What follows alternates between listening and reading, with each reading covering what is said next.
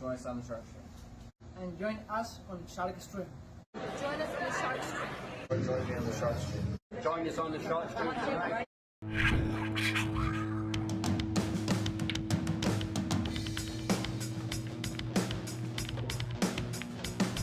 Joey hit the lights, Bobby grabbed the mic, chicken calling at you from the other side. Shark 3, going live. You're about to enter water, only sharks survive. In 3, 2, 1.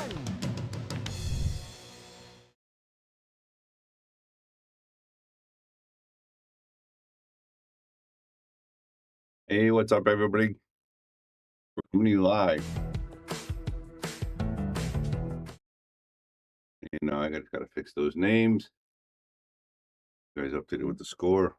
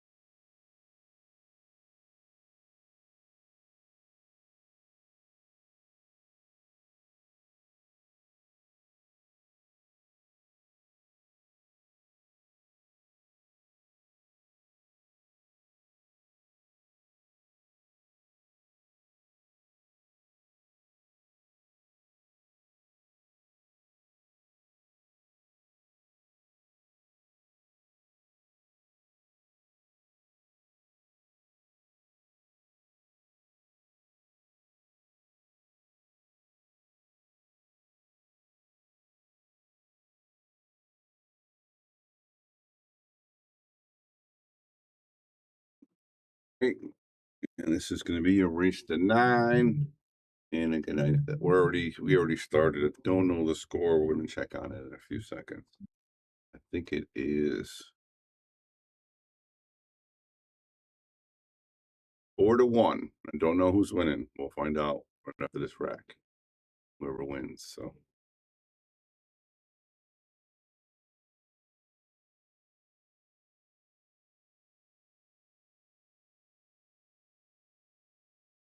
Right, that's Chris shooting right now.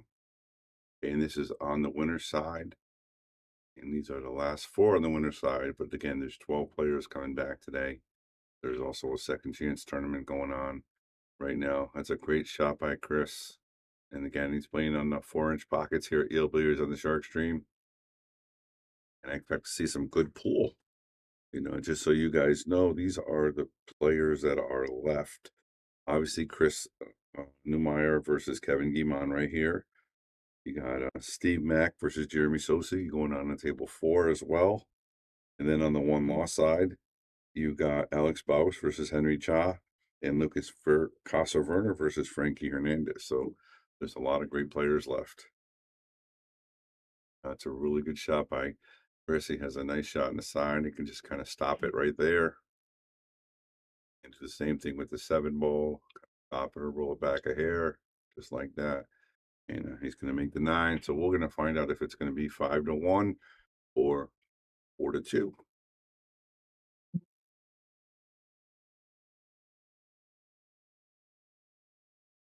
Okay, so Chris is up 5-1 on Kevin.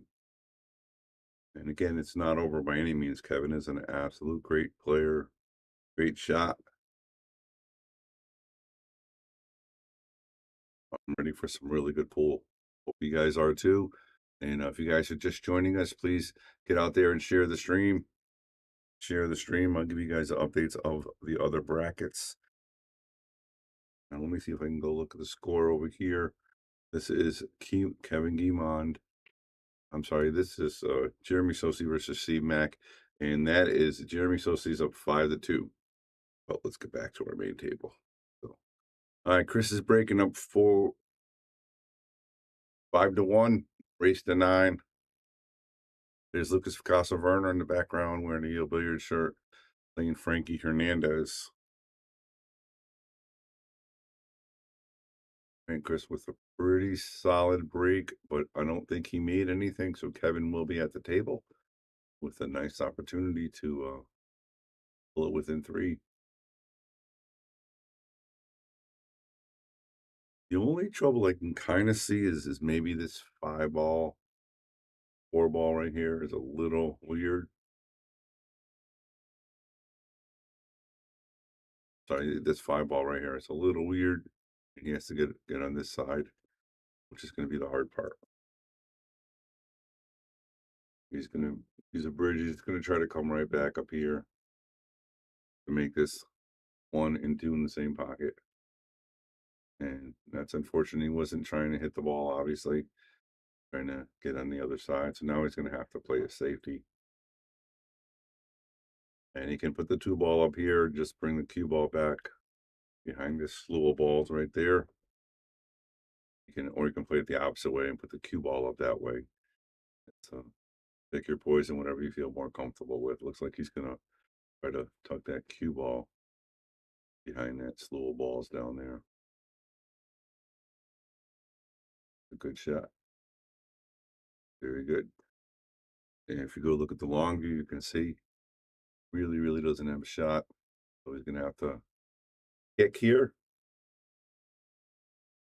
Now this is a Mike Zuglan Josh tour, so you can jump, but you have to use your break cue. You cannot use a jumping cue.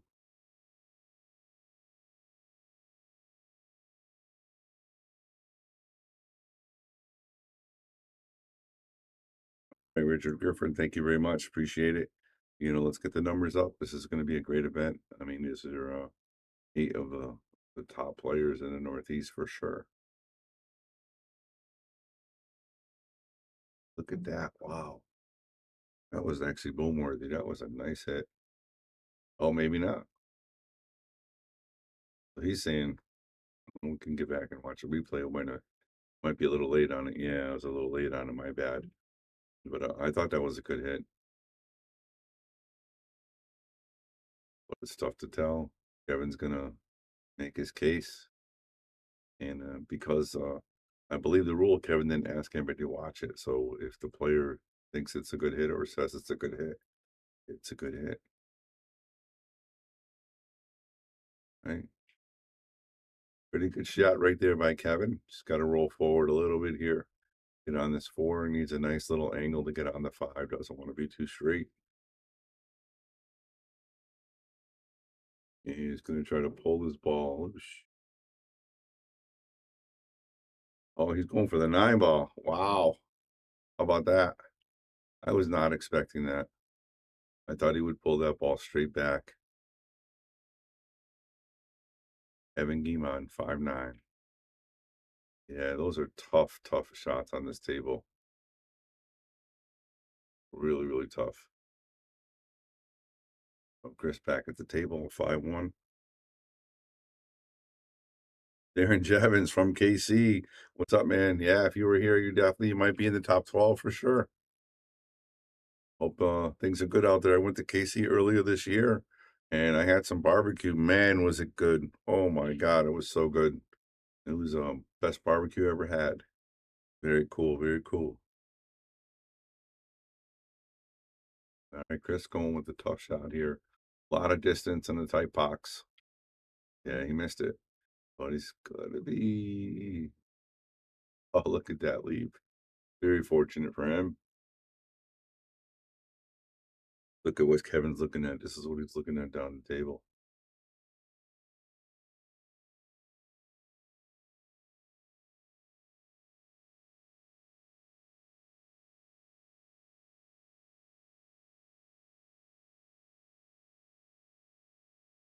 Just wants to make this ball.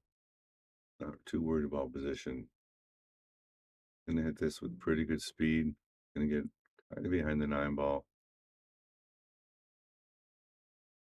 Looks like he did. So Chris is gonna have to try the kick and try to make this ball right in there. Hi, Wendy. How are you? Good. You're welcome. Hold on 1 second.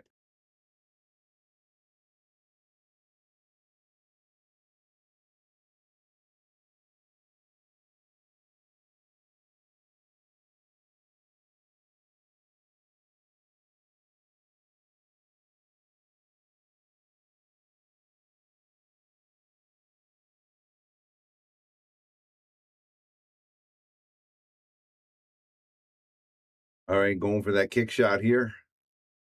Oh, he can see it. Wow. Okay, I didn't think he can see it. And comes up short. So Kevin's at the table. Everything's wide open again. Brian shared out. Thank you very much. Appreciate that, Brian. He's just gonna pop this back. Yeah, I would go forward, but he has a great stroke, and he's thinking about it right now. A little different angle just to see.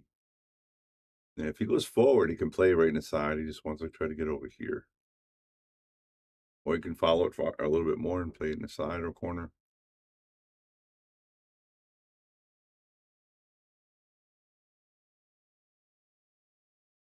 He's gonna have to come back and forth here. Nice shot right there by Kevin. Again, just wants to leave himself an angle here. Pretty good here. Gonna come and pot up here. Just like that. And doesn't want to be straight here.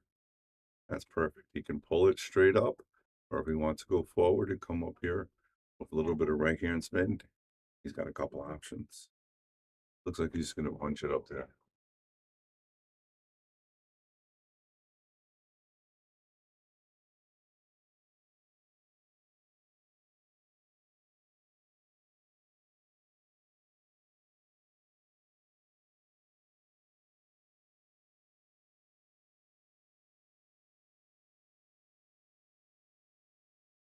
All right, guys, 5-2. Again, this match is not over. Jeremy Sossei won another rack, so he is up 6-2 over Kevin Mack. I mean, Steve Mack, and those are the only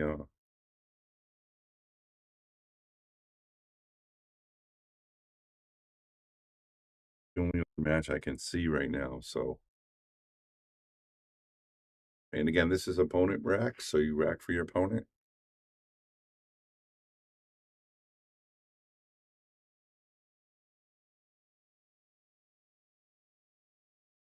All right, Kevin's not even going to look at the rack. He's just going to get up there and fire away. Here he is, breaking. Go to the overhead.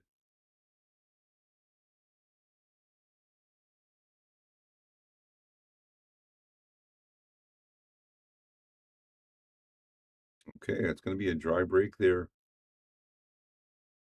Little funny on the one ball.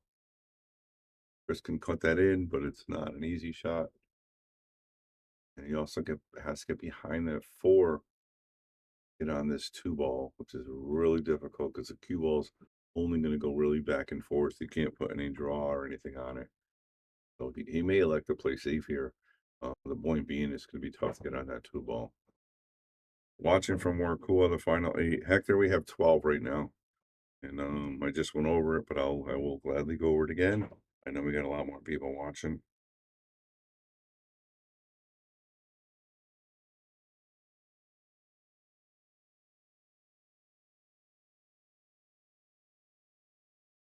Right now on the loser side, one loss side, we got Alex Bosch versus Henry Cha, Lucas Casaverner versus Frankie Hernandez. And then on the winner side, we got Jeremy Sossei versus Steve Mack. Right now, Steve Mack is losing 5-2, and we got Christopher Newmeyer right here versus Kevin Gaimond, and that is a 5-2 score as well.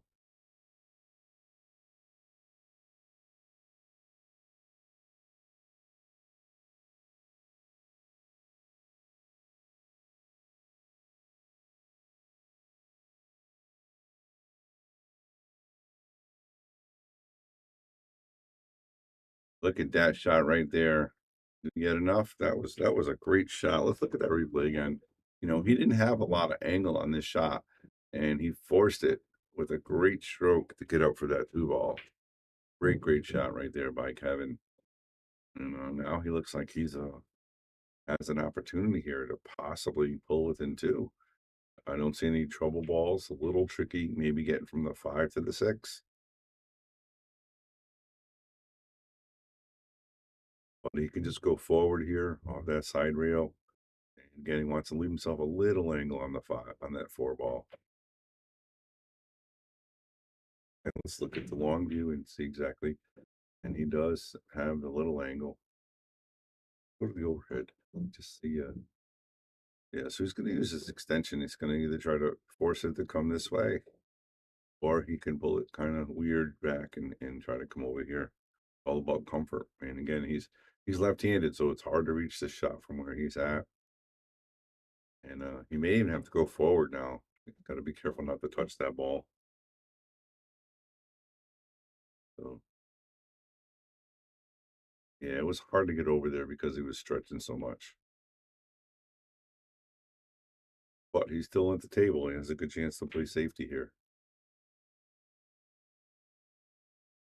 He could just snug this 2-4 ball right here and just kind of try to roll the cue ball over here.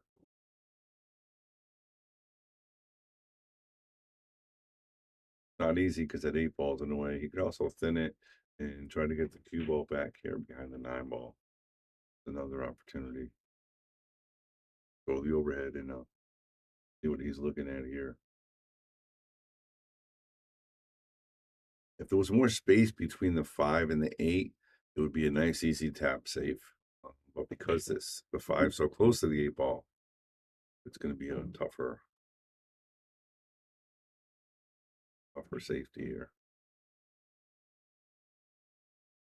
And what he's looking at right now is possibly playing it off the 8 ball into the corner, which is a really risky shot.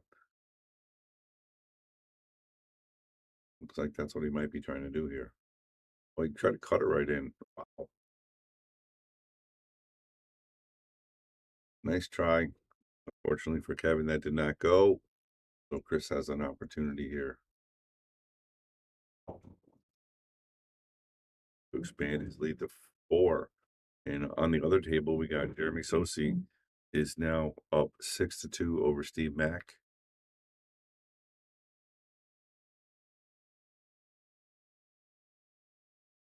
All right, Chris is looking at he's trying to figure out he's got to try to get over here for this 6 ball.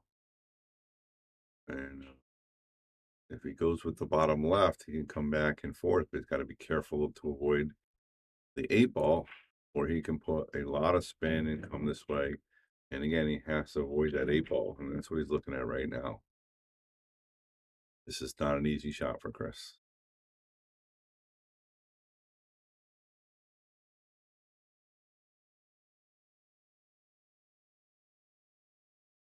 Right, Hector thinks that it's going to be Jeremy versus Lucas in the finals. They are the 2 favorites of the tournament. And he did it nicely. Great shot. Way to avoid the 8 ball and have a shot on that 6 ball. He's looking to cut this in here now, and he's going to put a little bit of left to spin, just try to slow it down a little bit, and just wants to keep it somewhere over here. He doesn't want to go past this line. And this is not an easy shot either because the cue ball's going to want to travel.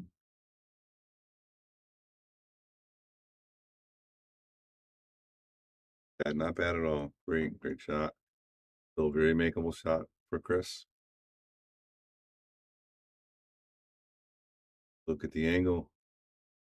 He can just hit it forward with some right spin and just try to come right back over here for this 8 ball. I don't think he wants to put reverse. He wants to go forward. Not too hard. Oh, you can see his emotion. He's not happy with that shot.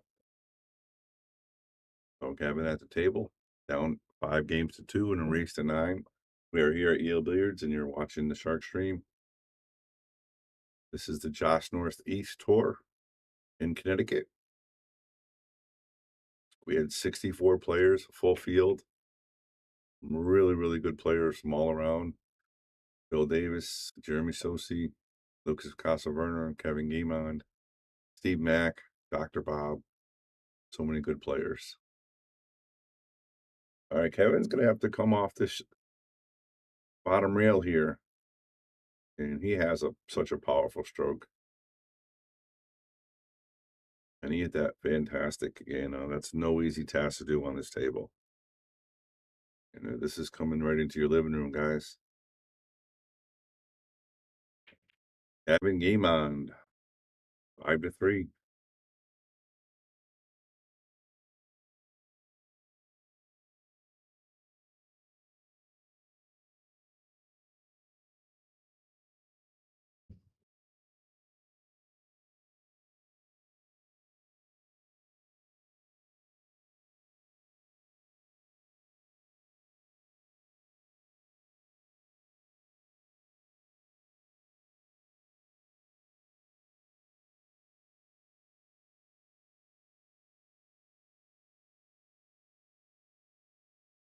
All right, guys, thank you for tuning in on this beautiful Sunday morning here in Wallingford, Connecticut. We are down to the top 12 players left in this Joss tournament, starting field of 64. All right, Patricia stopping by. Yeah, we have a great Q raffle. And as you know, Yale Billiards does add $2,000 to this event. And how we get our money back is the raffle's going to be right before the finals, so probably about 5-6 o'clock. And if you're interested, there's not a lot of tickets sold, so there's a good chance that you guys can win. Go to my Facebook page and Bobby Hilton, or you can come down and get tickets. But it's very, very possible you can win this queue. It's a $1,500 Joss queue. And come on down, buy some tickets. You can buy $20 worth, you can buy $100 worth. Might be worth it. What's up, sudden death? All right, Kevin looking unfortunate right in the hole. And this is going to be, I don't want to say easy, because maybe getting from the 3 to the 4 and the 4 to the 5 might be a little difficult, but he's just going to try to line this up for this 5-9 here. And trickiest part is going to be getting on this 3 ball. And as you can see, that's what he's looking at, how to get to the 3 ball. And he's got ball in hand here, so he can do whatever he wants. He could just come off the rail, leave himself a nice angle, or he could even pop it a little bit and come right over here. That's exactly what he's looking at. And then he's going to have to scooch it over, and that's going to be the hard part, getting from the 2 to the 3.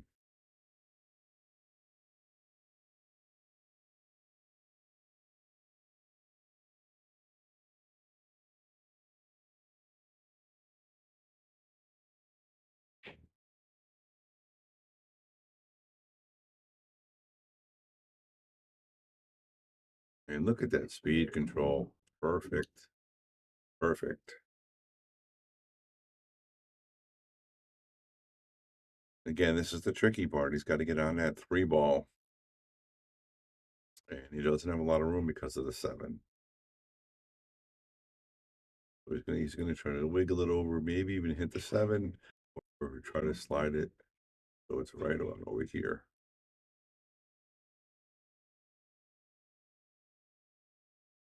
Perfect. Runs right into the 7. Now he's good to go. He's just going to follow this with some high English and come back over here. And then he's going to come back for this wall right here to get to the 5-9. Thanks, Steve. Say you enjoy Yale Billiards. We appreciate that. We had a full field here. A lot of great players. Hello.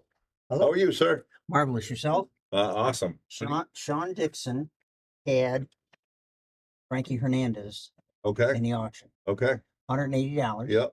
Frankie had half himself. Okay. $90. That's Yep. for Sean Dixon. I got He it. said to give it to you. I will take it and I'll Venmo or give him cash. You got it. Okay? All right. Thank you. Thanks, Robbie. All right. All right. So he did hit that a little firm. So he's in a little bit of a jam here now. Does he want to play the bank?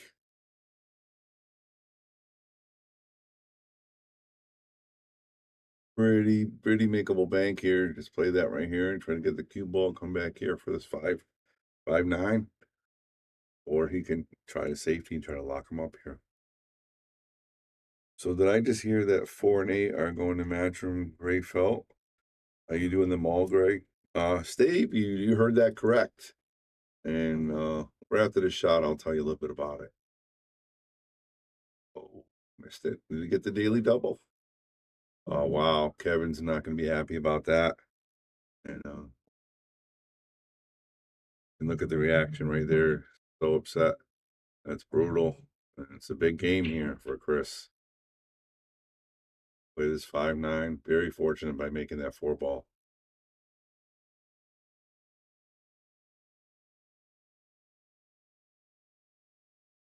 Patty, I don't know if Lucas won or not. I can't. I'm in the booth, so.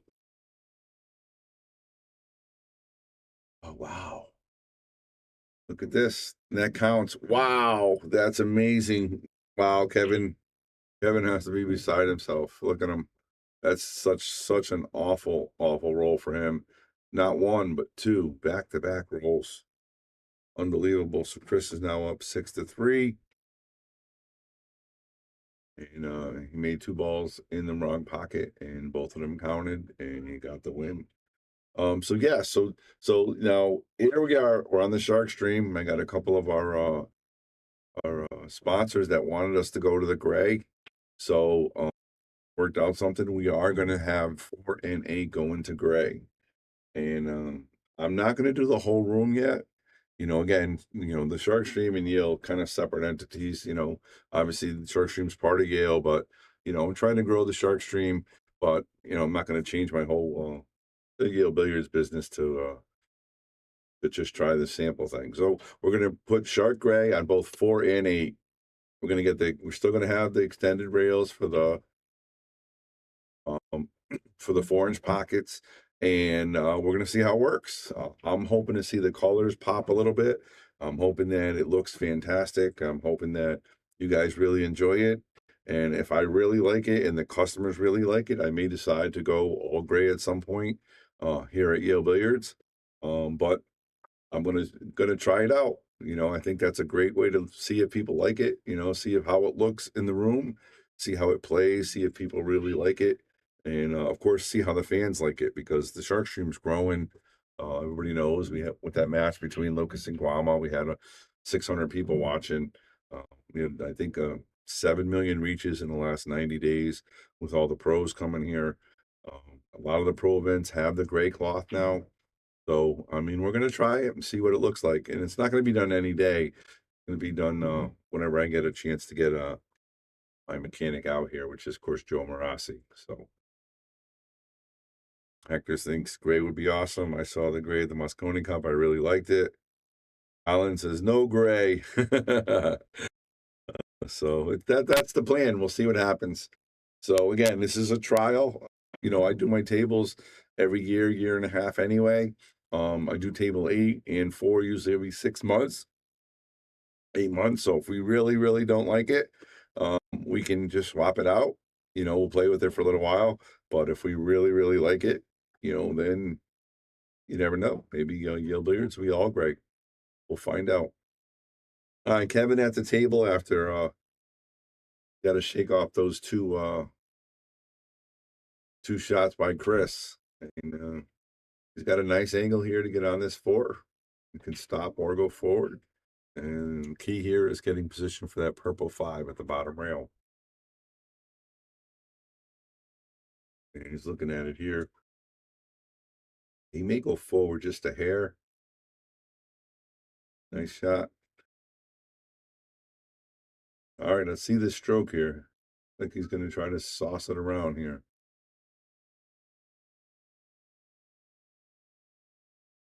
That's not quite going to get there. He was trying to come up down here. So he's going to have a tough shot here.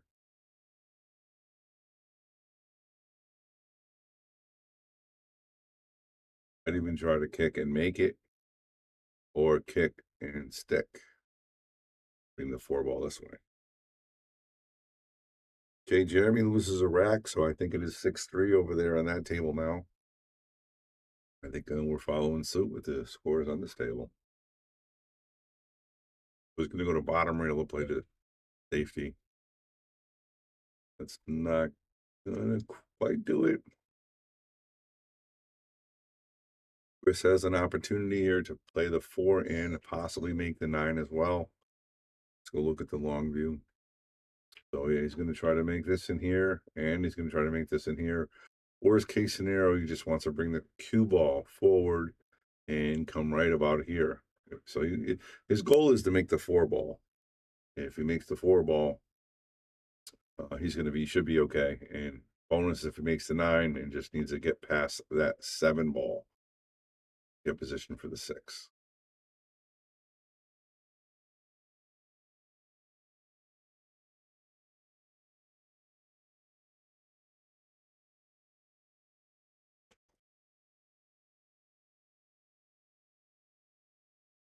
Paul Lewis, anything Boom does with pool is good. I appreciate that. I try. We know we're not perfect here, But we're always trying to make it better. And believe me, sometimes I do things that are not better. But hopefully I learn from it and get better. So that's my goal here. All right, nice shot there by Kevin. Did he leave a piece though? I don't think he did. So don't forget, guys, there's no jump cue, so you have to use your break cue if you want to jump.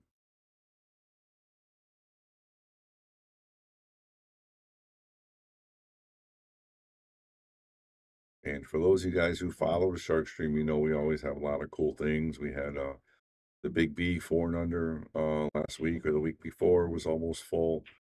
We got the Underdog 7 coming up. Full field, 64 players coming up next week or 2 weeks from now. And we had a professional tournament right now. Nice hit right there by Chris. And he's going to get a nice roll out of this one again. So Kevin's not feeling the love. He's not getting the rolls. And he's going to have to pull something out here to make this happen. But yeah, there's a lot of big things happening on the Shark Stream. It seems like everything we do gets pretty close to a full field, if not full. And I'm not going to lie, I'm a little, anxiously excited about the gray cloth. I think it's going to make a big difference. Because obviously you're going to see the table next to it up blue, but this table is going to be gray. But will the balls, the key to the Shark Stream is, will the balls look better? Will the play look better? That's what we're looking for. I don't think the players, it matters that much. Back in the day, we used to play with a green cloth. I know some places have the maroon cloth. There's different colors. I don't think that's that much of a difference. But with the blue is good on your eyes, the gray is good on your eyes. So that's what's very important.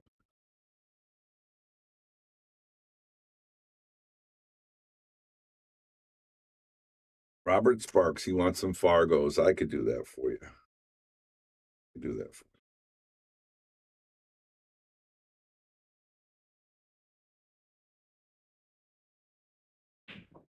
Kevin going for the kick here. Oh, wow. Let's look at the replay. I mean, he literally just missed that. He's very fortunate with that lead there. He tucked the 7. Look how close this was, guys. Oh, my goodness. And he got fortunate with the 7 ball. He kicked it. If anybody out there knows these guys, Fargo, let me know while I look it up. But you guys know it.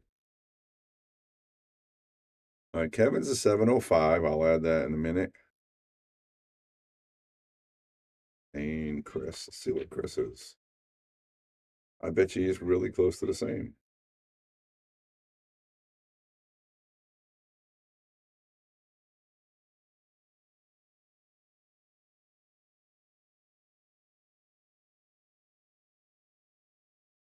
He's actually a 716.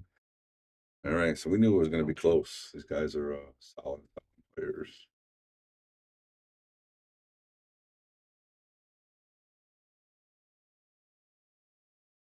A nice shot right there by Chris to break up that 7 ball, but he leave himself a bank shot. What did I say was 716? 715. Okay, there we go. You asked for Fargos, you got it.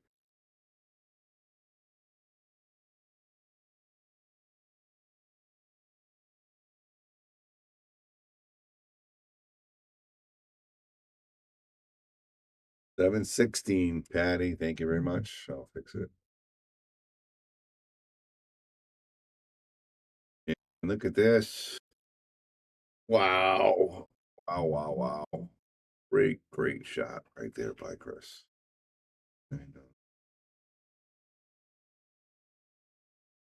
Not out of the woods yet, though. I think that was kind of a two-way shot.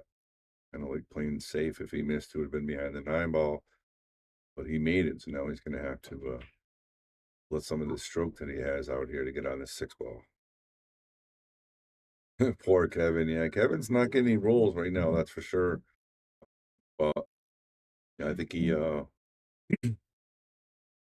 going to be thinking about this last couple of games. If he can get out of his head there, he can definitely come back here. It's only 6-3. It's not the end of the world. It's a race to 9, so anything can happen.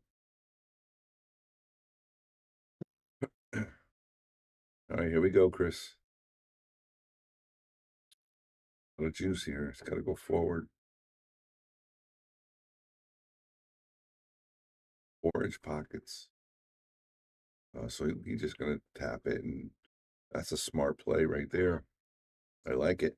He leaves himself a very difficult shot, but he's still at the table. I think if he would have had to force that forward with the juice he needed, it would have been a lot harder to make.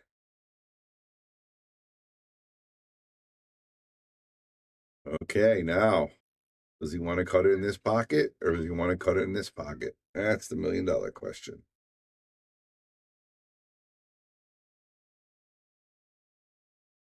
I think either way, he's going to avoid the scratch.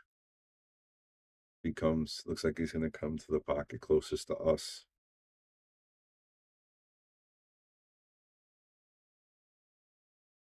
Nope, it went away, and great shot there by Chris. 7-6.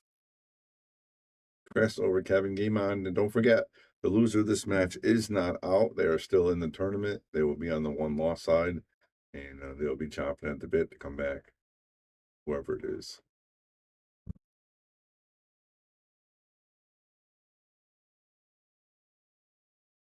All right, guys. Thank you guys for watching. Thank you guys for tuning in. Hope you guys enjoying the show.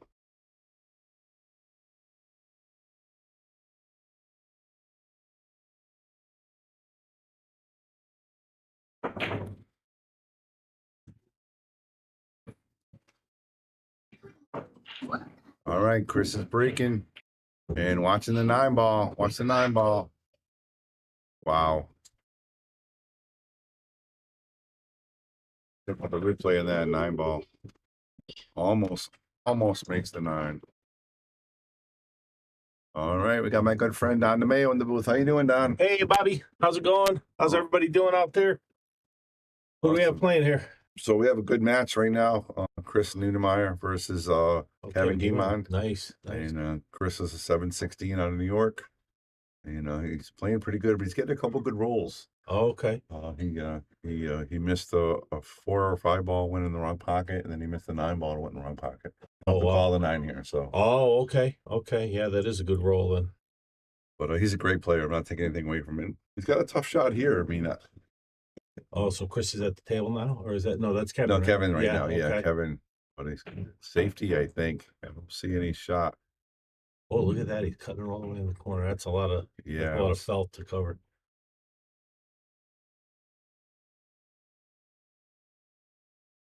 So we're down to we have 12 left. 12 left. Okay. 12 left. Jeremy is playing Steve Mack on our bottom screen. Yeah, I saw that when I was walking in. Yep. And that's on the one-loss side. And I'm sorry, the winner side. Okay. And Lucas versus Frankie Hernandez, Alex Bausch. Oh, that's going to be a good match. I think it might be over, actually. I don't know who won it because we don't have digital pool. He doesn't. Oh, okay. Yeah, so we just have to. We're going blind here, Don. Because Jeremy sent Lucas over to the one-loss side. He did. A little secret, guys. Lucas has never beaten Jeremy. That's what he told me. Yeah. He's telling you he's still a little. But it's a mountain he's got to climb, right? Hey, he beat Jason Shaw. He beat Fedor Gorst. Sure. Now he's just got to get Jeremy. But Jeremy's such a great player. I know. Nice shot right there by Kevin. Nice safety.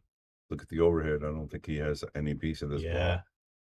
Wow, and that 4 ball or that 5 ball really takes away the kick from the upper rail. Yeah, that's a tough one. What do you do here, Bobby? You go 2 rails? What do you do?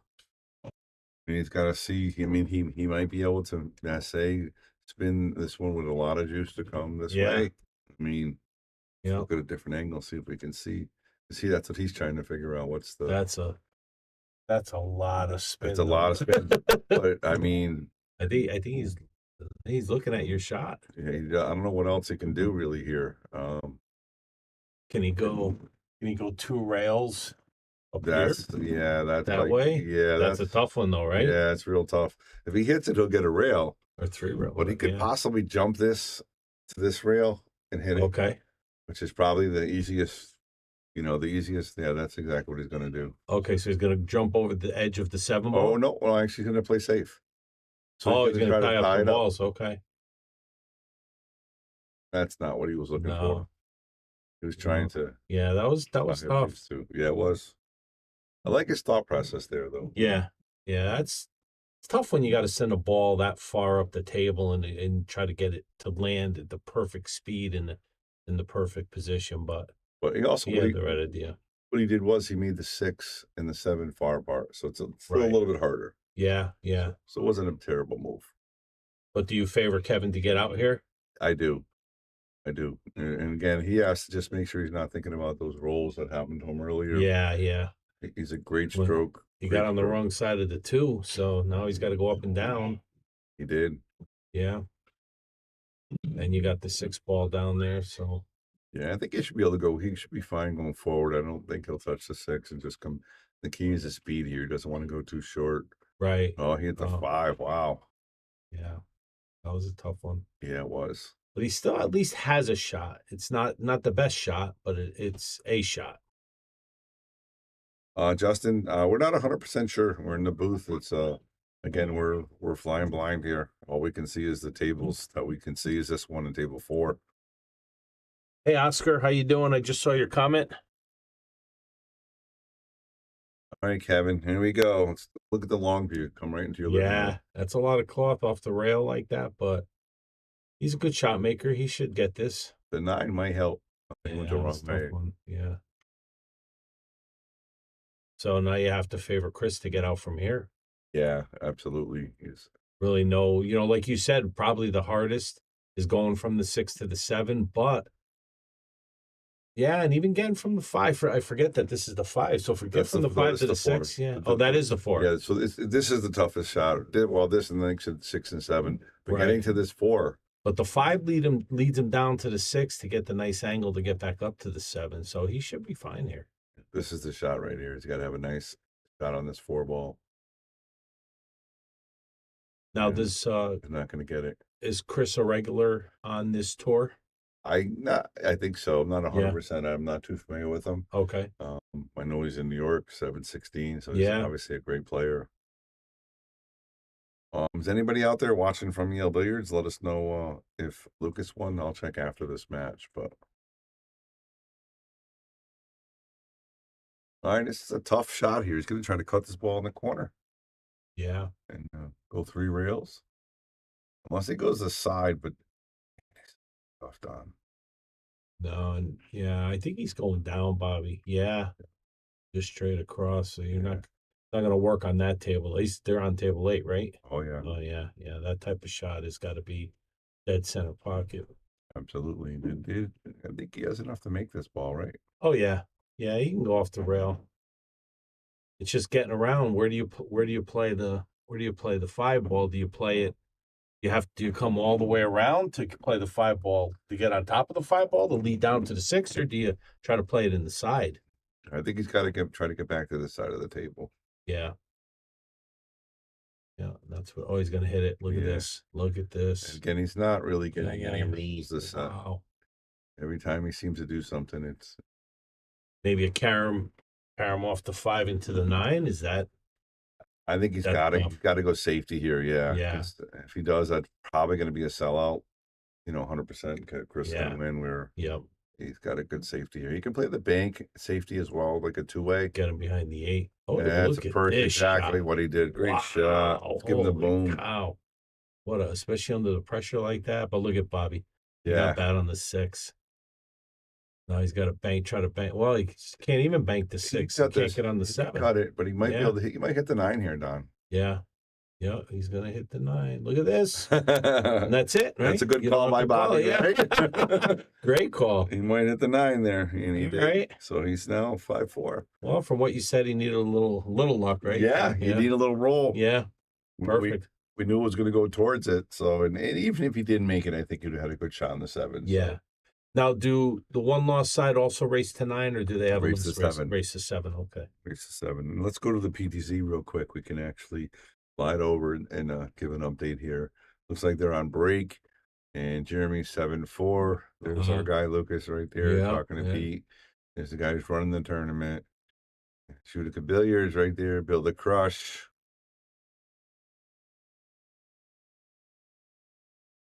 coming to you live here from Eel Billiards. You guys are watching Shark Stream. This is the Josh Northeast Tour. Yeah, share out the stream, everyone. Yeah, definitely share the stream. I mean, we've got some great numbers already. It's Excellent. Yeah, what do we have, Bobby? What do we- 86 people watching already. Nice. Very nice. And I think by the finals, we'll have a couple hundred. Very For nice. sure. Yeah. But, I mean, this is such a great field. 64 players, locked full. Perfect. Really? Yeah. Really good players. Phil Davis was here. Yeah. Frankie Hernandez obviously is playing in it. Yeah. You know, so many good players. Very nice. Very nice. Yeah, Brian, I don't know. You got to talk to Bobby about that one. I don't know why Gabe Morgan didn't get table 2 for play for Shea. Got anything to say about that, Bobby? I don't know. I got to talk to my manager. But we are definitely sponsoring. I mean, for me, Play for Shea is one of the great events that happens at Yale. There's so many great events, but Play for Shea has a lot of meaning to it, and it's a whole lot of fun, and everybody's competitive, and yet there still is this sort of this atmosphere of fun in the room. So I've been sponsoring since day one, and I love sponsoring it. I would never stop. Yeah, and he's actually on the shirt. He's got his logo on the shirt this year. Nice. So you Nice. got your logo on the shirt. Cool. You know, Yeah. we'll see who's on to. We'll see. Kick him off. We'll see what we can do. Okay, so it was unfortunate for Kevin. He scratched. Oh boy. Okay. So this is looking pretty good for Chris. The 3 to the 4. 3 to 4 is tough. Yeah. And the 4 to the 5 because your Yeah. 8 ball is blocking the side pocket, the 9 ball, unless he goes for. So yeah, that's a little small window to get into. It is. So he's got to work here at this one, Bobby. This is not a giveaway. No. Definitely with the 4-inch pockets makes a big difference. Oh, sure it does. I was, we've been traveling a lot with the pros and stuff. We went to Jason's room. Yeah. Brand new tables, 4.5-inch pockets, beautifully done. Yeah. Played well. I saw 7 packs, 5 packs, 3 packs. Right. It was amazing. Next week we go to US Open, 4-inch pockets. Saw a couple 2 packs. Yeah. Big difference. Same players, even top. Yeah. Just And even in your tournaments, I mean, as many as you have, you don't see people running packs. packages. No, not a lot of packs on this table. No, you're right. You're right. No.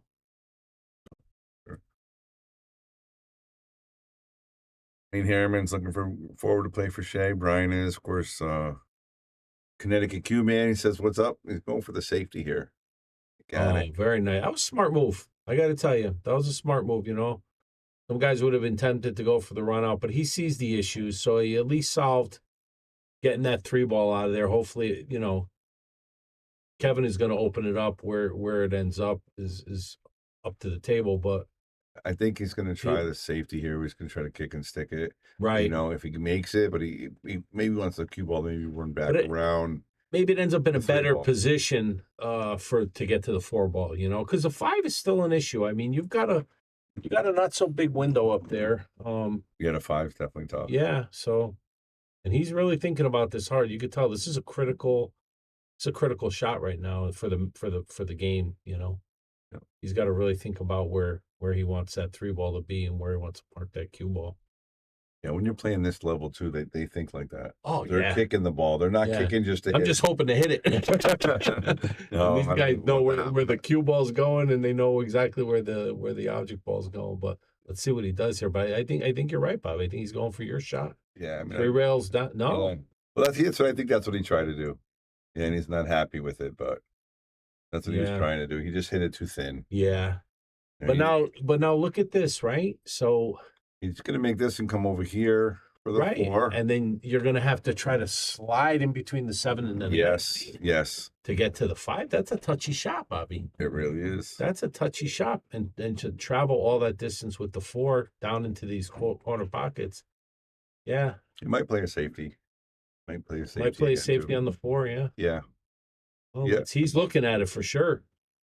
not an easy. I don't see a good carom, a good combo, You anything. think he's looking at the combo? Looked like he stopped there for a minute to look at the combo. You got to look at it. Yeah. You got to look at it. Yeah. I don't think he plays it. Because he doesn't have a big window to get in here to where and Cuba's Right. going to go a certain way, and Well, he's playing your shot. But Yeah. look at this. It's going to go steep. that's where he wanted That's it. real steep. That's where he wanted it. He's gonna try to like you said, he's gonna Oh, try he's got a to draw. yeah, he's gonna try to pull it right over to here. Yeah. So he can play the 4 in the side or 4 in the corner. And yeah, Brian Charlton just said, yeah, Jason Shaw won the Hanoi Open. Congratulations, Jason Shaw. Nice. Big Nice. event. Don, they had thousands of people in the stands. Really? There was a line of over 150 people to get a picture with Jason Shaw. Wow. I mean, they treated him like Wow. rock stars. Wow. And that was in Vietnam. Oops, sorry, I didn't mean to hit the boom. That's awesome. All right, let's see. It's Not easy. Not no, easy. this is not easy. But no, look at that. Yeah, it was. Did that leak out? I don't think he No. can make it. I think he can hit it. I think he's got to come probably off the bottom rail, maybe 2 rails. But yeah, that match with Jason Shaw, he beat Alvin Ocean 13-12, and he's just he's so good for the sport, Jason Shaw. Yeah. He jumped on the table. Yeah, You can tell he loves, and we've had him here obviously in the booth. He loves the crowds. He loves like the Moscone Cup feel. He loves he loves that, Yeah. I remember the year me and you went. I mean, he was a presence out there. Yeah, He was a presence out there. You know, he gets the people riled up. He gets the team going. Yeah, absolutely. Oh boy. Well, that now he really made it hard to get on the 5. Yeah, he and did. I don't know what you do. I guess you play the safety for the 5, or you try to go look at the combo. Yeah, I agree, Brian. We'll be there. I hope that foot's doing good too. I know that you were saying you're going to be out for a little bit, but I'll be playing in Play for Shea. I got Betty Orban as my partner, so hopefully we'll do well. Yeah, he's looking at the what's he looking at, the Karen body on the 5? I don't, like I said, he got to look at it and what he feels comfortable with. And again, he's getting back and forth 2 rails to get where he needs to be. Pinpoint is going to be really tough. Brian wants to know if he can jump on the table if he wins a tournament here. No. Yeah, he's looking at the combo. Yeah, not bad. This is going to be a tough combo here, but yeah, is he looking for the 4 all the way up? I don't think so, right? No, I think he's looking at the combo, but I can't see the 4 not parking itself in front of the 7 and the 9. So you really I almost feel like you got to go up and down the table. Yeah, that's exactly. So that's the problem. The Q's going to go this way, and the 4 is going to come this way. Right, exactly. So if he comes down here, he's going to have no shot. Yeah, Wayne, I know Betty is a good player, and I'm excited to play with her. And yeah, she did tell me that you and her played together last year. And that's a good call by Don. He called that perfect. He said he had to get that 4 ball out of there, and he does. Great shot. Yeah. Now, but he's got another tester here. The 7's not looking. Oh, he's gonna have to play the combo. I guess that's the best shot, I think, instead of trying to get on that 7. Yep. And he's got to make this 5 here. Yeah, he's gonna. Not easy again. This is a really tough out. Maybe some bottom left. Right. I'm sorry. I'm trying to come this way. Maybe even smash into it. Yeah. Let's see what he's doing here. Maybe that's what he's doing. Get it across. Get it in the opposite side there. He went straight back. But no, he didn't get it. He made it so much tougher. Yeah. He was better off with the combo the way it was set up before. Yeah, I think that's what he was actually playing on. Yeah. Oh, so he wanted to come past the 7. I think so. All right. Well, now tricky rack. Yeah. Tricky rack, guys. It sure is. This was a tough one, boy. You're getting your money's worth on this one, people.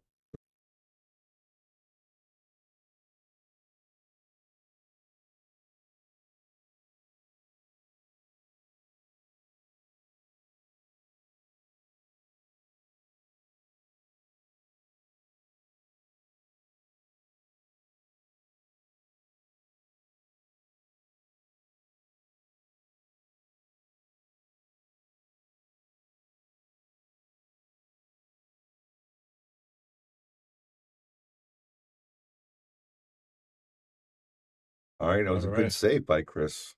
Yeah, very nice. Very nice. The overhead. Good play. You know, so many people probably would have been tempted to play the combo, but let's see what Kevin does here. He's going to try to save him. He's going to snooker him the 7 ball here. 2 ball Get him behind the. Oh, he kicked it. I thought he Oh. was going the opposite way. Yeah, but he good got right on that end rail. Good shot, Mike Kevin. Give him a boom for that. It was a good kick.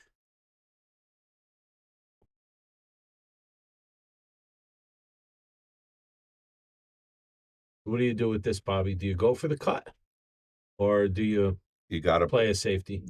I know the top levels, you got to play safety. Yeah. If there's not a 70-80% chance you make it, Right. don't shoot it. Yeah. I'll tell you what, though, he looks like he's looking at it. I think he's going to hit the right side of it and try to get the cue ball behind the 9 ball back here. Oh, okay. Outside of that 7. Oh, no, he won't really. Well, That's just fine, okay. too. Yeah, that'll work. Yeah. I used to practice that safe all the time. Such a big safety. Yeah. Oh, yeah. Yeah, splitting the rails like Yep. that. Splitting the rails. So many times you hit it short and it leaves it right there and you get so frustrated. You know? Yeah. So now, Kevin, yeah, it looks like he's going to safety him back, or is he going to go now? He's Yeah, going to he's say, gonna oh, yeah, safety. this, I'll tell you, he's got that 9. This is looking good, Bobby. Oh, no. Oh, a little short. Little Yep. boy, I'll tell you, another roll, and he would have been right behind that 9. All right, guys, got Bobby Hilton, Don DeMeo inside the booth talking to you guys. This great matchup. Got almost 100 people watching. You're live on the Shark Stream. And this is the Joss Northeast Tour. 64-player field down to 12. 12 people. So the best who are playing this weekend are rising to the top, right? Pretty much. I thought I Yeah. would see Phil here. Yeah. He had a bad first set. Yeah. And besides that, I think that you're right. A lot of the people that I expect to be here, except Dr. Bob, I thought he would be here. Yeah. And, Yeah. he was- He's normally a regular on the Joss tours. No, he was here, but he didn't. Oh. He did. I thought he would be in the top 12. Oh, okay. Also, you got, yeah. Well, sometimes you just have you have bad matches, bad sets. You Well, know, he played playing well. Jeremy. Yeah. Oh. Okay. Yeah. Yeah, it's a tough one. Yeah, it is. All right. Chris looking, thinking, and he can play that one real safe again if he wants. Try to get him behind the 9, or he's going to split the rails. I think split the rails again, I think. Okay. Looks like he's coming off the, see, I think he's going, oh, look at this, Bobby. He might have sold out. Oh, wow. And again, Kevin really he's got that one roll. That's pretty much it. That's the only roll. Look at that. He can't believe he's got to shoot out of the pocket and cut that ball. Yeah, he thought he was having ball in hand there. Oh, sure. And it should have been ball in hand for sure. This is such a tough shot. Yeah, it sure is. I mean, if he hits this shot, the cue ball may even come and hit the 9 again. Right. Maybe, right. but the cue ball Or it could sneak by the 9, and scratch. You know, I mean, that could happen. There's so many things that can happen here. And if you go for the cut and you make the ball, or you don't make the ball, you're gonna hang it. Yep. So Kevin's a great shot. So I mean, he's let's see what he does here. I think he should make this. Yeah, that might be it, Bobby. This is a tough one, man. These are He's in a tight box. I mean, I don't know about you, but look at that little thin pocket there in the corner, Don. He's got to make it in there. You see, he's favored to make this for sure. Yeah. Yeah, I mean, he doesn't have to worry about position. He's just got to bear down, make the shot, don't overhit it, He's taking his time. He's looking at it good. All right, here we go.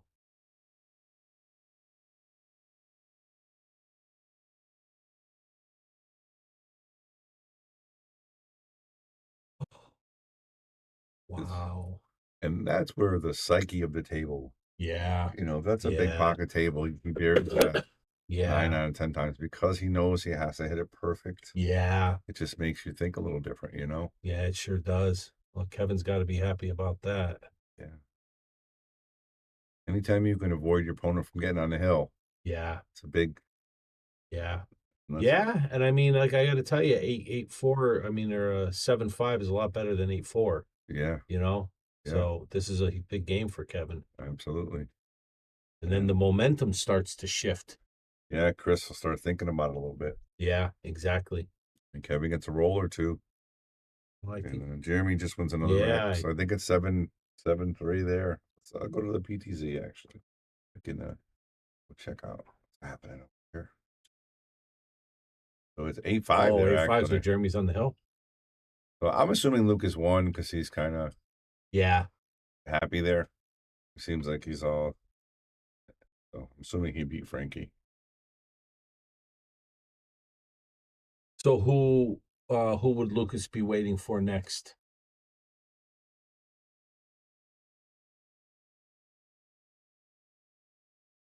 Well, this is interesting because Jeremy was just inspecting the rack, asking Steve to redo it. But my understanding with the Joss was that you weren't allowed to say You're anything allowed about once or twice. That's Oh, it, though. You okay. can't make it. Yeah. So Yeah. if the guy, because can't play head games Yeah. and try to get people to re-rack 3 or 4 times. he's playing. He's waiting for the loser of D2, which is Justin says he's waiting for the winner of Alex's match. that's incorrect. Oh, okay. So he's actually going to be playing the loser of this match. Oh, okay. He's playing the loser of this match. Okay. And then and Alex Bosch and Henry Cha are playing right now, and they're going to be playing the loser of the Steve Mack and Jeremy match. Sure. And then those guys will keep going on. Well, Jeremy's breaking on the hill. Yep, Jeremy's breaking. We'll talk you through it. Let's go over there while we're taking a break here. Maybe we can watch Jeremy finish them off, or 2 on the break and a shot on the 1. And look at this rack. Oh boy, Bob. don't mind the scores, guys. This is Jeremy versus Steve Mack, and Jeremy's up 8-5, and we're just giving you guys a bonus rack. He is so good, Don. Jeremy is so good. Oh yeah. And he feels comfortable here at Yale. He's won several Joss events. He's won. Yeah. He's knows the tables. He knows the tables. He plays good here. Yeah, he's always played good here. But what does he do? Does he just roll this in, Bobby, and take the thinner cut on the 3, or does he go around the table? I think you just kind of roll it. Roll it with a little inside and try to kill it off the rail. That's it. Yeah, this is going to be, what a great shot. Look at this. Yeah. It's tic-tac-toe now. Yeah. You hate to, make it sound easy because sometimes something happens, but boy, oh boy, I'll tell you, he's favored here. Yeah, this is a tight table too, not as tight. And just look at his speed and his control. Like his position he's on the right side of the ball most of the time to get to where he needs to be. Yeah. He's a true top pro. Yeah. He just hasn't won the world championship yet. That's what he's missing. Mm. Once he gets that, I mean, he's beaten every player you could possibly think of in the world. He's won so many events. Well, they call him the Giant Killer, right? Yeah. He beat so many good players. So he got a little fortunate there. That wasn't what he was trying to do. Don't like to run into balls, Don. No. And again, we'll get you right back to the Kevin Chris match right after this round. So does he play it forward and play the 6 in the side, or he draws it to the side rail? Okay. Very nice. And he got the right angle. He's on the right side to get to the 8. Yeah. See, he left him a little more angle than he wanted, I think. Yeah, but I think he's going to be okay. He's going to put a little inside on it. Yeah, he kill it off the rail. Beautiful shot. And this is Jeremy Sossei on the hill. Yeah. It's a helpless feeling when your opponent breaks good like that and ends up with that layout. Especially when he's a 760 Fargo. Right. You just have to sit back and watch it. Watch the show. No concession there by Steve Mack. I like that. Make him shoot it. What a way to end the match with a break and run. Very nice, Jeremy. Great job. All right, let's go back over here to our main featured match. Obviously, Kevin broke. It looks like he broke dry. Just going for it. It's a 2-way. Definitely. Definitely a 2-way there. So, Don, did you hear the news? What's the news? We got a couple guys that wanted to do our tables in gray, shark gray, for the stream. So we got to figure out a couple sponsors. We're gonna have 4 and 8 shark gray for a little while. See if we like it. Really? Yeah, I like that. And because I like see this picture here is beautiful. I love the picture, but can you imagine it with a gray cloth underneath? The balls would pop. That's what I think. The balls would really. So that's Well, it's funny because somebody asked me about the gray one time, like, where did they come up with the gray? And I said, being in the painting industry, color, has trends. And I said I remember the days when all pool tables were green. Yes. Any pool room you went Anything. into, everything was Absolutely. green. Yep. Then all of a sudden, a couple people made some moves, and the next thing you know, blue is the color. I really feel gray is the next color. I do. I feel that's, and I think for the reason that you said, I think number one, it's like gray in the painting realm is a big color this year. We paint a lot of corporate accounts, everybody likes gray. Gray's a good color. So I think any industry needs a change every once in a while, needs a fresh look, and gray on the tables makes a good look. But number two, I think the point that you made is the balls are going to stand out more when you're against the gray background. So I think it's a good thing. People are, a couple people I've talked to, they don't like the idea of it. But again, there's a lot of people that don't like change. Yes. But I think it's a good thing. I really do. And I'm doing it kind of the trial. I'm not doing my whole business. This was done by sponsors. They're going to do the tables, see if we like them. Yeah. See if it enhances the shark stream. Yeah. And I'm excited. I really am. It's going to be different. And Yeah, I think it will. I really do. I think when you see it, you'll definitely like it. Yeah. Yeah. Yeah. I hope like so. the gray. It's a nice color. And then from there, I have the decision: do I want to go all Yale? Or go... well, I mean, I do the tables every year and a half anyway. Right, so right. it's just that decision. Yeah. And you being our painter, you know how we are with colors. Right. It's so hard. It is. You got me to change the color here, and I love it. But it was. Oh, I don't know if you remember the conversations. I was scared to death. So now we're gonna have to repaint the place to gray now. Gray with blue accents. Yeah, right. Shark Stream blue. Yale blue. So, Yeah. well, one step at a time. Yeah, one step at a time. One step at a time.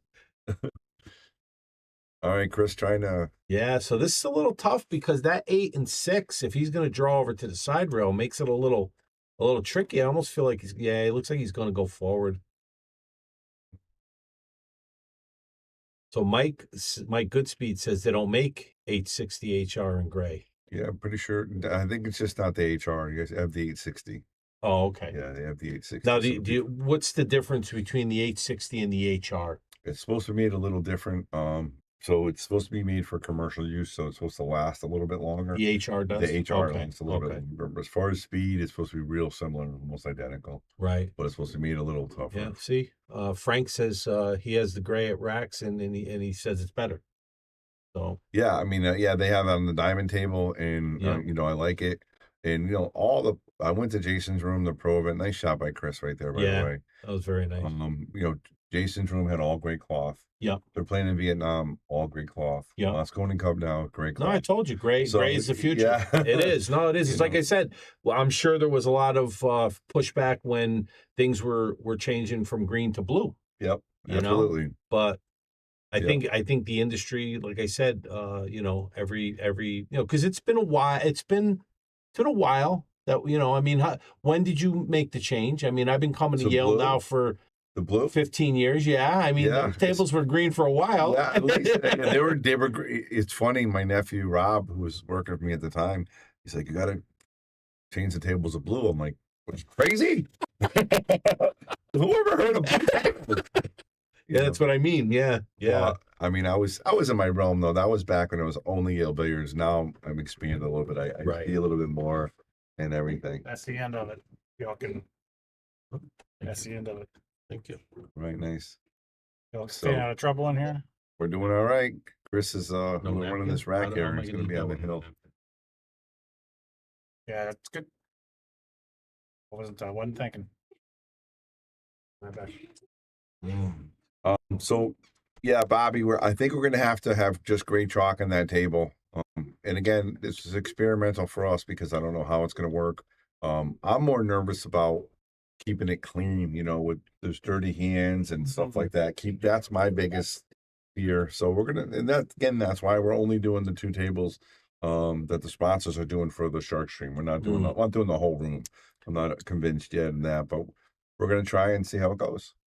I think that you're going to find that gray tables will actually look cleaner than the blue tables. Yeah. I really do. That somebody Yeah. else told me that too. I do think so, yeah.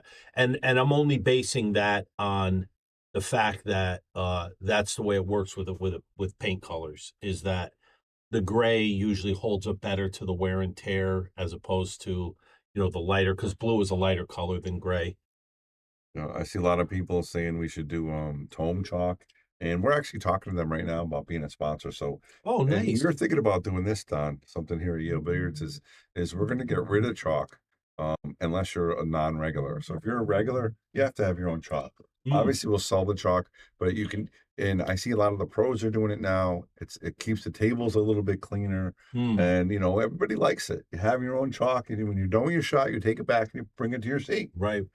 And you're going to end up with better quality chalk. Better right. quality chalk, yes, better and less marks, Right. cleaner. Yeah. Obviously we have the regular chalk for the general public when they come in that don't have their own stuff, but Right. really want to push the other chalk.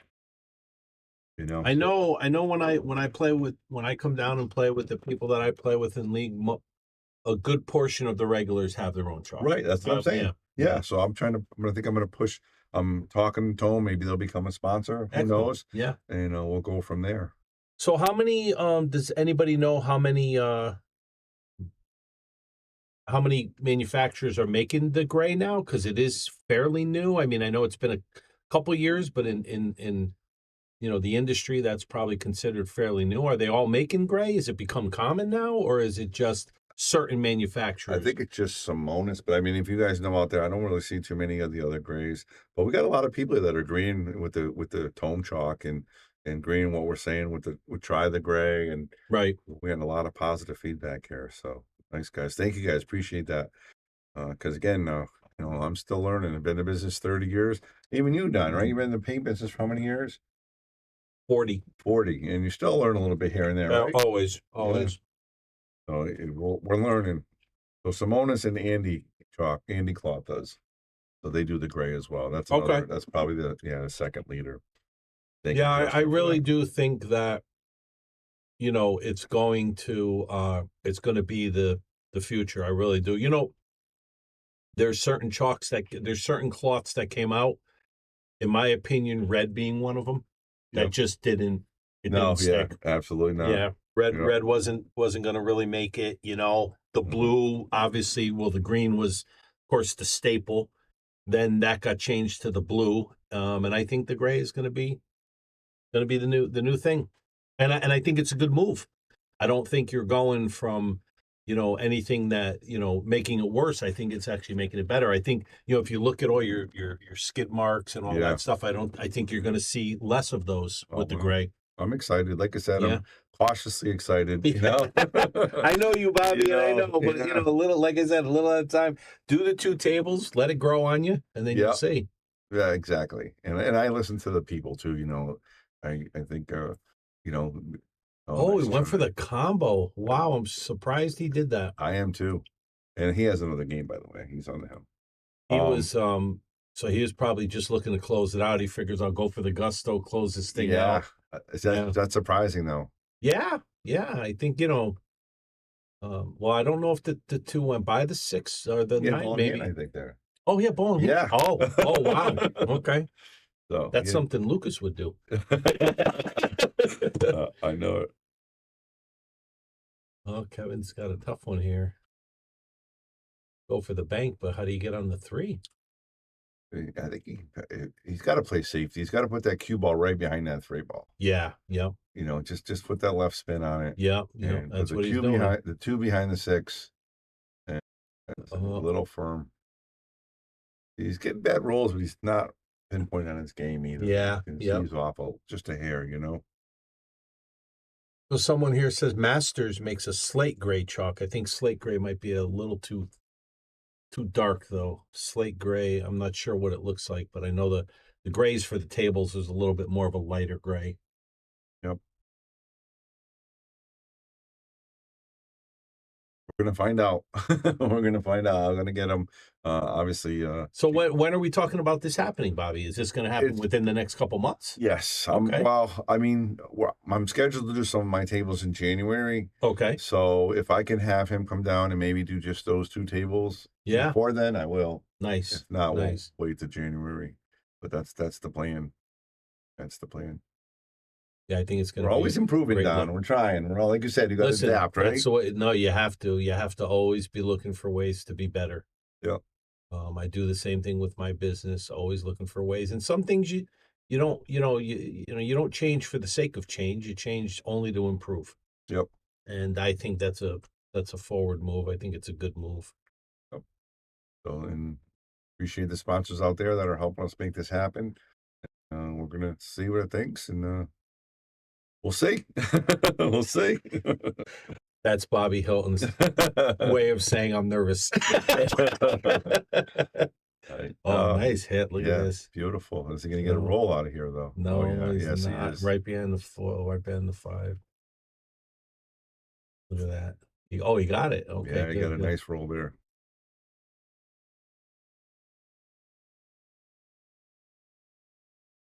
Yeah, Testing on John. chains that aligns with what it seems to be the future is. Got to respect that. See? Yeah, thanks, John. Yeah, I mean, believe me, I'm still fighting these Kamui Black. I mean the Airmouth Blacks, the 4 or 5. I may have to go back. I don't know, but we're trying. No, John, I give Bobby a lot of credit. I really do, because I know some of these things. He's been playing pool for a good portion of his life, and I haven't been in pool as long as Bobby has, so it is hard. When you see these trends come and go to make changes, but he's doing it. He's doing it. He really is. He really is. All right, that was a good hit by Chris, but unfortunately went in the side. Now, Don, how come that cue ball can find the side, but from that angle, there's no way you can make a ball on the side. Right. It's unbelievable. Unbelievable. I don't know. Maybe the tables are turning here. Yeah. Well, now instead of painting the brown siding on the outside of the building blue, now we can do it in gray. Gray, huh? See, it's a nice color. Yeah, Nice right. gray, right? That might work. Right. I like that. I like that a lot. The balls are tough. They're still a hot topic. Yeah, they are. Hard to stay with the colors, and they don't look clean on camera. Yeah, I mean, the 4. I mean, I think if you made the 4 purple and the 5 a different color, wouldn't have been that much of a difference. I think, but again, that's. Look at this. Wow, I can't believe that. He's getting the worst of it. Yeah, and then that's just again being off that little bit, Right. just Yeah. because he plays as good as anybody in this Oh, tournament. sure he does. Yeah, great player. He's still gonna make this, I believe. Yeah. So just how do you now? You really got to force through to get on the 3, Yeah, on the 4, yeah. or the 4. I'm sorry. Yeah. Yeah. And Oh, he did it. Yeah, he did it. Very nice shot. I'm gonna give him a boom Oh, shot yeah. right there. Nice shot. Somebody told me one time years ago, and it really does work. Whenever you're shooting jacked up over a ball, it's so important to follow through with the cue. You have a tendency to poke at the ball, and when you follow through, you're so much more accurate. Yep. A nice shot right there by Kevin. Yeah. Beautiful. Nice, good speed. You know what made a difference? The biggest difference so far on the Shark Stream as far as appearance was the Lippmann lights. Yeah. When we got those Lippmann lights, we got rid of there used to be like a shade color here. Yeah. You know what I mean? It was just so nice. So nice.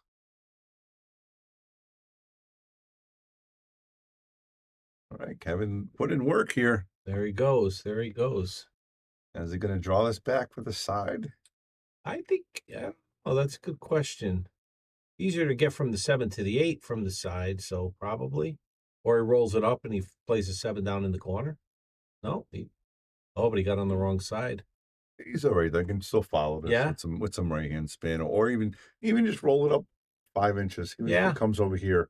Yeah, that's true. He can just draw back for the 9. Yeah, I can draw back. That's what he's looking at right now. I can draw back there, or even try to come back this way. So this would put the match at 8-6, correct? Yeah, Yeah, and it's 8-6. anybody's game. At that point, it is, sure. And by the way the balls are rolling, it seems like things might be getting better for Kevin, Yeah. Yeah, he's got to really sauce his ball though. He's got to pop it. Yeah. Sometimes these pockets don't like that. I know. Oh wow, he hit that Beautiful. pure. That's He hit that definitely a pure. Bloomworthy. Nice shot. Yeah, he hit that pure. That was all net. All right, we got a game. Got a game. Go to the PTZ. I just want to double check. I've been talking a lot of stuff here to make sure I got the score right. Yep. All right, 8-6. Oh, you don't rack your own in this event, huh? No, this is rack your for your opponent with the triangle rack. No magic rack. No magic rack. Like yeah. you said, you can ask them to look at it once. And that's it. Yeah. That's it. People are really respectful of this. The only thing I don't like about it is I wish it would be updated brackets so that people, because everybody wants to see who's playing, who, Right. what's the score with the digital pool. Everybody puts a score and Yeah. goes out to the world. So, Bobby, what are the two trains of thoughts in these high level tournaments when it comes to racking your own? Why? What is the? I've just seen some controversy throughout the years with racks. Racks seem to come into play whether people are complaining about them or people are asking for re-racks several times. Why not just make it that you rack your own? What's the disadvantage of having somebody rack their own? Is it pattern racking? Is it The biggest reason is when you get it's not even top professional because some top professionals, but some people are better at racking than others. So it's kind of like, I guess you can use like a trick shot artist. You could put a trick shot artist up there, right? And he can set up 6 balls and make them all. You could put a top level pro player. He's not going to make all 6 every time. He's going to take him a while to learn it. Yeah. So once that person at the top level can learn how to rack perfectly to make a ball every single time and also pattern rack where the ball's set up, it just makes the game so much easier. And it's almost the person that racks better has a huge advantage. Okay. So Got it. It's not an even keel. Gotcha. Because there's people that rack better. And you can say, well, maybe you should learn how to rack better. Racking's really not part of the game, really. Right. Right. Sure. I don't think Billy Mosconi back in the day was ever thinking about Racking, the rack up like sure, that. sure. It's just nowadays, like Mike DeShane is a master at it. Yeah, well, even Corey Deuel. I mean, he's Corey famous Deuel, for his his pattern soft, racking, padding, soft breaking, Yeah, absolutely. yeah. So that's the biggest difference. They can just set it up where it's. Yeah, so I guess with the little bit of controversy that they have to deal with, it doesn't outweigh like you said, it's more of an advantage if you got to, I've seen pros that will, and even at this level, guys that will use that as a way to kind of play mind games, and Absolutely make the guy rack, 3, 4 different times. And wow. Oh, wow. So the tide has turned a little bit here. It has, yeah. Well, I'm sure Kevin's going to play the 1 and break up open the 4 and or the 5 and the 9.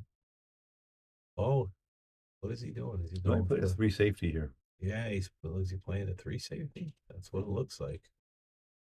Let's go to the overhead. Yeah, he is. He's going to try to draw this ball right back into the, the pocket there. Go right back into the pocket. It's the funny part about this game of billiards that we all love so much is, like 9-ball match room, they try to make it so you can't make that ball every single time on a break. Like they make the ball, you have to rack with the 9-ball on the spot. Okay, but now the players figured out how to make the 1 ball on the side. Right. And I don't foresee, unless something comes up, because that's what they're trying to make it even keel, so it's even for everybody. Right. The only thing I see that is even keel for everybody is I don't see anybody that can really master the 10-ball rack. 10-ball seems the way to go because you can't make a ball every time. You can kind of. And I think. Hey Joe, how are you? Good. All right, I'll be right there. Okay. All right. All right, I'm going to step out for a few minutes, Don. You got this, right? I do. Get the scores, and then Yep, I'll let you know who's playing next, and I will be right back.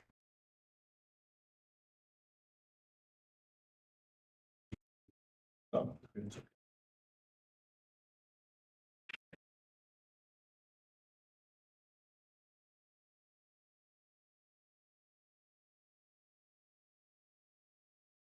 All right, everyone.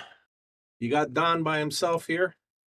Forgive me. I'm not as technologically savvy. I don't know all the buttons and all of the different switches on the equipment as well as the other guys that are in here more often do, but I'll do my best.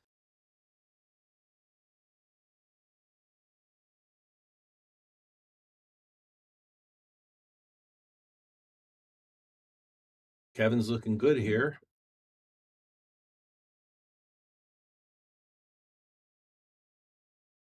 Could see this go 8-7, one away from the hill.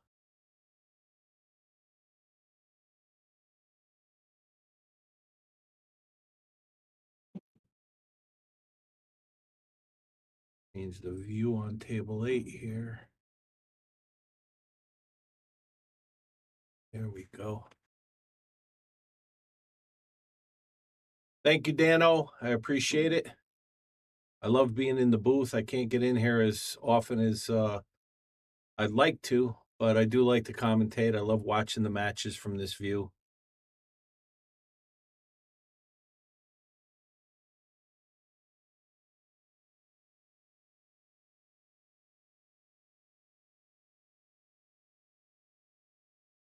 Not sure, Sean. Let me see if I can scoot over to the swivel cam. See what we can do here.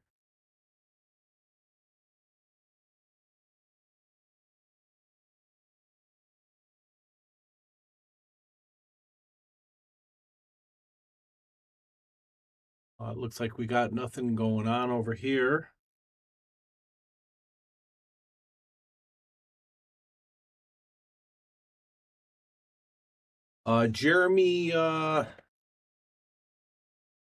Jeremy won against Steve Mack. I do know that.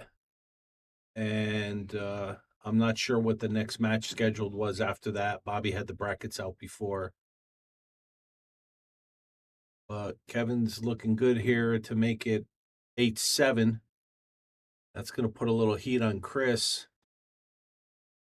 He makes it hill, then I think the heat's really on Chris, but it looks to me like the momentum's kind of shifted in Kevin's favor at this point.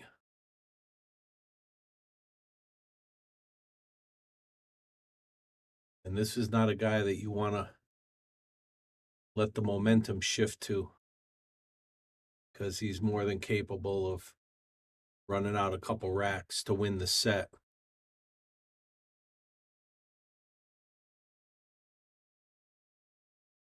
Nice out. We got Kevin Guimond.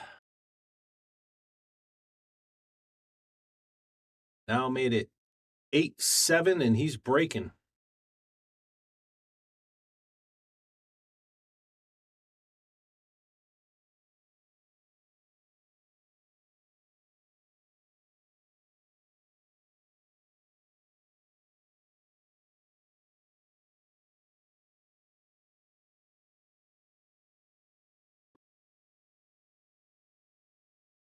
Yes, that's correct, Eddie. Lucas does play the loser of this match,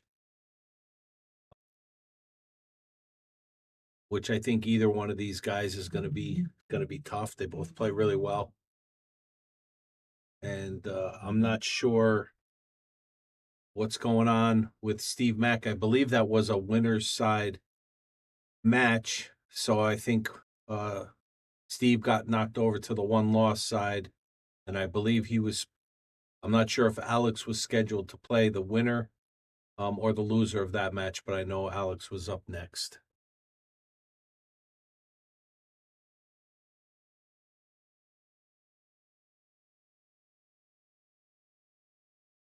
Boy, Kevin's been having a hard time with these dry breaks. There's a few of them now. And looks like he handed over to Chris a pretty wide open table.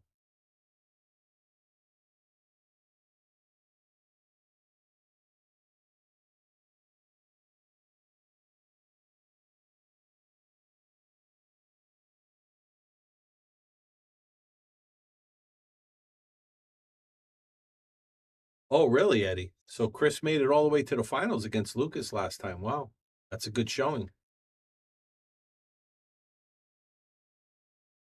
Well, I'm not sure what's going on. Maybe they're taking a little bit of a break. Let me see if I can scoot over to table 4 and see what we have going on over there.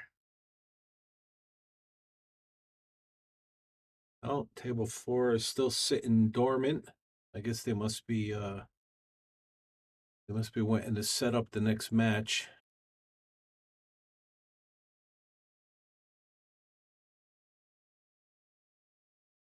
Well, I guess we're gonna have a little downtime here, everybody. What do all you think about the gray cloth? I know a couple of you made some comments about it.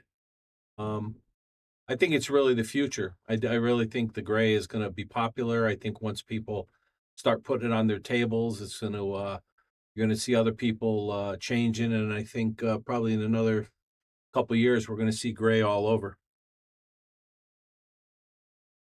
Let me know what you guys think in the chat. All right, Chris is coming back to the table. A little tricky on the combo is there, but he's got to just be careful to control this Q and this 1, not end up funky. So do you like, Mike, what did you come from, Mike Goodspeed? Did you come from blue to gray, or did you come from green to gray?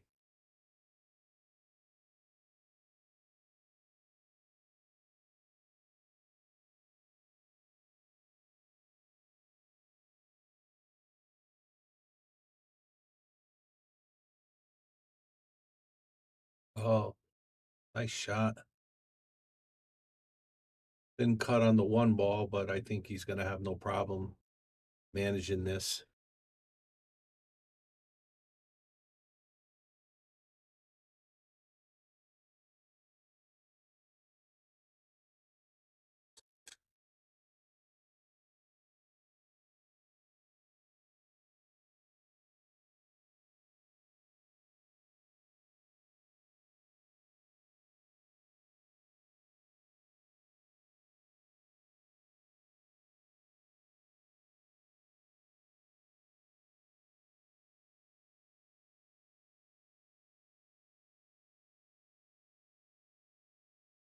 Yeah, I think the biggest impact with the gray cloth is going to be on the stream. I think you're really going to see the balls better. I mean, you can see the balls now, but I just think the gray is just a better neutral backdrop color, and I think it's going to really show the colors of the balls much more pronounced than the blue does. I mean, you've got, you know, blue cloth. You know, you got the 2, the 5 ball. They're kind of a little light, and I think the gray is going to change it. And then maybe we can get back to standard color balls, and we don't have to change the color of the balls and confuse people anymore. I've heard a lot of people have things to say about the changing of the 4 and the 5 ball colors.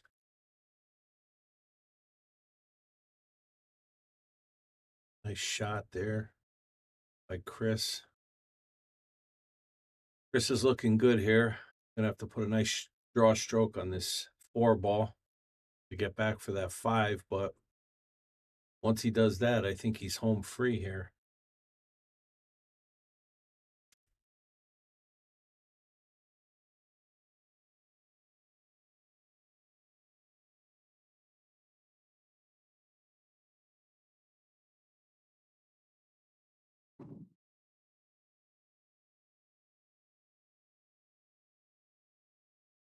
Came up a little short, but it's not going to be a problem. He'll just go around 3 rails, I think, to get position on the 6.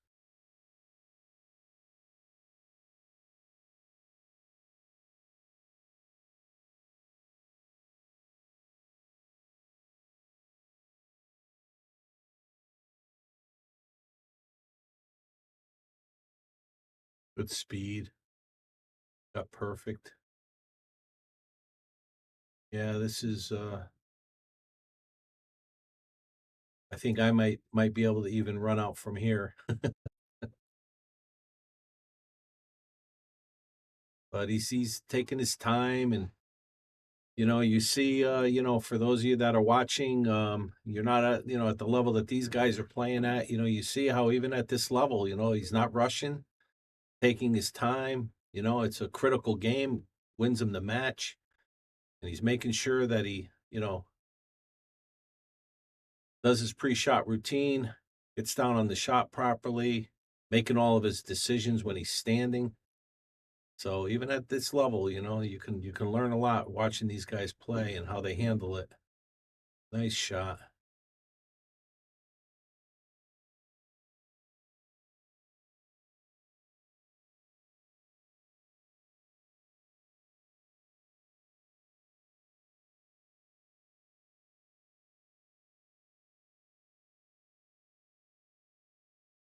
And he gets on the right side of the 8 ball. Good shot. And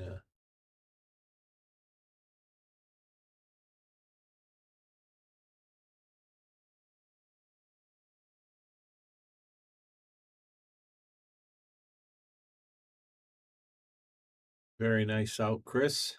Looks like this might be the end of the line. I'm not sure if this is a winner side match or if someone goes home. Nice out, Chris. Good shooting.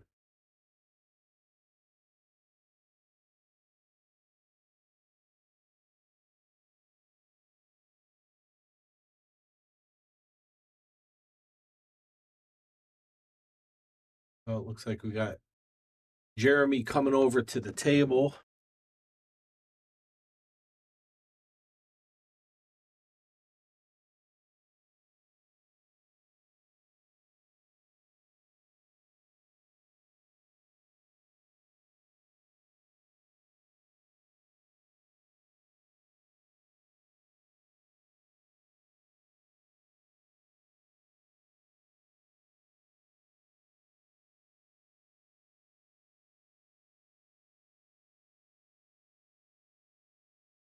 And I'm going to take a little break while I figure out how to change these names and zero out these scores.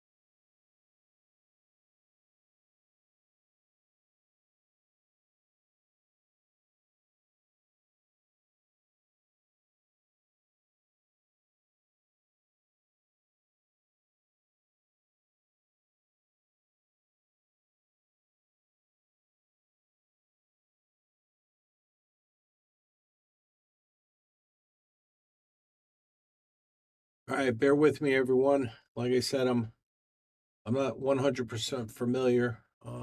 So once I get this figured out with the buttons, we'll be able to update all the names and scores.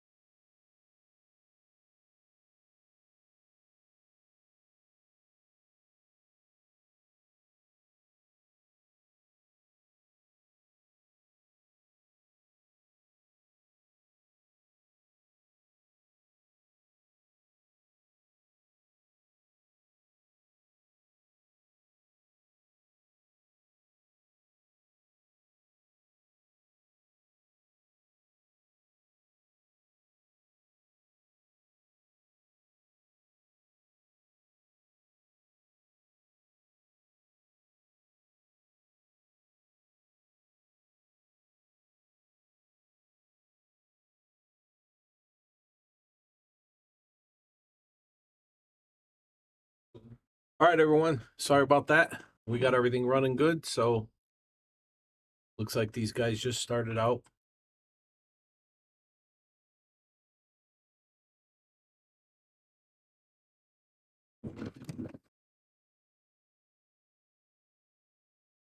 And it looks over on table 4, Bobby.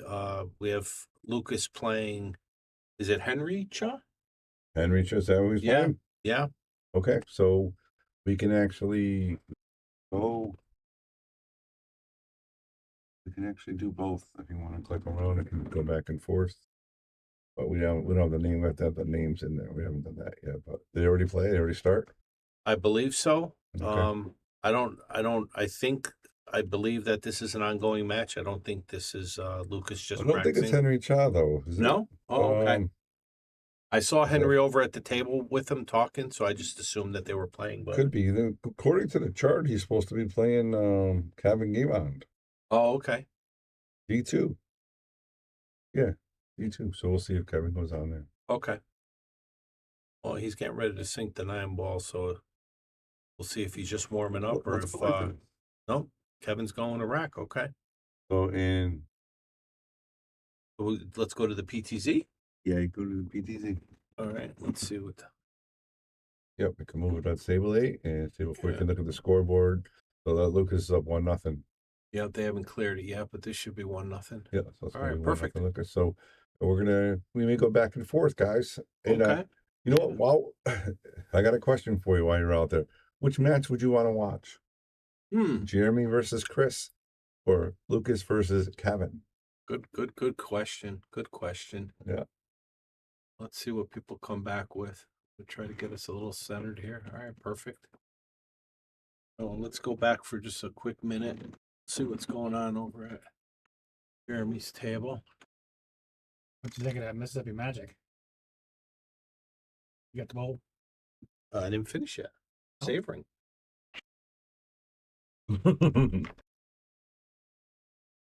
So I think, Bobby, I think that Jeremy must have missed. I think this is still the first rack. There we go. You can do both screens if you want, but we don't have the scores updated with both with both. So I think I don't. Well, we know Lucas is up 1-0, and it looks like Chris is getting ready to run out here. I think Jeremy missed a ball. I'm not sure what ball Chris took over with, but he's getting ready to run out here. I'll tell you what, the fastest player, Lucas, is probably the fastest. Is he? Yeah. Yep. It doesn't take much time, does he? Gets Nope. right in there and just fires away. He does.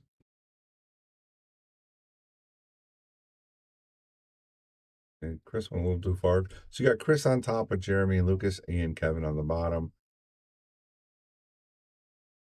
I don't think we're going to leave this on because I don't have the scores, and everybody's going to come in. So going to want to know the scores. Yeah. So Don will be watching probably 8, and then we'll update you with every once in a while on 4. Okay.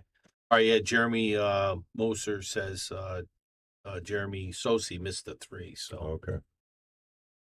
This is a tough shot on the top screen for the 7. yeah, but he gets perfect if you. Yeah, look at this, perfect Very on the nice. right side and everything. Nice play. And Lucas on the bottom screen went a little too far, but still makeable. So we're going to go back to top screen and this first game, right? Yeah, this will be the first game. So looks like Chris is gonna pull the first bead. There we go. So let's go. We can update 4. Okay. And what we're going to do is we're going to change the name so we can put the names in. You want to put the names in, Don? Sure. Yeah. So table 4 red. So we click on that there. It's already erased to 7, so we're good. Yep, so just right there. Okay. And again, Lucas is making quick work.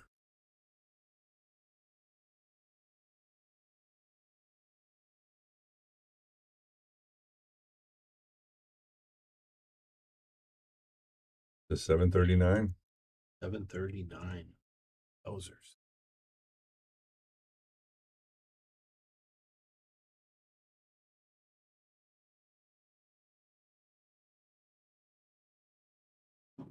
And Kevin Guimon, 705.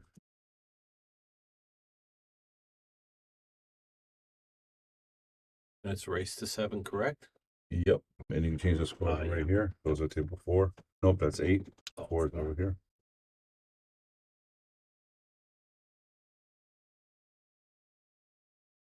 You leave it small, you can see 8 and 4, so you can see both tables if you want to do that. Gotcha.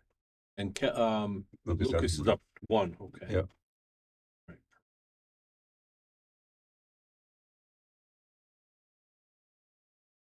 All right, there we are. All right, we are updated. Oh, -1. We don't want Kevin to be -1. He needs some help. Okay, so let's go back to 8 and see what's going on there. Okay. And they're seeing this? Yeah. Okay, good. So then you can select this when you're on 8 if you want, and then all you have to do is hit escape. To go back Gotcha. to the small. Gotcha. Okay. Because this is 4 down here. Okay. So it looks like Chris broke dry, Bobby. Yep. Jeremy's looking good here. Oh, he's got a tough. He doesn't. I don't think he can see. You don't this think one. you can see it? Oh no, yeah. Looks half like of it. 'Cause so. What it looks like trying to he's make it. jumping it. He's trying to make it. Yeah. Wow! Oh my what a goodness. shot! We got to give him a boom for that one. Yeah, Bobby. definitely. I'm actually gonna take a picture of this. I'm gonna make a reel of that shot. I'm gonna have to go back and make it. Oh, that was pretty awesome. And now he's set for the run out. The 6 is again the only trouble ball I see. Right. But I don't see that being an issue. I think he can make that. So what do you think he's going to do to get on the 3? Is he going to go forward or is he going to draw back? It's tough to tell with the angle that he has. Yeah, because it looks like he's straight, and I don't know that he can't go forward, right? I think he can go. I think he can cheat a little bit. Cheat it and with a lot of right? A little bit, yeah. That's what I'm thinking. But he can also cheat it the other way and just draw it straight back and just get past that 5 ball. He just needs to get past the 5. Doesn't need to get right, to the side rail. He just needs to get past the 5 a little bit. Well, it looks like he's drawing from the way he's queuing up. That's the way to go. Oh, he went forward. There you go. Oh, that's all right, perfect. He got it. Awesome. But now the 4 goes in the corner, so he's good. Yeah, a little bit of right hand spin here. I would definitely favor him to get out here. Yeah, he wants the cue ball right back to where he is, pretty much. Yeah, right back to where he was, pretty close. Nice shot. Got nice and straight on the 4. He can draw it back for the 5. This is the tricky part, and he's got to be careful. He's on the right angle because if he's wrong angle, he's going to run into the 8 ball. Right. And it's got to get on that 6. So the 5 to the 6 is going to be the trouble.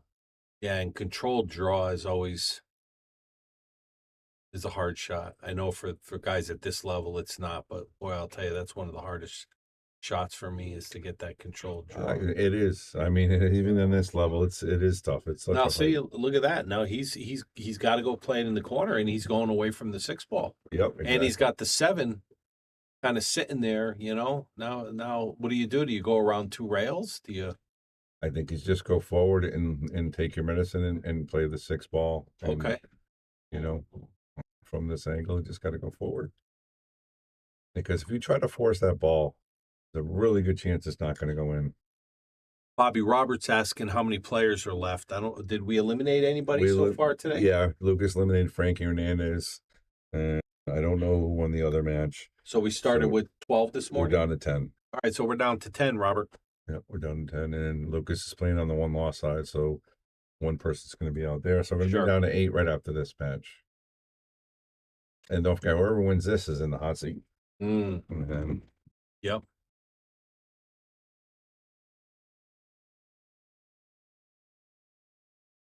Patricia asks if we want coffee.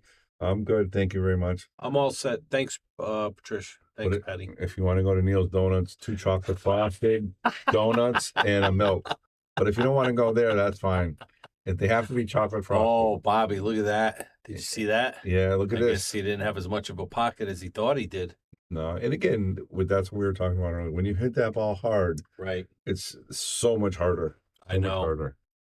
And, Lucas is looking like he's getting ready to win another one here. Yeah, he makes quick work of Rex. He really does. So do you chalk that up to confidence, or do you chalk that up to just the fact that he's young? I just think that's the way he plays. And yeah, I don't think he'll ever go to be a methodical, slow player. Right. But and his game has improved. He makes the right shots now more often than not. Yeah. He still needs to work on his cue ball control. That's his biggest flaw. Yeah. And that's pretty much it. And he did. He just ran that. So in the time he's shooting this 1-5 ball, Lucas ran 4 balls. Right. And yeah, he doesn't have to take a whole lot of time. I got to tell you, And he hits them so pure when you watch. I mean, that 9 ball was. Yeah. So Lucas is up 2-0. And Chris has a tough shot. Tough 6 ball. Yeah. But this is what I was talking about. This is the shot that I thought Jeremy should have played. Right. Just play the 4 ball and leave yourself this. Yeah. Yeah, I mean, at this level, they should make these shots. Wow, he hit that so nice. Now look at this shot to get on the 8 ball, Bobby. He's got to really put the draw on this one. Yeah, he really does. He really does. And again, these pockets, these corner pockets on table 8, they don't like when you got to hit them pure. They don't like when you try to force something. So this This could either go really well or really bad. Let's go to the overhead. You can actually see if it goes deep Yeah. in the pocket or not.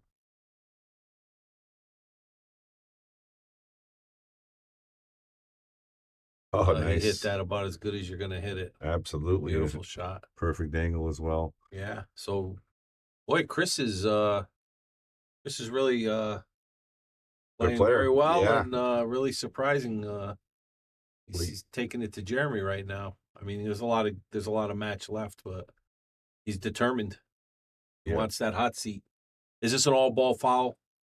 It's an all ball foul while you're shooting. So if his shirt just touched that 9-ball, that wouldn't have been a foul. Oh, So okay, because he hasn't shot yet. Yeah, but Okay. Jeremy could have put it back to where he was. He could have put it to the middle of the rail. Right. But not that he would. He's not that type of player. Okay, so he's going to be up 2-0 here. Yeah.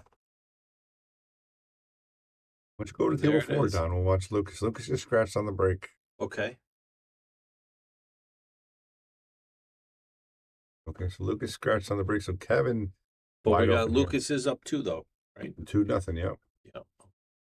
And wide open here, but he might play this 3-9. And look, you can just look at these pockets. These are tight 4 3/8 pockets, but they look so much bigger Yeah. than table 8. Yeah. You know what I mean? Yeah. It's the cut difference. Yeah. Yeah. So I think that's what he's playing, Bobby. It looks like he might overhit this one. Yeah, he did. And again, being left-handed, he's not gonna be able to reach that. Right-handed, we're okay. Right. But left-handed, you're Yeah. stretching. Okay, you can reach the shot, no problem. Right. You know, him, he's not gonna be able to. Well, before he shot the 1, he walked over to the 2, and it looked like he was lining up to get straight on the 2. And I think you're right. I think he was planning on drawing back, playing the 3-9 combo. Now he's actually got to try to come just before the 6 ball and play the 3 in the opposite corner. It's the only really way. And like you said, as a lefty, that's a hard shot. You have to avoid the side pocket. Yeah. And when you're shooting on your opposite side, you can't really get into it. Yeah, you can't really. You don't have your balance. No. Yeah, he's really toiling over this shot. I could tell he's a bit disappointed in himself right now that ball he overran that 2 ball. And balance is so key in any sport, baseball. Yeah. Anything you do, you don't have your stance and your balance. You're not going to do well. So what do you think? You think he's going to go for it, or do you think he's going to come up with a safety on this one? I mean, it looks like he's trying it. If it was me, I would just kind of bank it into the rail and leave the 2-5. You know what I mean? Right. And right. Go from there. But and I've seen him a couple times look over his shoulder at that 9 ball, because if that 2 ball gets anywhere within the vicinity, that's going to mean trouble. So that's where that's what Don calls what he's trying to get. He needs to avoid that side pocket, hit this with enough force, make the shot, and get position. Well, think about the window. He's got this window here. Yeah. Because he's got to avoid the side, but he can't go past the 6. He's Yep. got that little window. He's got maybe a 10-inch window to get that cue ball through. I'm nervous of the side. Oh, he got it. Look at this shot. What a great. Oh, he overran it though. Yep. Yeah, what a great shot though. That was very difficult. Could do a carom here. And bank the 3, so this way he leaves him no shot. The 3 goes up by where the 5 is, and he can leave the cue where the 9 is if he misses it. Right. And he's right. gonna have no shot. But easier said than done. But he's left it. He can reach this one. He's looking at it. Yeah, right now he's looking at it. I think that's what he's going to do. He's going to play it as a 2-way. Yep. Watch that cue ball. And he's got to control the speed of the 3 too. If Yep. it's too hard, Absolutely. the 3 comes back up the table. 100%. This is not an easy shot. I mean, he's got to force that cue ball over quite a bit if he's playing the carom. He's playing a 2. Oh, wow. Beautiful What a shot. shot. Give him a boom, right? Wow. Great shot. Let's go. So Give him 1 rack and go back to table 8. Right.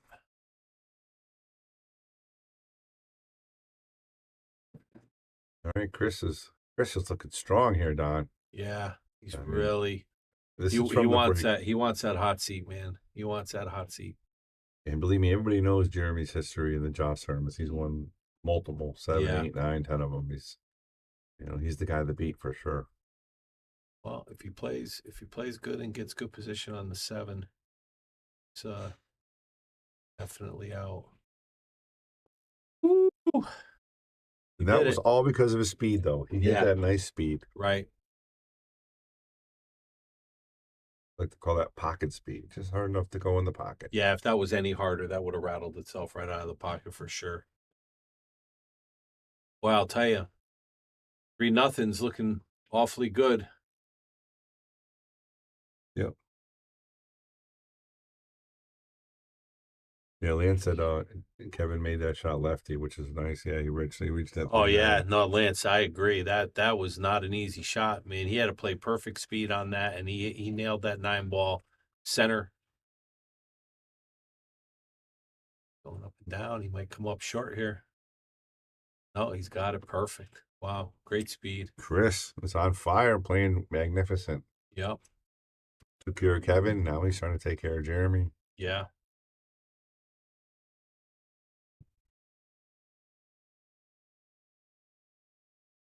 Gonna have to drag it over to that that rail, side rail. Playing both Play on the the same 9, yep, pocket. same pocket, nice speed. Look at this, beautiful. He's on right now, Bobby. He's Playing on. He's magnificent. feeling it. Playing He's great. feeling it. Great out. Yeah, when you do stuff like this, the 40-point Fargo doesn't really matter. Right. It's not getting to the table. Right. And it doesn't really matter. That was a break and run, right? That was a break Yeah. and run.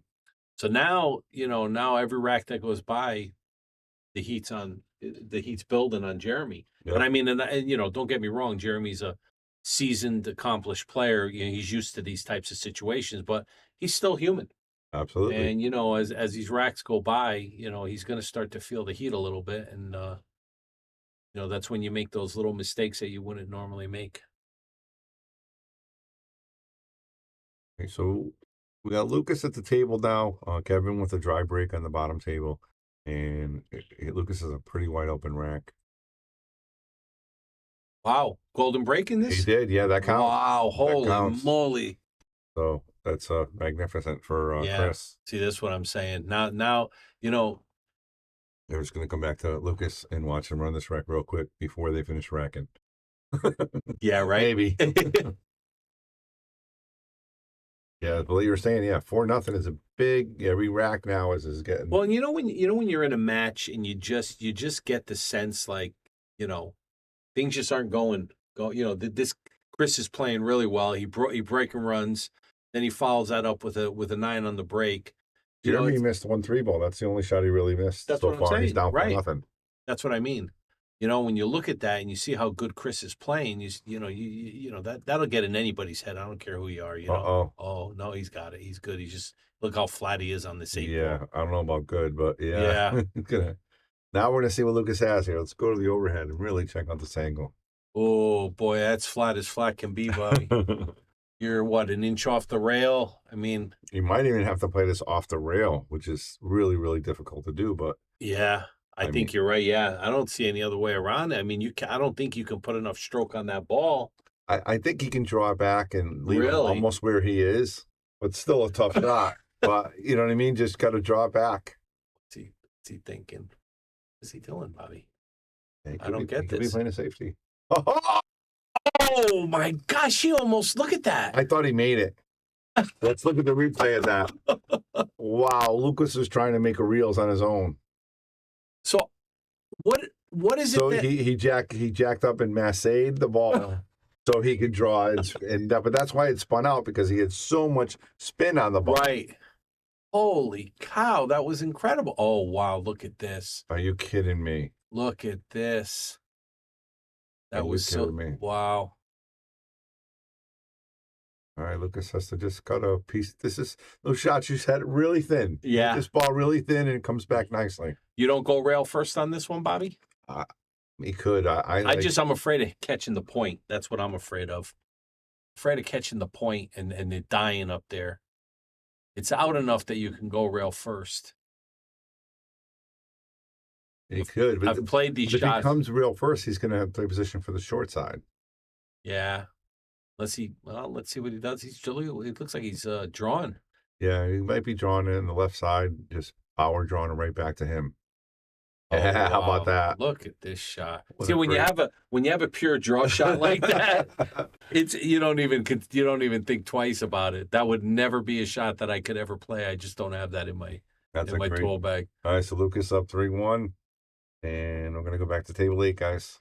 Evan obviously not happy with that. So you guys got a lot of action here, back-to-back action. Yeah, I mean you gotta what's building up to be a major upset here on table 8, and you got Lucas giving Kevin no breathing room. Oh, was that Jeremy or was that No, Chris? that was Chris. This Oh, is from wow. the break. He was trying to break and run again, but I don't know what he was trying there. If he was trying Yeah. safety. I think he was trying to sneak the 1 by the 8 and maybe marry up to the backside of the 8, and he just hit it bad. But this is a great opportunity for Jeremy right now. Yeah, and I don't see any problem balls. He has a 5-6 combo there, which I think he makes. Oh, definitely. AJ's asking how late are we selling raffle tickets, Bobby? Probably got at least another hour and a half because they're doing it right before the finals. So still, I think what we say 10 left. Yeah, well, After this would be 8. this would be So 8. 8, then 6. What are they then 4 raffling more. off, Bobby? A Joscu. Oh, nice. $1,500 Joscu. Nice. And if you message me, I can get you the tickets. You don't even have to be here to win. We'll have my girls or guys, whoever's working the front, put your name on it, and Mike Zuglan's going to draw it right before the finals. A nice cue, $1,500. There's a picture of it on my page. Nice. So, and again, the others donated, but we added $2,000 to this event. Yeah, how we get some of our money back is by raffling off that queue. So we appreciate everybody's participation. So Jeremy didn't like going for the run out there. He opted to play safe. Good safe, but I mean, Chris is definitely going to hit it. It's just a matter of where. And how they're gonna lie. 9's wild here. So Yeah. the 2-9 off the 6. So on table 4, Bobby, Lucas broke dry and gave Kevin a nice looking table here.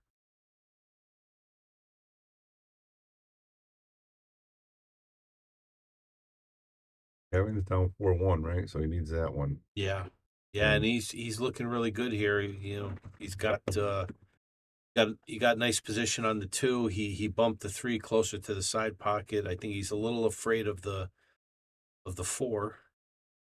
I think he's looking at that. Maybe he's going to load it up with some inside. Oh, he got around it. Great shot.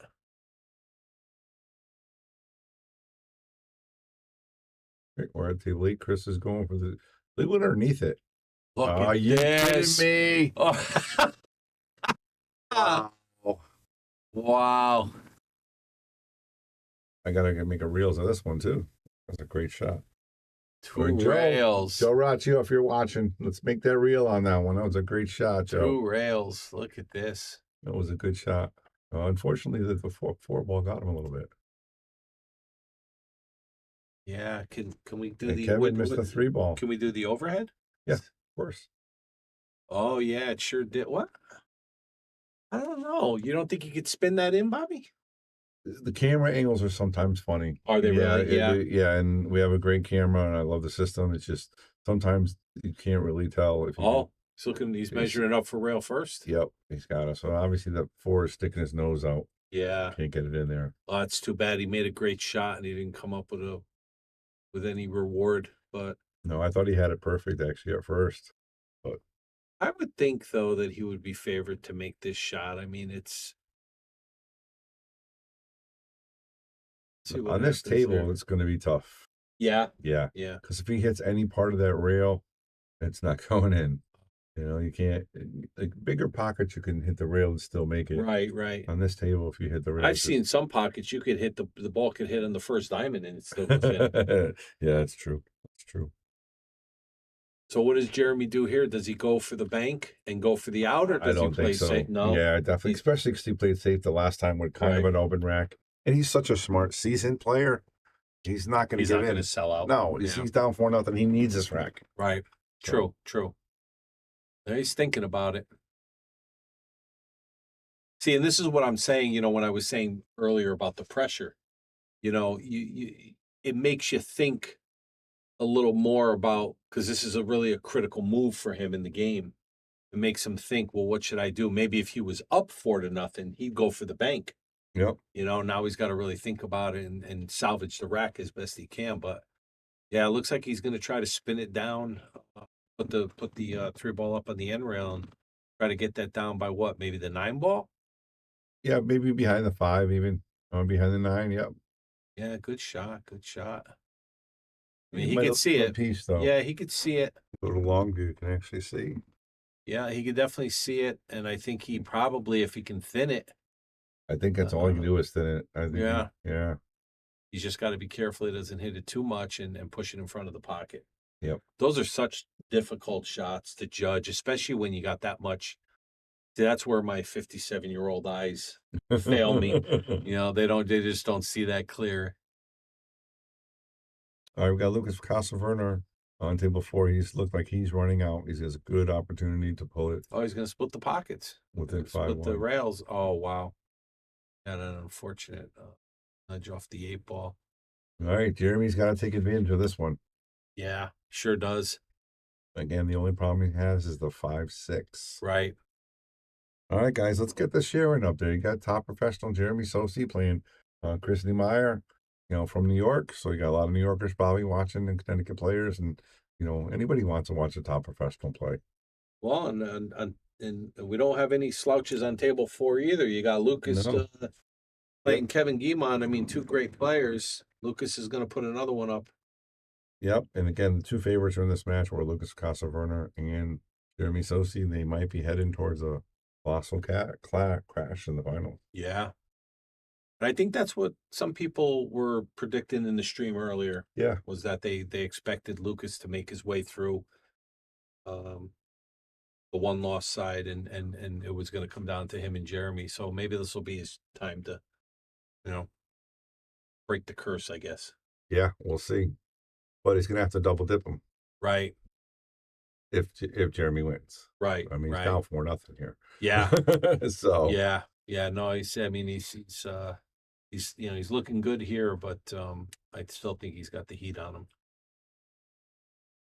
All right, guys. Again, you're watching the Shark Stream here at Yale Billiards. Please share the stream, get it out there. I know all your friends want to watch this on this Sunday afternoon, right? Sunday, perfect day to watch pool. Absolutely.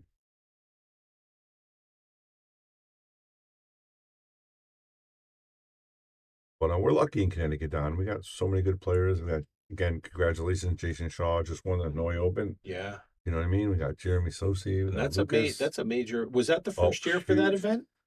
It was. And that was a huge event. Some huge names. Big money and all the big matchroom points. He's already locked in for Mosconi.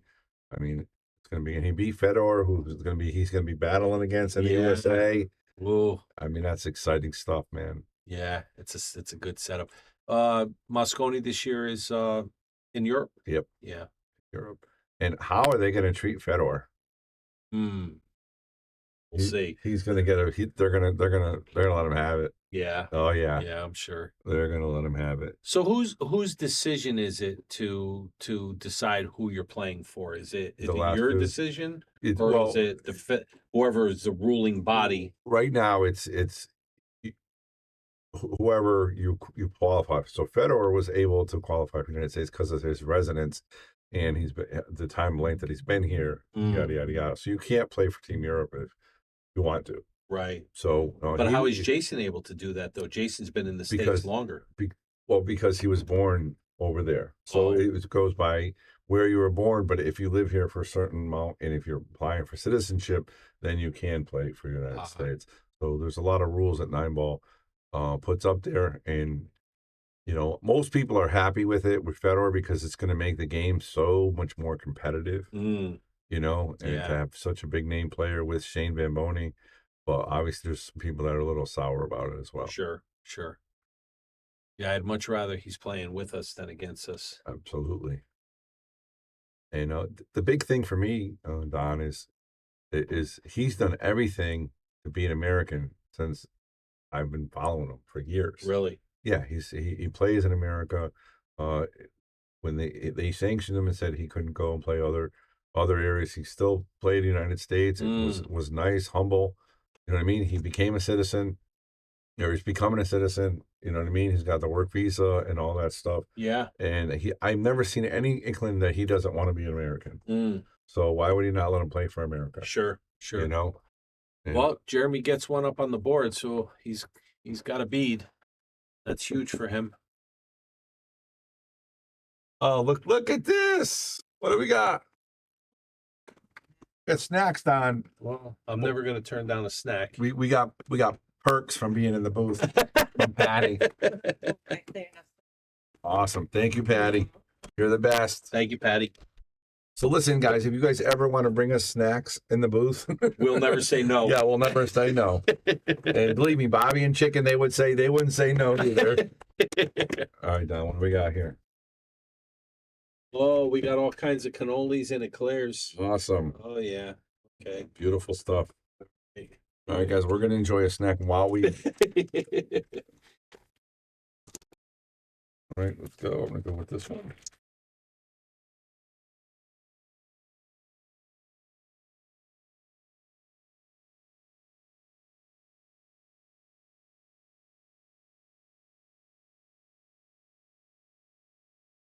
All right, Patty, thank you very much for this. It's awesome. Okay, they're just breaking on 8, so we're going to watch this rack real quick. So, makes the 1 ball, makes the 2 ball, Jeremy on the break, and no shot on the 3. And Lucas right here is a tough position to get on this 5 ball. Yeah. I think he might elect to play safe here. But that cue ball nestled. Nope, he put the shot. Did he get it? I can't tell. It looks like that little. No, he's getting right down on the shot. He's got it. Oh yeah. Great shot by Lucas. Ooh! Did Wow. you see that? Yeah. Yowza! That made his Here you heart stop go. for a Hi, minute. Bob and Don. Hey, Andy. Share it out. Please share and donate if you can. Yes, absolutely. And again, Lucas Casaverno is going to run this rack before Jeremy shoots his first shot after the break. So, just to tell you, the tournament's going to go rather quickly with Lucas on the 1-loss side if he keeps winning.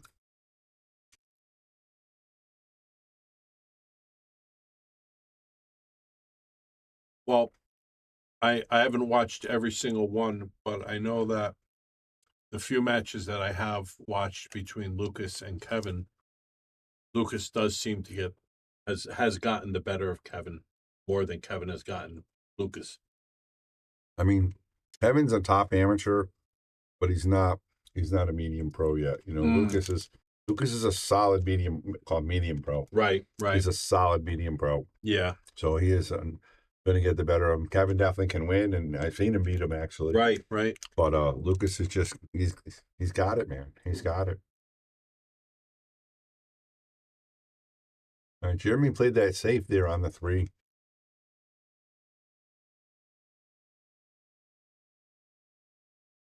He gave him a look at the 3, but what do you do here? You can't kick and stick. He's got to tap and try to get it behind those. Oh, 2 nice balls. shot. Yeah, Beautiful. Nice speed. Very nice.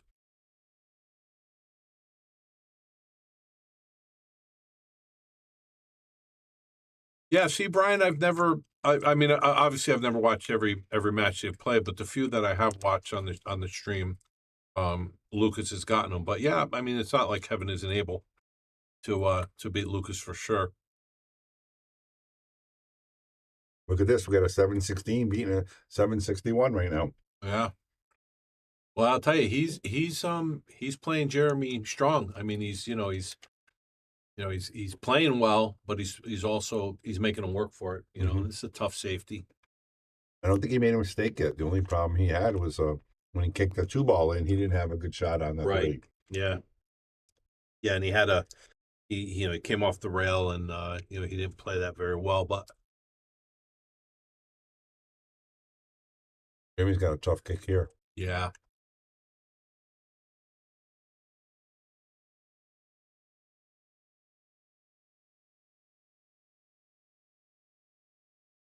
And Patty, thank you again for these treats. And if you keep bringing stuff like this, we're never gonna be able to get Don out of the booth. It's gonna be free snacks. I'm gonna be here.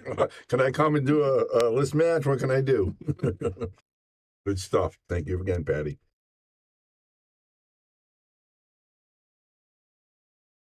Nice shot by Jeremy. So now, what does he do? Does he come off the back rail? Or does he play the carom into the 6? I very rarely see these guys play caroms, especially if the 3 is going to go towards the other side of the table. He's going to have a bank probably anyway. So I think he's going to play it safe here. Probably nuzzle the 3 next to the 6 with some left hand. Let's go to table 4 because he's on break. Oh, we want action. So Lucas at the table shooting the 1-6. Look at this shot, Don. Wrong playing safe. That's the new and improved Lucas right there. Yeah, I remember when he would always go for everything. Even if he's up 3-1 or down 3-1, it didn't matter. Yeah. Now he's getting the mindset. He doesn't even know the score. He plays the way you're supposed to play. Right. And that's a big difference in his game for sure. Well, and I know that, one of his the things that we're all watching him we wanted to see him mature into his game, and now he's starting to. He used to play reckless, young, inexperienced pool, Yep. and he's playing solid now. Yep. I think hanging around with, Jonas and Alberto and David Alcady is helping him a lot. I really do.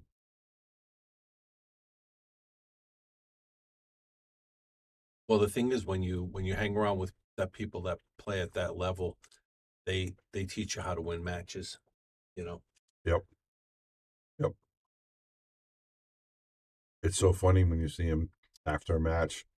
They literally huddle, kind of like we do in APA and everything else. Right. The 2 professionals after a big match, they huddle and talk about the shots and what they could have did, what they should have did, Yeah. why they did that. And you got David Alcady, who's like the man. He's like the correct way to play. He just awesome, so Wow. awesome to see. And Lucas listens now, which is great. Yeah. Yeah, and he has respect for those guys. He really does. I think the score could be 4-1, right? Yeah, I'm not sure. Can we go over to the spin game? PTZ, The yeah. PTZ. Let's do the PTZ.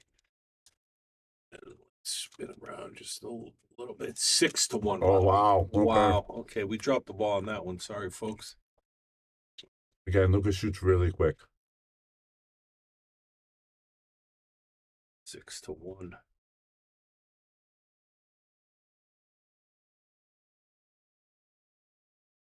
All And right. they're still on break on table 8, so you guys aren't missing anything. Yeah. And you're not going to need a shot clock for Lucas on this. He's just No, I'm sure he'll run this rack out before they get back. This stuff down. He's got to go 2 reels to get on this 4-ball. Almost like that Kevin shot, except he doesn't have the big window. Right. But Yeah, but he'll get there. Yeah. He'll get there. He's got to get, he can't really get above the 9, so he's got to shoot in between the 9 and the 6, right? No, I think he's pointing. He's going to try to stay above the 9. Really? I think so, yeah. With that thin of a cut, you can get above that 9, huh? I think so. Okay. Find out. Oh, wow. Yeah. He missed, though. Yeah. Well, I think all that spin. Yep. So Kevin's going to be at the table. Yeah, he's got no shot. I believe the 5 is, look at that. Yep. Now he's got a kick at it. And not for nothing, Kevin still, his rolls are like 10-1 against him so far. Yeah. He hasn't had a good roll. Like, he had that one good roll, but that was it. Well, let's see what he does here. It looks like he's going to come off that side, but it.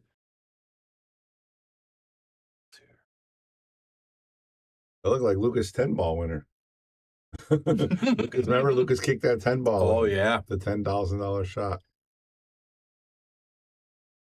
So, all right, we're going to go back to Jeremy now. He's back, and he's down 4-1. And he's shooting at this 3-ball. Going to tuck that 3 right behind that 8-ball. yeah.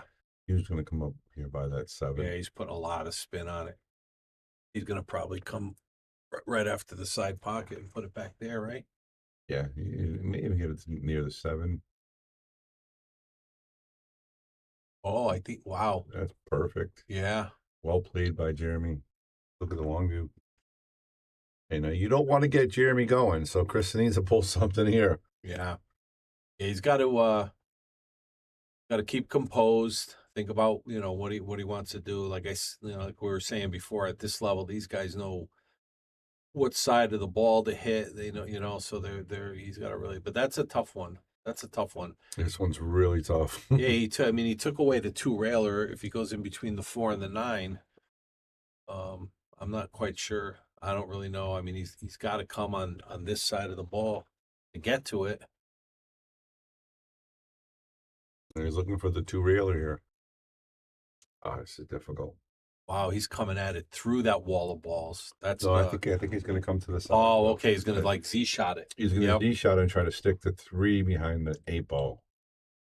I don't know that the 3 goes past the one. He looked at it. To the He rail, knows, yeah. He's gonna, yeah. Go to the overhead. I really want to see this shot. Yeah, see, that 3 doesn't go past the 8 ball, Bobby. No, I'm the bottom rail. Oh, wow, that is so accurate. Great hit. Look at that. Wow. They got to hit a boom for that, right? Yeah. Boom button. That was great.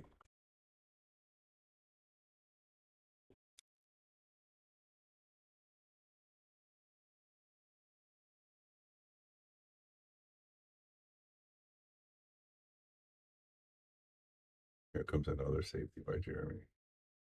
The cue ball almost back where it is. Just the 3 behind the 8 ball.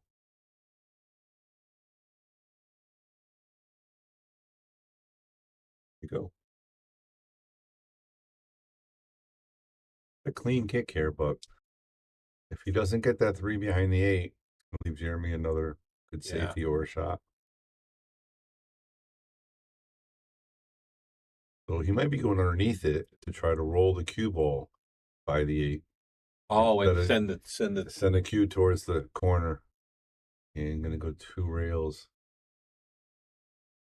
Yeah, that's what he's doing. And Lucas has a shot. He's 3 balls away from going up from winning. Because it's race to 7, yeah. So Yeah. he is on the hill, correct. Yep. So Lucas is going to make this ball. See how Chris does with this 2 railer. Didn't get underneath it. But he got fortunate. Yeah, he got fortunate. That's still a good hit, though. Very nice. And that's it. Lucas Casaverna wins.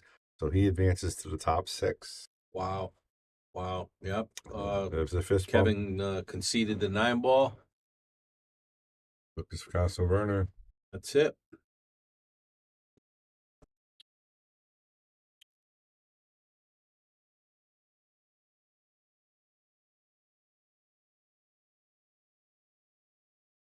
What does Jeremy do here, Bobby? Does he kick off the 3 ball and try to go into the 8 ball to make it, or does he? I think that's what he almost had. I think I don't think he wants to try to make the 8, but I think he wants to hit it and then get the cue behind the 6 again. Bounce that 3 into the rail. But if he makes the 8, then that's perfect. Good speed.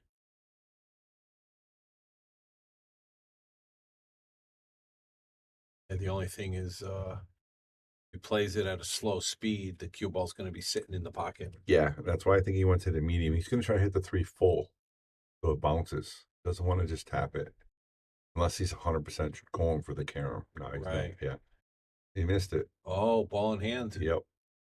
But he somewhat tied up the 4. I don't know. Can he combo the 4-8? Hard to tell. It is hard. Let's go to the overhead. I think he can. Oh, I don't know. That's a tough one. He's looking at it now. But he could break it up right now. He's got ball in hand. Yeah. And he could run right into it. But I'll tell you, if he does get out here, boy, that's going to make it 5-1. Yeah. Race to 9. That's huge. Yeah. Bobby Stevens. Yeah, Lucas was elimination match, so he's still in. So actually, he's playing Henry Cha now. Henry Cha's up. So, or maybe not. Maybe that's what you saw last time. Henry came over to the table last time. I don't know that they're playing. I don't know. I think he's practicing. Yeah. And Lucas knows how important the break is, so he's practicing the break, guys, and he just knows how important the break is at his level.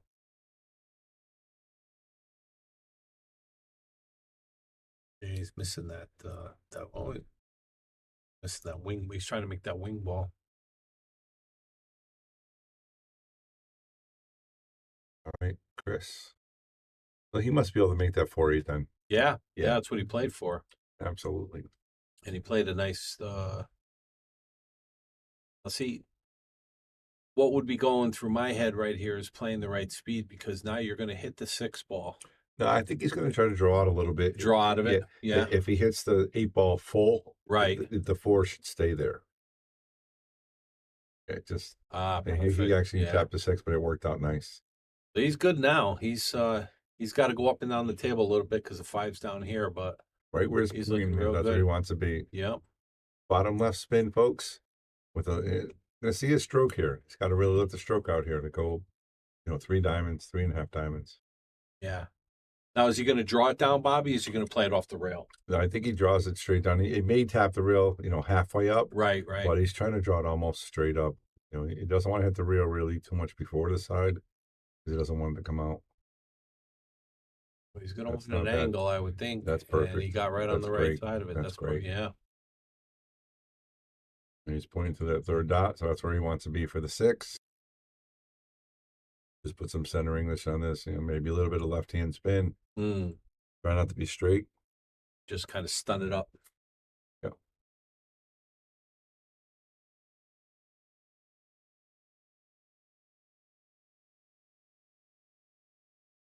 It may be a little straighter than he wants to be, but I don't see it being an issue. I think he's got enough angle to spin it around 2 rails, and he should get right on that 7. Unless, no, I guess he just comes straight up. Yeah, he probably wants to just come straight up. Yeah, off that bottom rail. Yeah.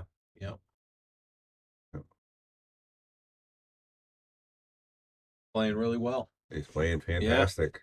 He's just going to hit this with bottom left and play the 9 in the opposite pocket. He's very focused. You could see the look on his face, very intent,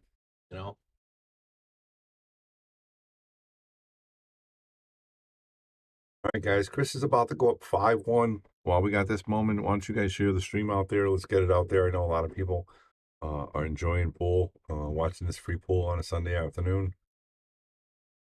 I mean, this is top level action. 761, 716. You got Lucas Castle. There it is.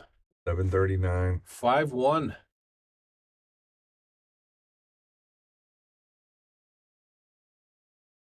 Give you guys a quick commercial.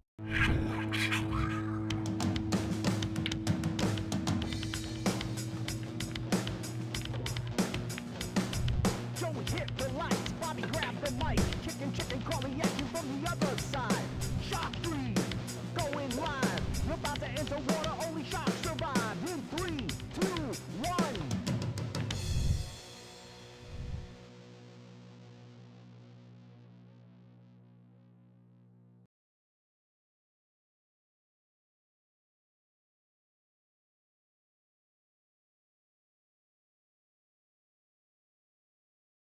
All right, Lucas getting ready to, or Chris getting ready to break. Looks like he might have come up dry. No, he did make a ball, and he's looking good on the 1 ball.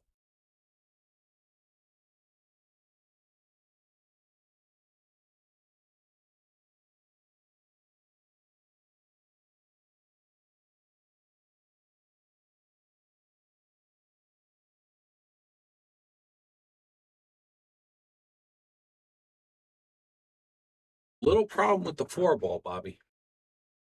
Yeah, but he's happy. She's got a shot at the 1 ball, right? And he's at the table. He's got a nice position for the 2 to break it out, or get where he needs to be. The 3 he's got a hanger for the 3. He's got to figure out what he wants to do. Yeah, and commit to it. Well, he mapped it all out. So I always think, when pool players, like even us, we're thinking like that. I always think like the cartoon with all the little numbers and stuff going in your head. This goes this way, that goes that way. How do we do this? Yeah, exactly. Wheels are turning, Exactly, yeah.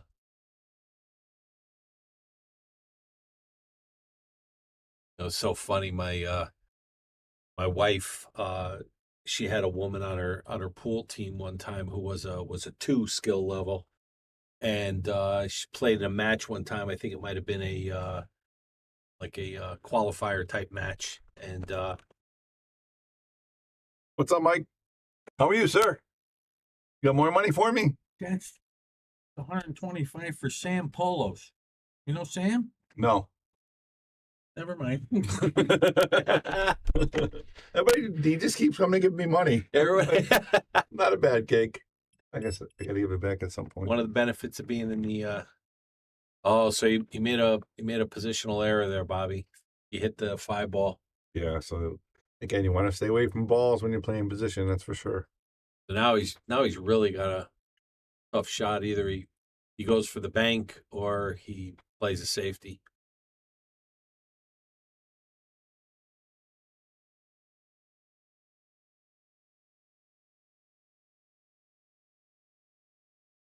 He looks like he's sizing up for the bank, Bobby. Yeah, I mean, he's got a shot to put the cue ball where he can make the 4. Yeah. So it's a makeable shot, and if he misses, he might leave the 3-7 tough. Yeah. So he's definitely going to try to make this ball. And if he gets it, he's going to get perfect position for the run out. Yeah. Oh, look at this. Wow. Oh, you here's overran higher, it. though. Oh, no, maybe not. Maybe that's where he wanted to go. Yeah, he definitely ran a little too much. Yeah. Nice shot, though.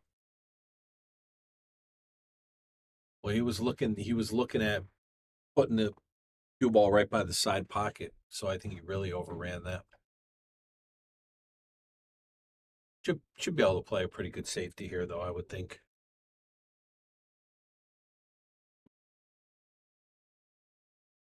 Oh, yeah, Bobby. So what I was saying was my wife had a 2 on her team, and she was playing in a qualifier match, and it was 8 ball. And she breaks the balls and gets a ball in on the break, and she starts walking around the table like she's mapping out the table. She's pointing to this ball and that ball, and her opponent is sitting across from her, wondering what the heck is going on, and then she misses the first shot. But I think she saw other people doing it. I think she watched the Shark Stream. That's so funny. And we were all sitting there like, what is she doing? And she was going to each ball and pointing to it and mapping it out, and then missed the first shot. That's so funny. But it had to be intimidating to the opponent. Right, yeah. Literally, yeah, because you don't know. What I think is funny is I wish you could hear what they're thinking. Like, right. Even great players or even beginners, what are they thinking? Exactly. Like sometimes when it's an easy shot and they're thinking up and down, you're like, what are you thinking? So my only thought could be that she must have seen other people, the higher skill level players, doing it. And she must have figured, okay, well, that's what because she was a new player. Yeah, right, yeah. And she'd only been playing, maybe not even a year, So I thought that was a funny story. And I was there. I witnessed it. That's awesome. And just to give you guys an idea of what it takes to be a real good professional pool player, this whole time that Don and I are talking, Lucas is practicing the break. Yeah. And that's not easy or fun to do. You're just sitting there. Yeah. And he's working at the racks. He's working the breaks. So he's determined to figure out where to hit that rack. Nice shot, Chris. And so this is Chris back at the table. So that was Jeremy that played that safe. It was not a very well executed safe. It was tough because Chris left him tough. Right. Chris left him tough. So Chris is looking really good here to go up 6-1. That's really gotta bring the pressure. It does, but I'm not counting Jeremy out. No, you can never count him out. He is good enough, and Chris started to falter a little bit towards Kevin towards the end. And Kevin didn't really take advantage of it. So let's see what happens if he finishes strong. It's going to be tough for Jeremy for sure. But if you give him an opening, right, watch out. I just don't think. I think Chris is, from what I can see, he's playing a little bit more confident in this rack. He's in this match. Mm-hmm. Maybe he's got a little. He knows. He wants that hot seat. He doesn't want to have to. And if he can beat Jeremy, then his confidence goes through the roof. Absolutely. Even though I really think his confidence is always pretty stable. Mm, I'm sure, he's thinking, I can't get six pack in one rack, but right. he's pretty considerate. He's solid. He's playing really well. Uh-oh. Oh no, not on table 8. Wow. He missed that relatively bad. He hit the reel right away. Yeah. He's trying to slow roll it up and he got the perfect position, but I don't know if that was the right shot. Yeah, geez. He It's really not, gave that one away to Jeremy. and well, he's got to reach for this one. Yeah. But what you said, Don, is such a huge deal, and I learned that from with all the pros I've been hanging out with. Yeah. They don't slow roll. Yeah. They don't Yeah. because they don't trust the tables, the Exactly. sliding. That's why Yeah. they rather punch it or slide it Yeah. than slow roll it. Well, I remember my first experience. My first experience in bar leagues, playing on bar tables, Yep. and it was the same thing. I learned really quickly that you can't slow roll. You come to a place like Yale, tables are cloth's good, tables play true, but you can't do that in a bar. You gotta hit everything. But you really can't. You can't do it on even these tables. That's what even they play on. Tables have just been done, Yeah, just been refelted, yeah, and they don't slow roll. yeah. Because again, if you just off a little bit, and Right, right. it's just yeah, very So it looks like Jeremy's gonna bring it. I think Chris is probably kicking himself for opening up that door. definitely. And Could have been 6-1. 5-2, Jeremy breaking. Right. Yeah. Yeah. But again, I think this is the type of situation where when you're playing at this level, it's like, everybody says you got to just let it go. Go on to the next rack, to new rack, let that one go. Don't ponder, oh, I should have done this, I should have done that, because then it gets in your head.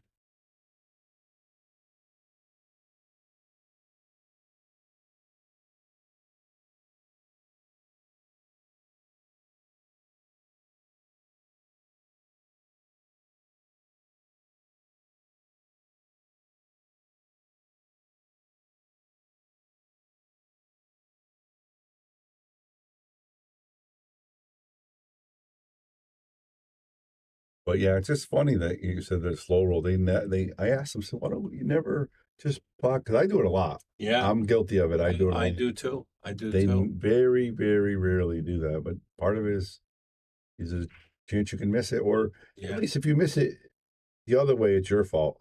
Right. If you miss it this way, it could be the table's fault or Right. something. It's just Exactly. they don't do that, which makes a lot of sense. Well, and the one thing that I learned too is that when you're going to put a little speed, a little pace on the ball, there's a little bit, just a slight different aiming spot than when you're slow rolling stuff. You've got that cut and Yes, deuce throw absolutely, that yes. comes into play when you're slow rolling and everything. So I think for these guys, they're just trying to eliminate all. They are, especially with new cloth, it slides and Exactly. Yeah. or bar tables, like you're saying. Yeah. Yeah. With that big fat cue ball. Oh yeah. Oh, yeah. That's always a pleasure to play with, Isn't it? I can draw the ball like an inch. But those bodies. But again, once you get used to it, and you understand that you have to cut things a little bit more because you're dealing with more surface on the cue ball, you realize you have to make adjustments. Sean, I'm not sure 100%, but somebody gave me $90 for you, so I don't know what that was for. But Sean Dixon's asking about his Calcutta. Yeah, I mean, I think Alex and Steve must be playing on other tables. We'd have to go out. Do you want me to go out there and talk to Mike? Oh, look at this, Bobby. Off the table? Jeremy scratches on the break Oh. and leaves Chris a wide open table.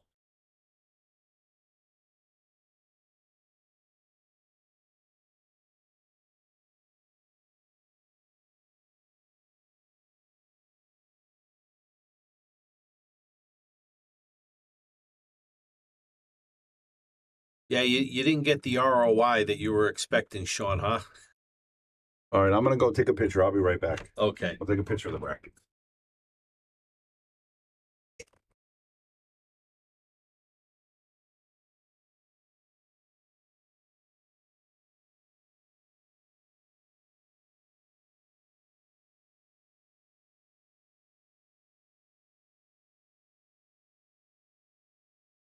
All right, so we got Chris here with ball in hand.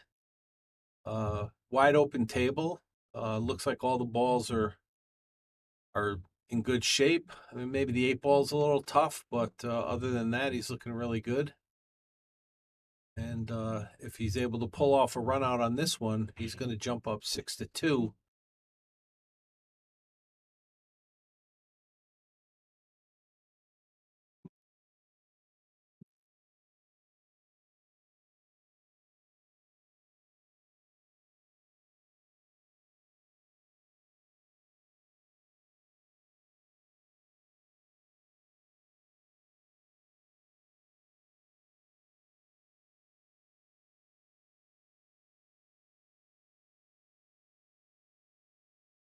Looks like he's going to hit this with a little high and inside, come around 2 rails for the 3 in the side. Perfect. Played good speed on that.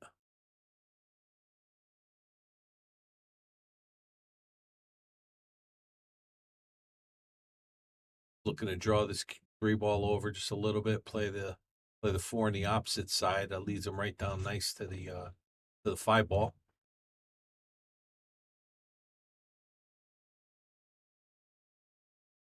I could tell Chris is very focused right now, very intent, and it's showing in the way he's playing. Oh, wow, he went off the rail for that. Okay.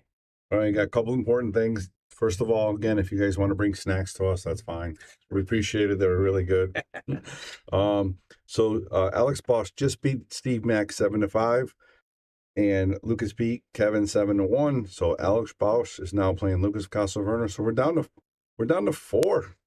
Wow. Oh, wow. That went fast, Bobby. You're not kidding. Yeah, we're only 2:30 here. That went real fast. Chicken is supposed to be coming at 5. I might have to try to get my 20 back from him in some bank pool. There you go. There you go. You hear that, chicken? Yeah, so, oh, wow. Oh, wow. Look at this leave, though. Yeah, he got fortunate with that. He was playing position for the 5. Well, he came up a little short. He wanted to 4 more straight in the side. He had to play, 3 rails around, but he did come up. Look at this leave that he left Jeremy. This is not an easy. I've been in matches. Obviously, I don't play it nowhere near this level, but I've, in the level that I played, I've been in matches where it just seems like nothing's going your way. It just, here Jeremy, he breaks, he scratches. Now he's, the Chris misses a shot. So there's got to be a level of frustration that builds. Or do you think at this level they don't feel that frustration? They're able to let it go. So it's funny you mentioned that, because I just went outside and took a picture of the brackets, right? Yeah. And who do I talk to? Kevin Guimond. Yeah. I said, Kevin, we were streaming your match. You really didn't get a roll. I said, your rolls were a couple bad. He said, you know what? I did it to myself. He said, you know why? I said, why? Because I guess he missed a couple balls early on that I didn't see because I didn't stream until halfway into the match started. But he says, say you got 2 passes. Yeah. We're going to go 1 pass straight, and the other pass, you say you're going to take a shortcut and go through the woods. And he says, you take that shortcut because you took that shortcut. Now all of a sudden you got to climb through a window, hop over a fence, get your foot stuck in a hole. So he said, if he just took the easy path, which he means not missing an easy shot, right, and just playing solid smart pool, it kind of, so it definitely gets frustrated. But if you get frustrated with yourself, that's what I'm saying. Yeah. But regardless if you're frustrated with yourself or your opponent, it's still frustration and it's an emotion that you have to deal with at the table, and then it makes your game suffer because of that. Absolutely. It looks like Alex is warming up on table 4. Yeah, because it's going to be him and Lucas are going to go head to head. Yeah. Yep, they're going to play, and it's probably going to be any minute. Yeah, I just got your AJ. I just sent you my Venmo. Let me know how many you want, and I'll take a picture of the tickets. Because we're doing the drawing in like an hour. So anybody that needs a raffle ticket, you better get it. So this is Chris back at the table. Look at this layout he has, Bobby. He's got it. Yeah, he took the straight path. Yeah. And he's not crawling through any windows or climbing over any fences. Exactly. Yeah. Exactly. Yeah, and I mean, I can completely relate to that. You know, oh wow, Looks like he climbed the window wow, there. wow. Like you said, he's faltering a little bit. But see, yeah, Jeremy's that's a he's gonna shame. have no problem with this. He's gonna slide No, this right over. He's yeah, gonna play the 6-7 in the same corner. wow. And That was so that's 2 now. He gave him the last one. He should yeah. possibly could have been up 7-1. I know, I know.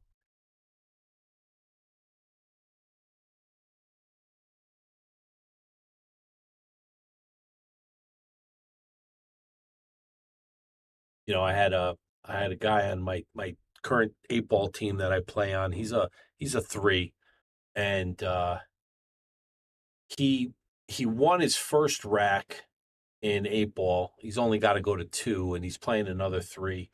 And the next rack, he winds up leaving the guy bad and gives the guy no shot. So then the guy goes to try to kick or whatever. Anyway, the bottom line is he should have played a shot that he didn't. And because of that, he wound up losing that rack. And when he came back while the guy was racking, I said, why didn't you play that shot? He would have got, he said, I felt bad because I left the guy no shot. So, it's just amazing when you think about the different types of emotions that you deal with when you're at the pool table. Yeah. I mean, that's a new one for me. Yeah. Actually, he felt bad. No, he felt bad.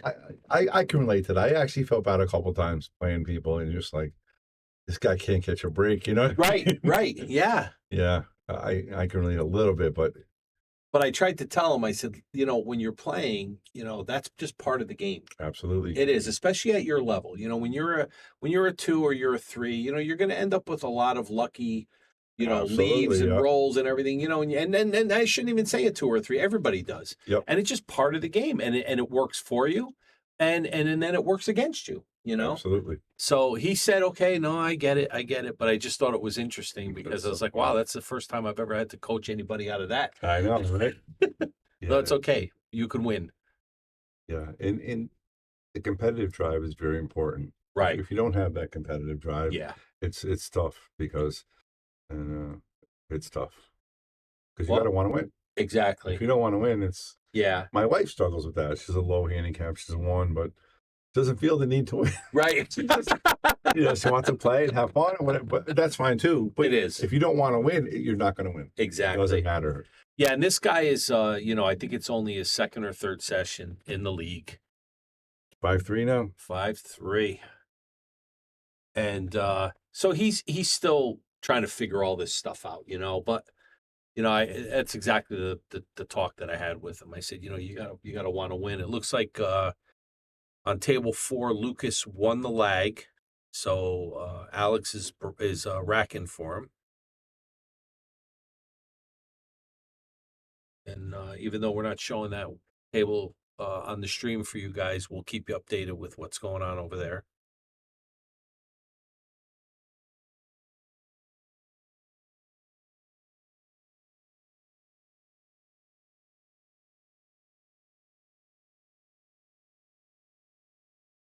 Alex and Lucas have gone head to head quite a bit in these tournaments. Yes, absolutely. I think Lucas got the better a little bit, but Yeah, I think he might be up on him on matches 1, but I know Alex is always right there with him. Alex can play. Yeah, he does. He never runs over Alex.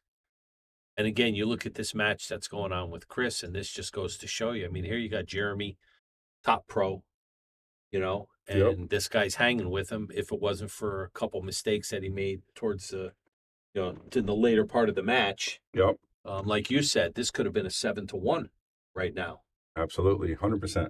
I mean, 100%. and that would have been huge. Let's go back and change the names, Don. Okay, sure. Change Kevin and put Alex Bausch in there. He's a 705, I believe.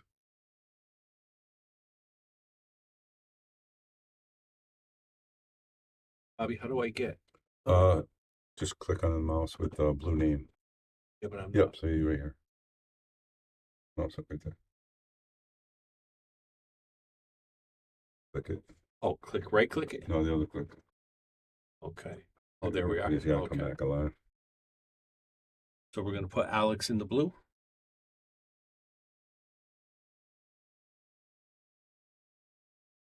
Said he's a 705. Yes.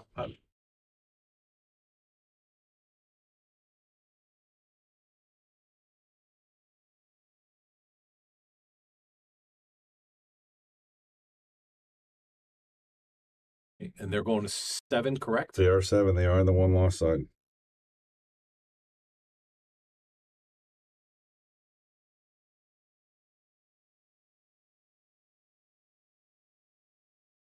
Right.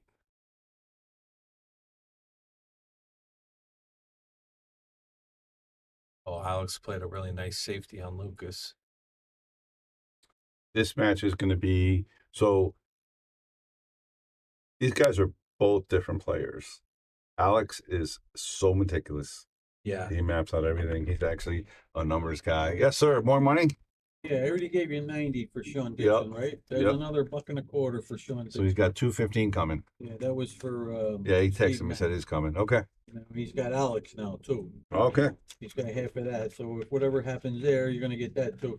Minus $10 for a carry and fee, and he's good. You can take that. Thank. Zuglan's such a good guy, such a good, good character. He's a tough guy in the field when he's playing everybody. You know, I mean, Yeah. when he's running the event, but he's such a nice guy. He's funny. How long has he been doing this tour for, Bobby? Long time, right? Yeah, 30 years probably.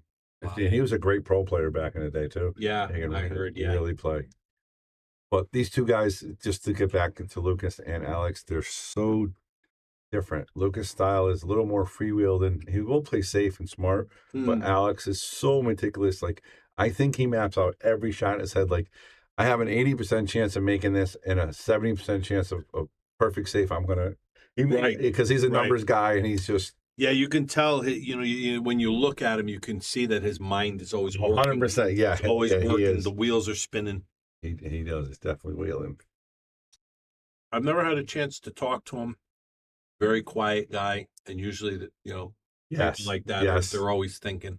Yeah, he is. He is. Nice guy. Great player. I think he's the top 5 amateur in Connecticut for sure. Mm.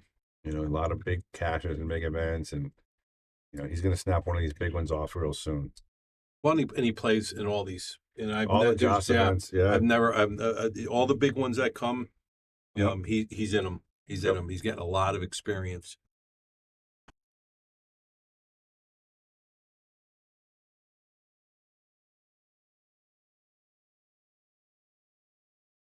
All right, Lucas, what a tough shot here. This is a shot of the rack here. For sure. He's going to have to wind up playing what? The 4-8. Oh, wow. Look at that. Look at this. Look at this.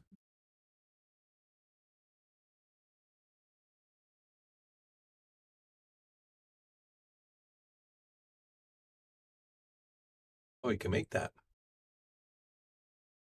He can. I didn't think he could. I thought that 4-ball had him. Yeah. Oh, I played the safety. There's those calculated Alex Boss That's- move right there. That's the third safety in a row he's had to play. He doesn't get frustrated easy too much either. He's real even keeled. Right. Really even keeled. And I think that's a big part of the game. When you see the really good players, very even keeled, learn to control their emotions.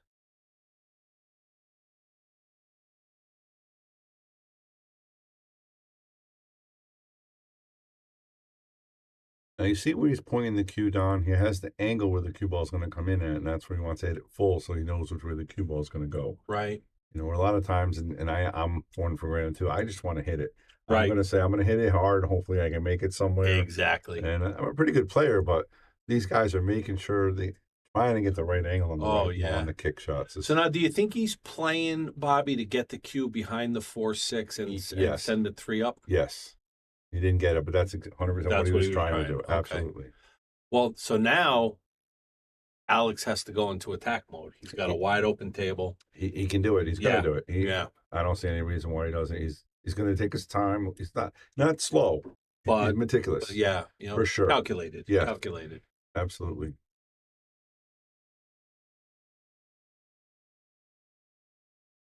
Nice speed. Maybe want to go a little farther, but Yeah, I think he still come around 3 rails. Or do you think he just slow yeah, rolls he's it? just Yeah. gonna. Yeah, I think he's gonna go 1 rail. But with the 6 being there, he doesn't want to run into it. Mm, The bigger pockets, yep. but I mean, he may look at it if he has the perfect angle. But if you notice, in the higher level players, they're not coming around that often. No, they don't want to. They want to move the cue ball as little as possible. Absolutely, and they'll take the. Yeah, they'll that's what he take the did. longer shot. Yeah. For me, I'm trying to get that cue ball as close as I can to the object ball. I can make the next shot nice and easy. Well, it's like I said, my eyes aren't what they used to be. So No, you know what? But you are better off. I mean, these they make the shot way more often because Right. they're hitting it harder, right, and they just have to bear down and make that one shot. He just has to make this and draw it back a couple inches, and he wins the rack. exactly. And his pocket's not super tight, so Yeah. Nice stop shot there. He's gonna pretty much has the same shot on the 6, and yep, then that's it. yep. Man, he's gonna leave himself a nice angle to get from the 8 to the 9. So again, thank you guys for watching. Continue to share. We're again over 100 viewers, Yeah, let's get it up there. and It's a great thing to be doing on a Sunday afternoon. Is watching some good quality pools. great quality pool. Yeah. We haven't had under 700, I don't think. Wow, I know. In the last 4 matches. Yeah, you're down to 4. yeah. It's going relatively quick, really quick, actually. Nice shot. Just stun that over just the right amount. And just so you know, Oh wow, Lucas didn't concede it. you can't. Oh, you lose can't. 2. You lose Oh. 2. So, and it's good. I like that. Mm, I like that. So let's give Lucas a rack. Yep. Blue red. And again, the rack. Go back. Go table Oh 8 no now. no no. That's not Lucas. That's Alex got that one. Alex, I'm sorry. Yeah, we're blue. Yep. Let's go back to 8. Let's watch. They're having a battle in this table right here in the shot. Look at this mess. Oh wow. Look at this. This is.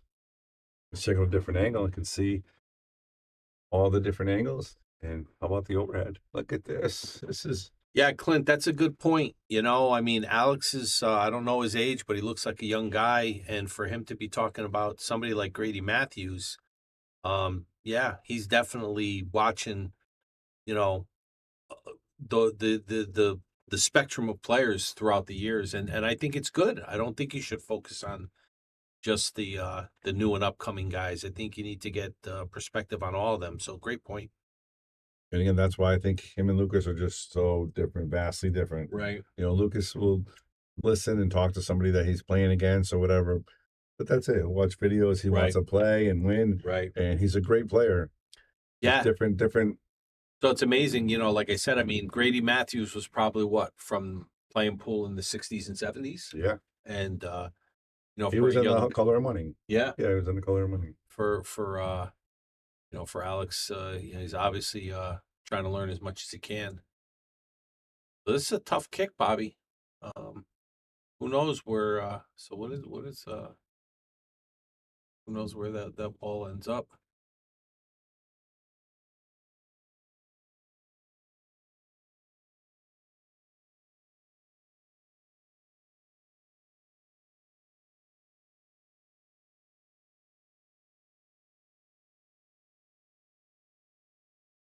How do we do full screen again?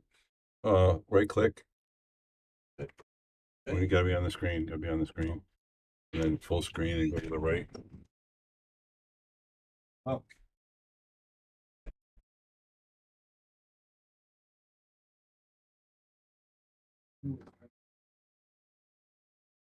There's your score, 5-3.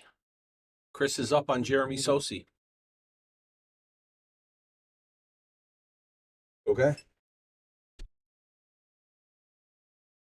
I'm just going to double check that and make sure that we're.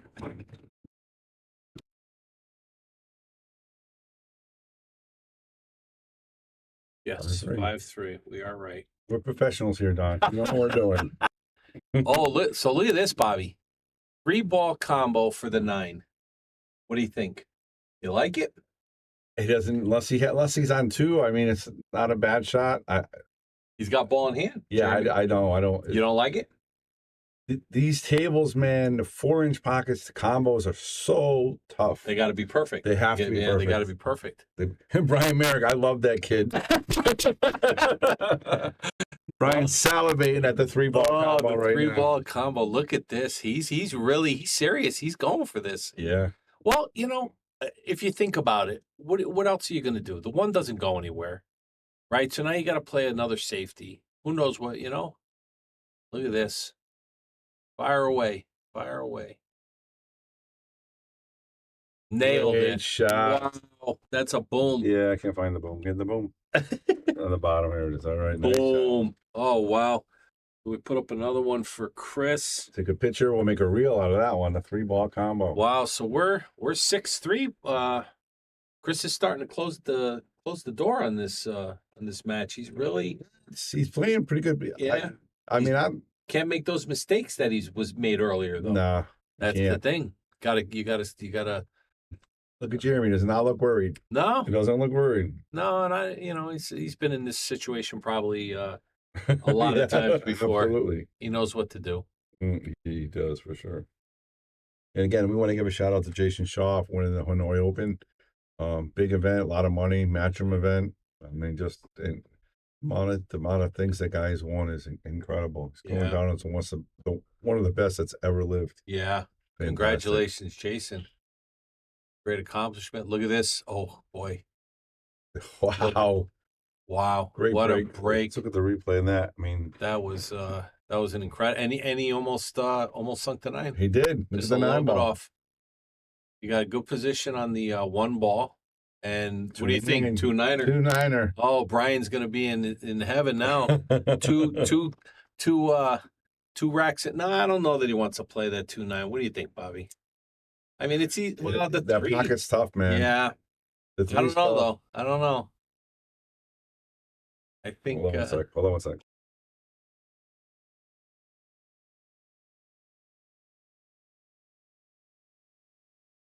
I want to get.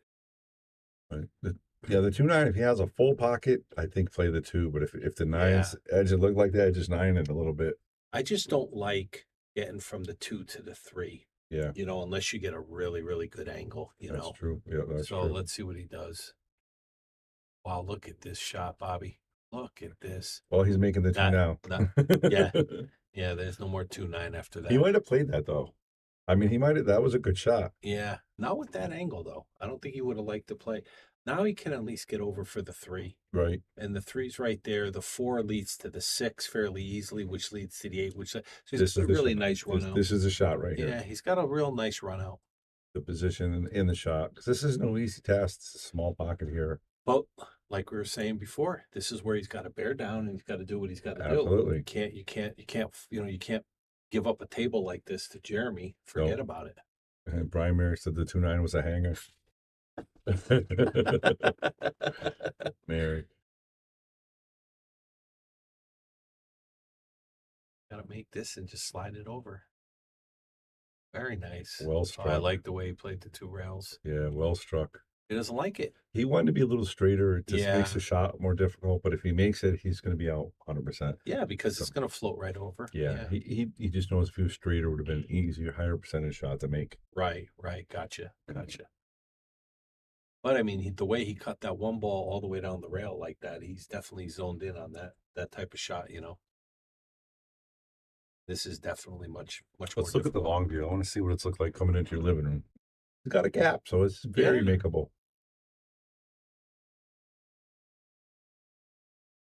Bear down and make this. Oh, look at this. Boy, oh boy, I'll tell you. And he got perfect on that 4 ball.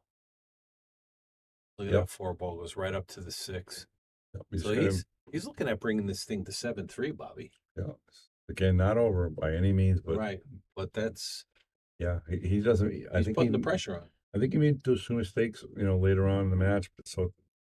But I mean, last time we said that he missed the 4, so what's exactly. This is very makeable. He's leaving a nice angle on the 6, just bouncing off that side rail. Doesn't want to be too straight here.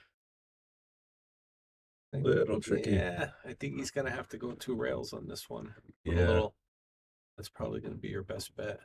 I don't think he tries to bounce it off the end rail, right?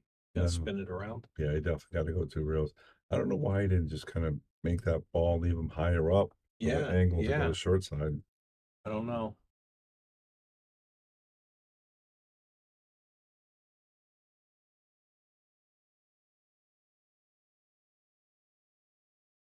Now I noticed that he has earbuds in.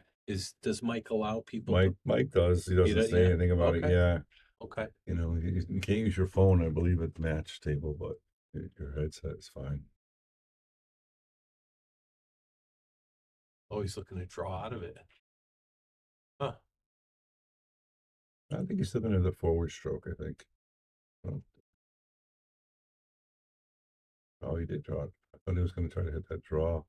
Get that really nice. He did. I got a little.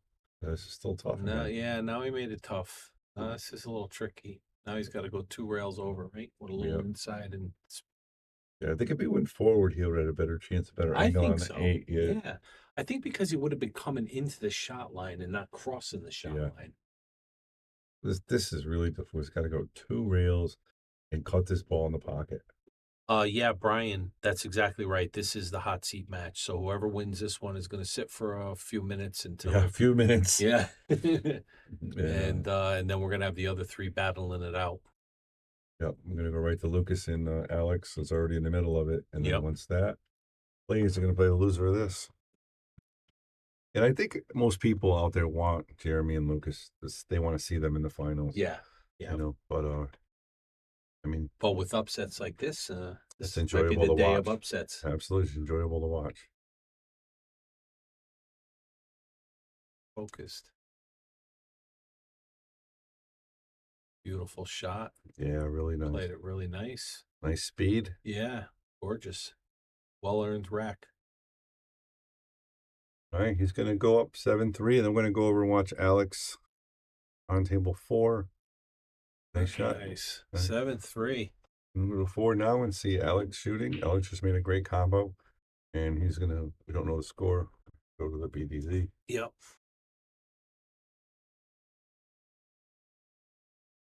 Oh, it's So still we're 1-0. accurate. Okay. Still 1-0.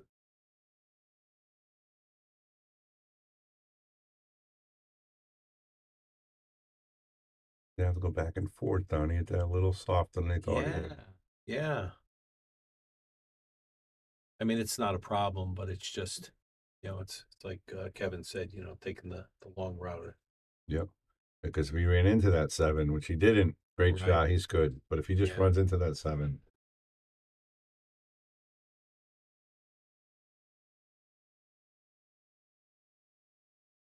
Right, so it looks like Alex is getting ready to go up 2-0 on Lucas, Bobby. A short race, too. We got two upsets in the midst, potential we, upsets in the midst.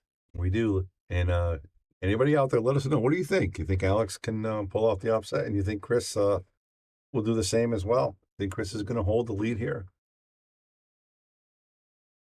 All right, looks like Are they on break yeah, again? they must be on break. All right, we'll go back to 4. 4. Watch rack 3.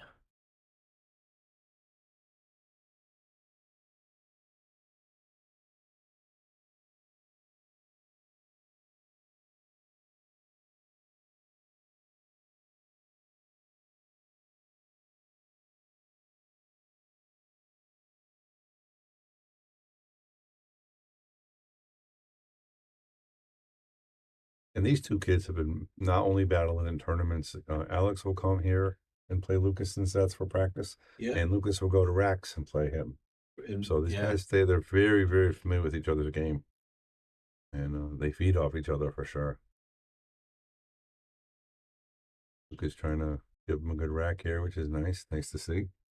So somebody's asking, is this a new pool hall with all pockets that sees? Not sure what that means. Is this a new pool hall with all pocket? That's nope. This pool hall has been around 30 years. We recently moved 5 years ago. I have 16 gold crowns and 2 diamond bar tables, and the 2 stream tables are a little tighter. The rest are all standard. Table 8, where the hot seat match is playing, is 4-inch, and this one is 4 3/8, and the rest are all standard size. And we'll be going to the gray cloth coming up real soon. Dark stream gray. Oh, look at that leave right there. Got a nice little kiss off the 2. Yeah. Okay, let's go back to 8, our feature match. There we go. Well, it looks like Jeremy played a beautiful safety. Really beautiful. Yeah. Let's go to long view. I don't think you can see anything. No. Oh, he can't even come off the rail and spin it. Just not enough there. I think he can come the 3. Boy, that's a tough one, Bobby. That's for sure a tough one. Yeah, here you maybe think of maybe try to tie something up, maybe, but that's even tough to do because the only ball he can really hit is a 6. Yeah. Does Mike allow jump cues? No, you can use your regulation cue, your jump cue or your break. I mean, your break cue or your playing cue. That's it. That's it. No jump cues. Mm-hmm. Listen, I want to start a thing, Don. You ever been golfing? I mean, I don't golf much, but I've been a couple times. Yeah, no, I'm not a, Have you ever been fan golfing? of the sport. I've golfed a couple times and it Okay. didn't go well. So I want to do I want to start a pool thing where you have a pool bag like your golf bag. Okay. So when you have a cut shot, you have a cut cue. You Okay. put your cut. You have a bank shot. You have your bank cue. You know, you have something you feel comfortable with for that shot. You know what I mean? You got a long reel shot. You pull out your reel cue. I think that's $1 million idea. Just think, everybody would now have to have 10 cues. All the cue makers would love you. They would love it, That right? caught on. They would love it. But how about the psyche of our pool players? People feel comfortable sometimes. They play for a cue with a month, and I need a new cue. Yeah. You know what I mean? So imagine they would jump all over that. Well, I will tell you this. My cue, whenever I have to make a long shot, I always put I have an 8-inch butt extension on. Yep. And people always say to me, why did you put your extension? I said, for me personally, when I have to make long shots, it helps me to swing the cue straighter and truer because it's heavier. And it does work for me. So you'll be our first customer. There is some You'll be our first customer. there is some truth to that. I might have to get a heavier cue, and that could be my long cue. Right, that could be your long cue. You got a short shot, you pull your shorter out, you know. I think it'll catch on. We'll be multi-millionaires in no time. Yeah. We'll be on Shark Tank. You should. What would really be a fun idea is to start a pool, not golf, but it's a bowling. Where you play the 10 ball bowling league? Yeah, and you're right. treat it like a bowling league. You're right. With the scores and everything. That would be fantastic, Yeah. actually. Yeah, Try that as a league night. That would be really fun. Yeah, I don't know how many. Yeah, to figure out the timing, how many frames you can do. And Exactly. yeah, and yeah, that would be fun, actually. Well, if you think about the amount of time that it takes you to play a league night, it's a good 3-4 hours. Yeah, I'm sure you absolutely. can get 10 frames in. Yeah, absolutely. I was thinking maybe 2 Yeah. games is what I was going Yeah. to see. Yeah, the accuracy. But Jeremy played for a combo here. Yeah, but he's really looking at it, so there must be something about it he doesn't like. Maybe I think the 3 ball's going to go a little bit to the left, and he's afraid it's going to end up on the rail. That's exactly right. And if he does decide to do that, he may have to go forward, so he leaves Right. himself a long straight shot on the 3. Yeah, so he's kind of mapping that out right now, I think, looking at that. Ideal, he'd like to just stop it and leave it right there and follow through. Right. So Alex wins another rack, so he's up 3, unless he's still racking. Wow. Is he still racking? No. Yeah, Lucas is racking. Wow. There you go. Andy says just invent the telescope cue.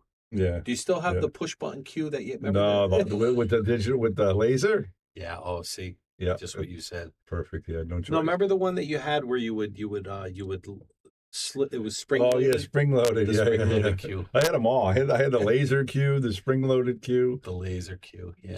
Chicken, or no, I forgot somebody wanted the big cue. It's like Yeah. 8 feet tall. So That's did you? funny, So too. did you? So the new thing they have out now, and I saw it on someone's stream, is it's an app that you download to you download it to your iPhone and you get a projector and it goes above the I don't table. think it's real yet. I heard that it's not real. No, it is. I saw a guy demo it. Oh, really? Yeah, I saw a guy demo Okay. it.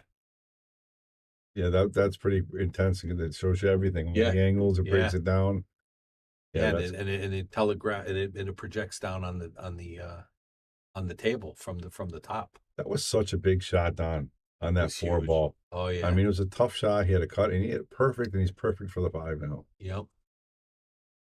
Yeah, so like you said, I mean, Jeremy's not going to give up for sure, and you can't ever count him out. So I mean, he's going back and forth. Yep. But I think at this point, he needs a rally. He needs a Yep. run. Yep. A break and roll, a break and run, a couple racks, something like that to really kind of tighten it up a little bit. Because if they volley back and forth, Chris is going to beat him to the finish line. Absolutely. The thing is with these 4-inch pockets, you don't see too many packages. I know. A couple 2-packs here and there, but Right. it was nice. I saw Onis, Alberto, and Lucas. They all ran a 4-pack on this table while they were here. Really. All 3 of them. And for people who are watching, I think it makes the game a little more exciting because it does tend to get a little boring when somebody gets to the table and they're just running an 8-pack and a 9-pack. You want to see a little bit more interaction, a little more competition, not just bam, bam, bam, and then the match is over. So I kind of like that, when it comes to this level. Oh, of no. Oh, that was a lot closer than I thought. Yowza. So that puts 7-4. Yeah, I understand both points perspective. Like when we were in Jason's room, it was pretty cool to see a 7-pack though. I've never seen a 7-pack in my life. Yeah. And 2 of them did it. Yeah. What's his name? Moritz did it against David Alcady. He beat him 10-0. He ran a 7-pack. And Shane Bemboni did it against Lee Van Corteza. Yeah, I heard that. That's just I don't know. What do you guys out there think? Do you prefer to watch a match where they're not just running rack after rack, or do you like that? What do you think? Give us your input on that. Yeah. Packages or no packages? Packages or no packages? Let us know what you think. You like a UPS match or not? Yeah. So Tom says alternate racks definitely. So he doesn't want no packages. No packages. No packages for Tom. All right, Chris making sure Jeremy has a good rack, and Jeremy's going to check it. Yeah. Alex Phelps just missed a key shot. Lucas is going to get back to the table. He might finally get a beat up here. It's wide open. It's 5 balls. Tap, tap, tap. We should probably go over there and update the score, Bobby. What are we, we're 3-0 now, right? I think so. We'll do it right after this rack because this is a big one. Big one. Jeremy comes up. Oh, wow. That's the same pocket that he scratched in the last time. So his cue ball is heading down towards that way. It looks like he's doing a cut break. So he's cutting the rack. The other balls are on the right side of the table. Right. So he's hitting the ball on the left side, the rack on the left side, and that's where the cue ball is coming around. Maybe that's his strategy. He thinks he can make a ball that way. Yeah. But he'll adjust and figure out what's best for him. You know what I mean? So Jason says winner breaks, best player on the day wins. Yeah, so he's saying packages. He's saying packages. Packages, yeah, packages. All right. So we'll go back to Lucas after this rack. Yes. So Lucas is on the 9 ball. He sinks it, so that makes it 3-1. Yeah, we're pretty sure it's 3-1 there. Yep. And Chris is going to play safe here. Not a good one. You can see his frustration. I think he might have the 1-9 combo here, Bobby. The wired? Is it wired? No, I think it's a little off. I think he hits a little above the pocket. Here in the Shark Stream, guys, you get 4 angles to see see how it looks. And pretty soon you'll be seeing it in gray. I don't know what to do here, Don. If you make I don't think you can make the 9. I don't think you can, but I don't know if you cut the 1 or if you play the 1 off the 9 into the corner. Yeah, but if he does that, I think he plays the safety there. He wants to hit the front of the pocket and roll it up towards the 5 ball. Okay. And the cue ball will be up this way towards the 3-8. See what he does. Yeah. Who knows? Maybe he can spin the 9 ball in from here too. Yeah. I don't know. I'm seeing it hitting right about the first diamond, maybe a little below the first diamond above the pocket. So I don't know. But let's see. He might be able to throw it.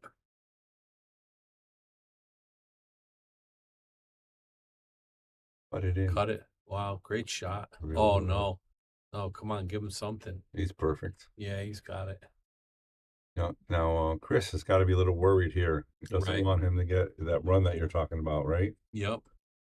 No, that's what I'm saying. You don't want him to catch steam. He breaking runs one and he's breaking again, and who knows, what I'm saying Chris has to really, really. This is, I think, the part of the match where he's got to make sure he minimizes his mistakes. Marcus says packages, alternate break, someone down 5 racks, less chance to come back, not as spectator friendly. And then tip your host. I like that. Very nice, Tom. Thanks, Tom. Appreciate that.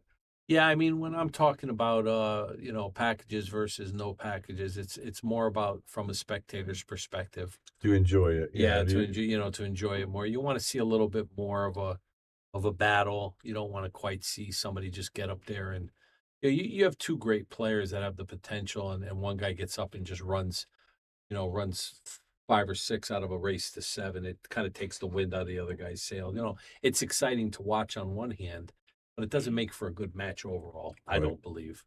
Yeah. But the thing is, I mean, like I said, I'm 55. I've been around pool pretty much most of my entire life.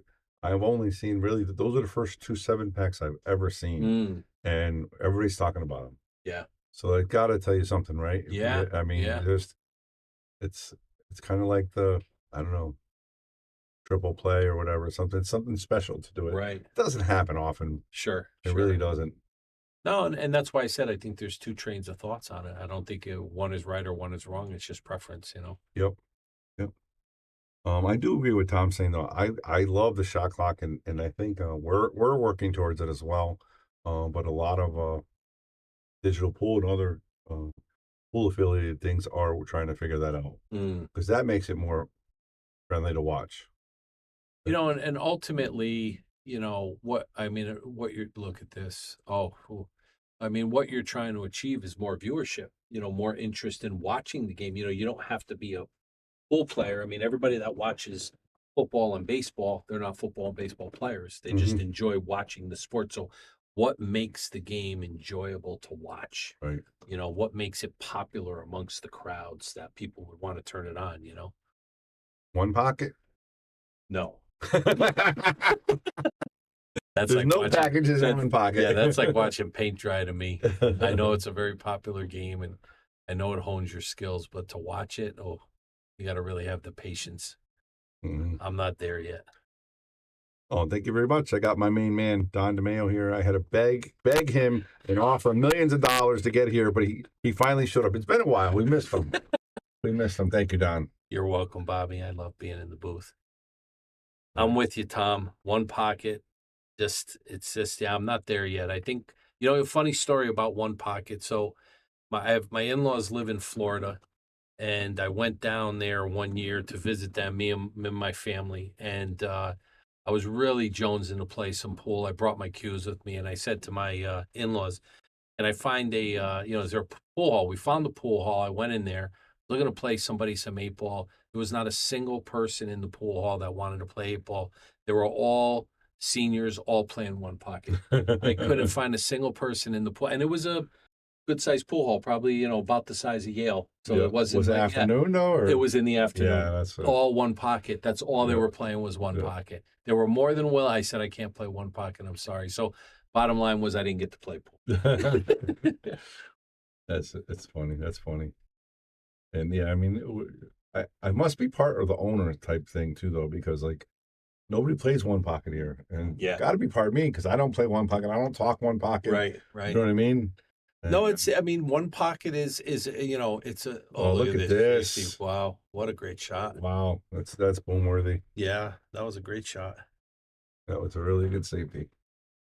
It's I think it's one of those games that it's kind of got to grow on you. I remember years ago when I watched my first one pocket game. I didn't have the patience. I just didn't have the patience. I wanted to see action. I wanted to see balls get made. I wanted to see, and just, to watch these guys, moving balls out of the way and doing this, it's a very strategic, slow, playing game, but,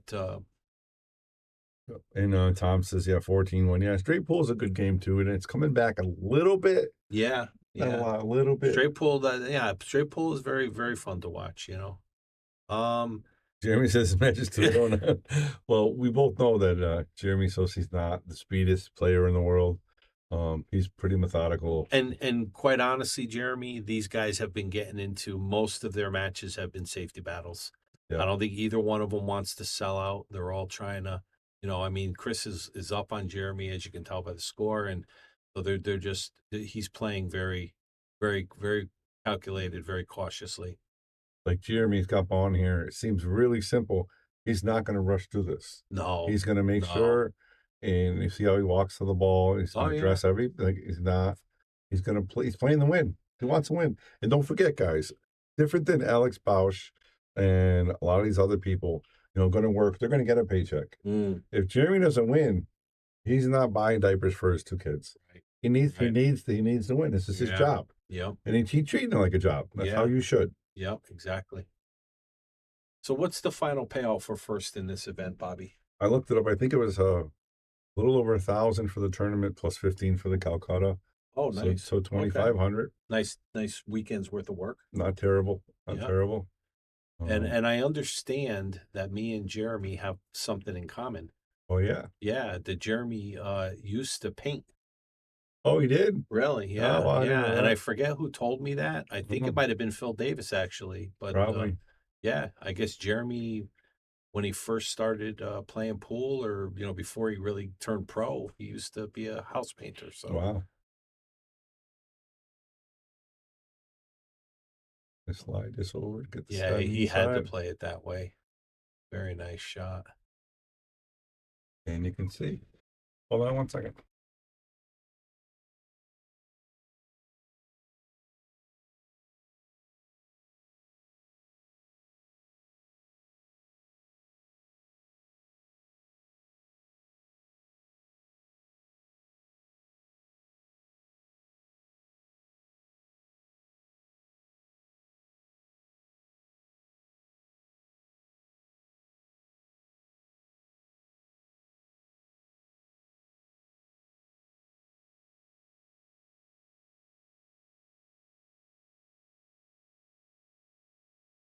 All right, Jeremy, straight in.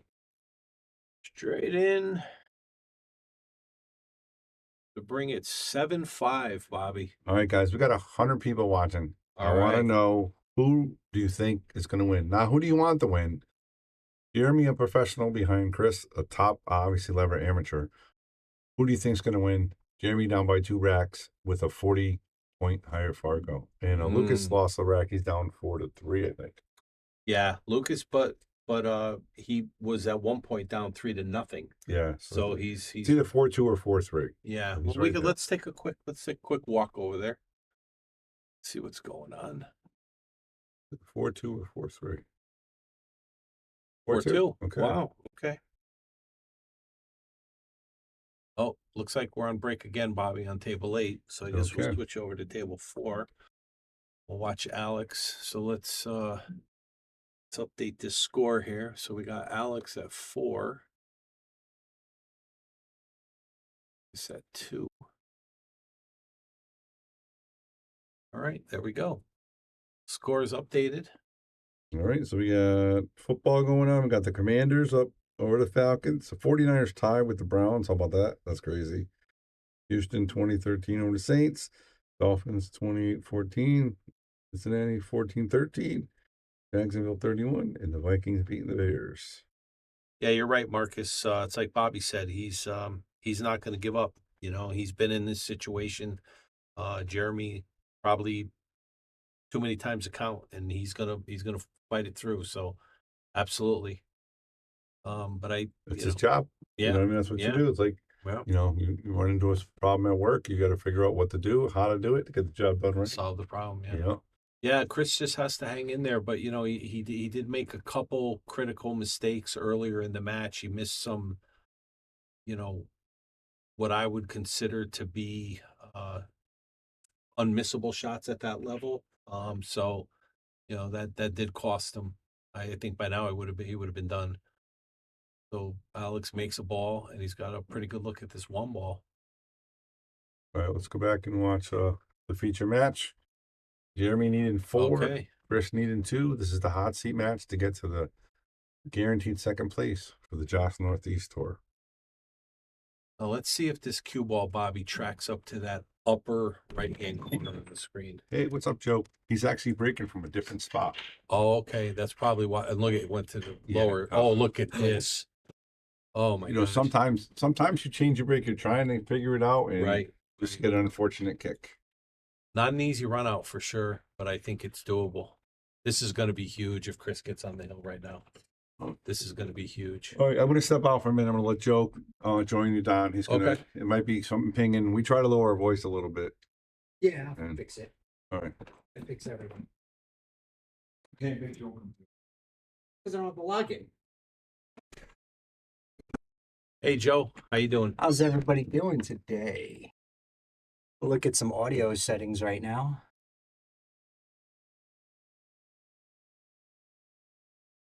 While we watch. Chris and Jeremy, Chris and they're Jeremy battling. here. Yeah, Chris is looking. Chris has been playing great today. Oh yeah. I was watching him Yeah. earlier. No, and especially this match, he really started off real strong. He jumped out in front of Jeremy really quickly. I want to say at one point it was 4-0, and snapped the 9 on the break. Broken ran a rack. Really came out of the gate strong. Had a couple mistakes later on in the match, and I think that is where he gave Jeremy opportunities, and Jeremy's obviously been capitalizing. But I'll tell you, Jeremy's scratched now, I think 2 or possibly 3 times in this match. So I just saw him scratch on that break, and that could be huge. I mean, Yeah. a scratch on a break with a player that can run out or yeah, at least run out to a great defense yeah, it's a game changer. yeah, absolutely. No, I want to say that's been. I know it's for sure, definitely 2, but it might have possibly been 3. But yeah, no, it's been Jeremy's been getting some bad luck with that. Yeah, he kind of overdrew this one here. So now he's kind of got to figure out a path to that 4 ball. It's going to be not the easiest shot. You know, I like the way he plays. He really takes his time, he kind of very, very deliberate. He's looking, he's checking, you could tell he really wants, very focused, very intense. I know, right, Marcus? Never bet against a lefty, like a southpaw in boxing. Throws everybody off for some reason. Brian says Hill with Jeremy winning. It very well could be. Absolutely. Yeah, I don't put it past that. Not at all. So let's see what Chris is going to do here. How he's going to get to this 4 ball. Wow! Come on! Don't do that to him. And just like that, there's the game changer. And there it is. So, now Jeremy's got a wide open table. He's only got to run 6 balls, and that puts now that makes it 7-6.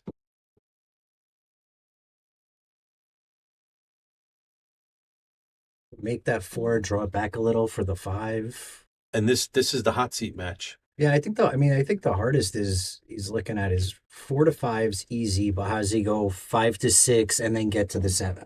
He'll probably draw it back from the 5 to get to the 6, and then he'll play some low left and pull it out, get it to the center of the table for the 7, I'm sure.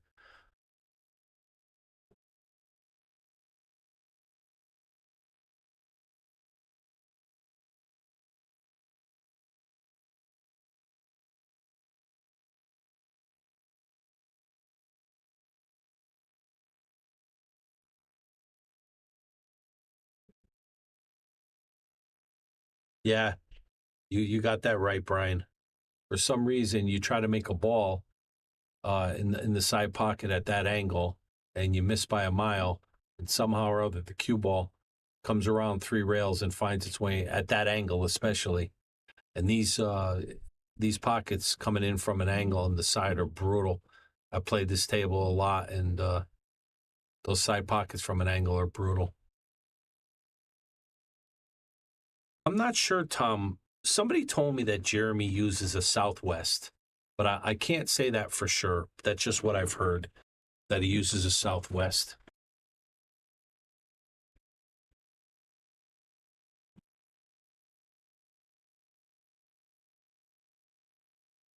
Yeah, I don't. Have you ever seen Jeremy shoot with a glove? No, I don't think he uses a no, glove. I've never seen him use a glove.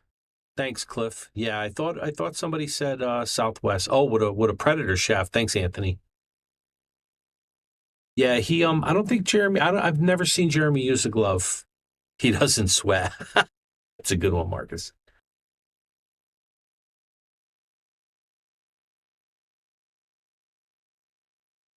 I got nice on this 7 ball.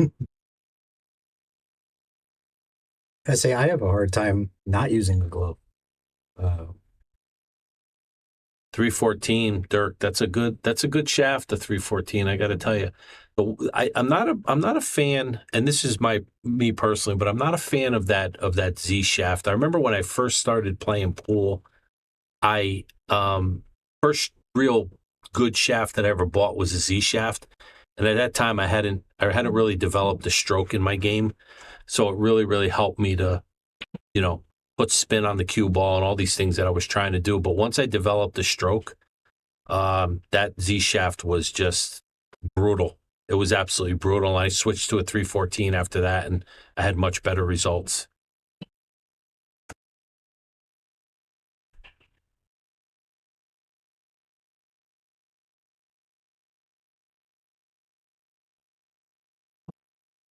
Perfect lead.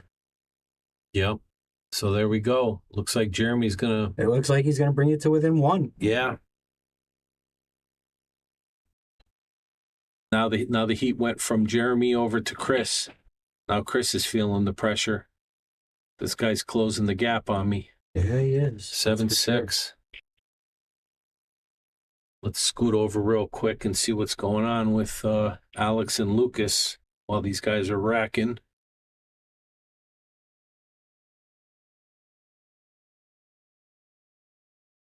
So it looks, wow, 6-2, and Lucas is racking again.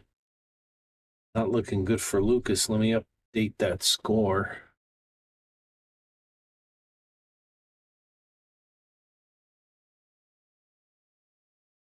Oh, wow, they were only racing a 7. Alex is on the hill. This isn't looking good for Lucas. Not at all. Let's get back to our feature match.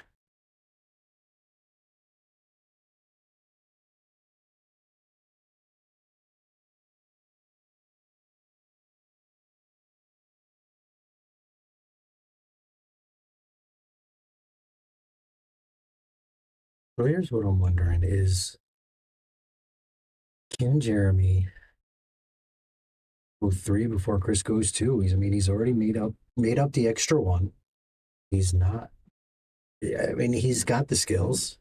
Chris has been playing great. He makes that one mistake, which was the scratch, brings him down.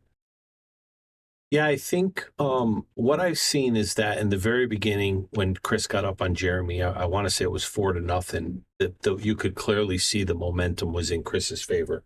He was feeling it. He was confident. Jeremy was not that he was struggling, but he just didn't have any chances. Like I said, Chris broke and ran a rack, snapped the 9 on the right. So seems like the momentum is shifted now into Jeremy's favor because Chris has made a few now mistakes that have really cost him. You know what I mean? They're mistakes where he now went down. Now we're a 7-6 now.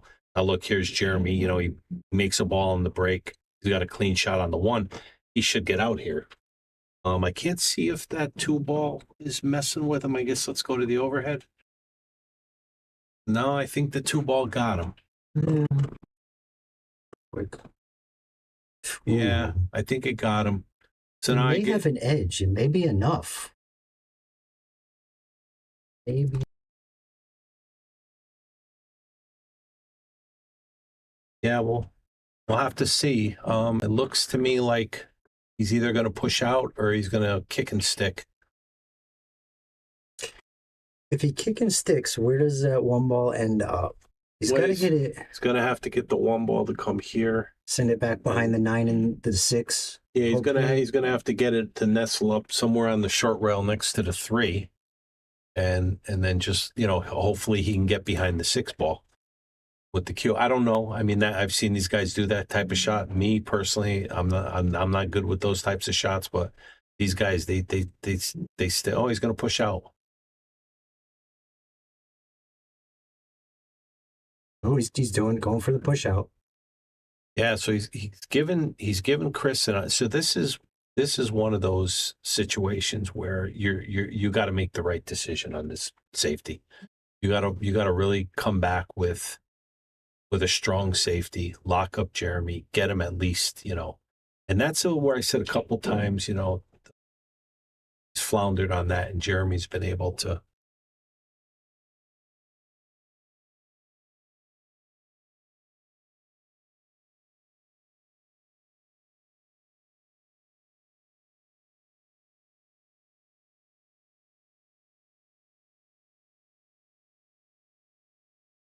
Yeah, he gave him the one ball.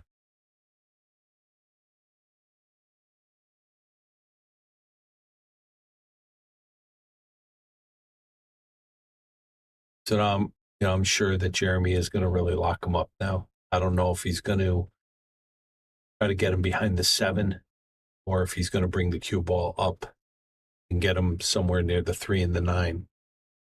Well, it looks like he's going for, so he's going to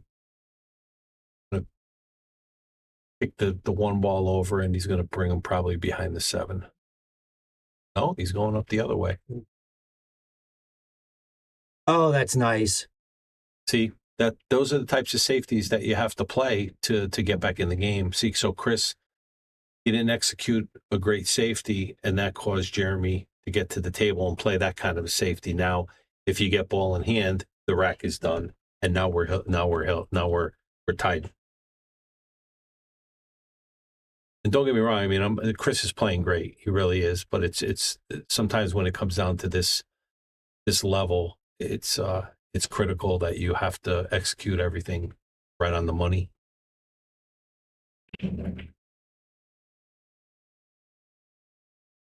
I'll tell you what, Jeremy, it looks to me from when we just went over there that Alex is putting the beat down on Lucas. Let's just go back to table 4 and see what our...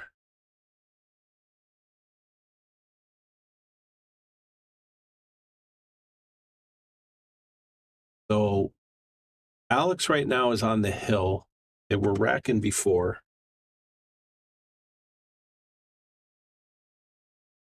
Okay. All right. So it looks like this match might be over. Unless he's waiting for Lucas to come to the table and break. So Lucas must have grabbed one. Let's just go around on the camera, see what they updated the score to. Okay, yeah, so Lucas won that one. That brings it 6-3.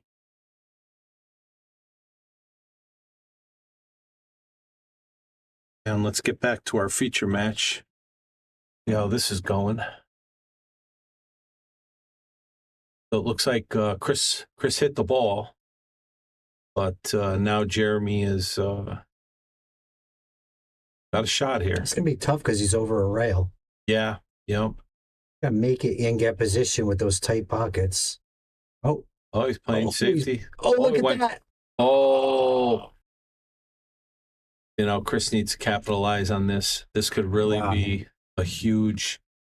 This could be a huge advantage for him to get on the hill first. But that's a tough shot right there. I don't even know that he can sink the 8 ball on that. It's like the one ball's coming into him, pushing it into the point. I'm thinking a 1-8 carom here. That's yeah. I think that's if you're gonna yeah. I mean I don't know that there's a safety. Question is where he's got to go a little hard, get the one ball to come out and move that one to the right side. Right. Well, if he goes for the 1-8 carom, the one ball is coming off the rail and bouncing straight out to the not the center of the table, but the middle of the table. And the cue ball is going to come off that rail. So he's going to I would say put maybe some low left spin on it. Try to, play the 1 in the same pocket. That cue ball to put the 8 in and spin out like the middle table. Yeah, exactly. Let's see what he does here. I mean, I would have to say at this level, that's to make the 8 balls a fairly, not a complex shot, but it's just where's the 1 going, where's the cue going. Let's see what he does here. You definitely don't want to open the door for Jeremy to tie the matchup. It's going to be, Yeah. This looks like what he's doing. It looks like he's queuing up low left. There it is. And oh, look at this. Don't do it to him, 2 ball. Oh, well, he's got a line. He's got it. I think he's got it. Let's see the overhead. Yeah. Oh, yeah, he's got it. It's tight, but it's good. Yeah, it'll go. He's getting down on the shot, so he likes it. 2 to the 3. Well, no, if he follows it up, 2 to the 3 should be there. Once he gets the 3 off the rail and makes that shot. Oh, he's gonna play the 2 in the same pocket. Nice shot. Nice shot. I'm not sure I would have done that. I mean, that's a long follow. It's a weird angle. The 7 could come into play if he hits it wrong. Well, let's see how his angles look. It's a little scary. He's straight. Yeah, no, he is going to drift over to the side rail. So he's looking at putting the cue ball right by the side pocket. I don't know if he's playing for the to actually cut the 3 or if he's looking to maybe just play a safety. Let's see what he does here.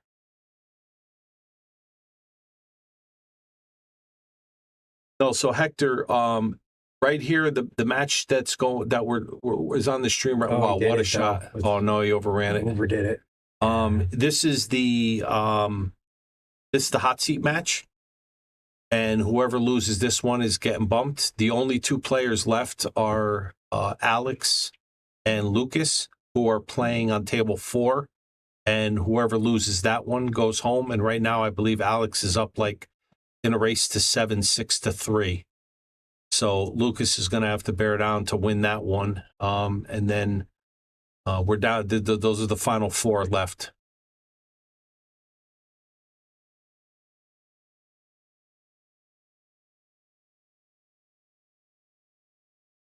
That's a good save. Yeah, that's a good one.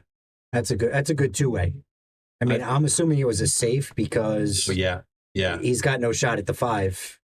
No, I thought that cue ball, I thought that 3 ball was tracking to go in the corner. He was going to be in trouble.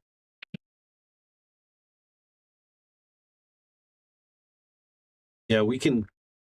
Well, let's watch this shot because this is a critical shot, but we could switch over real quick to table 4, see where they're at after Jeremy makes a play on this ball.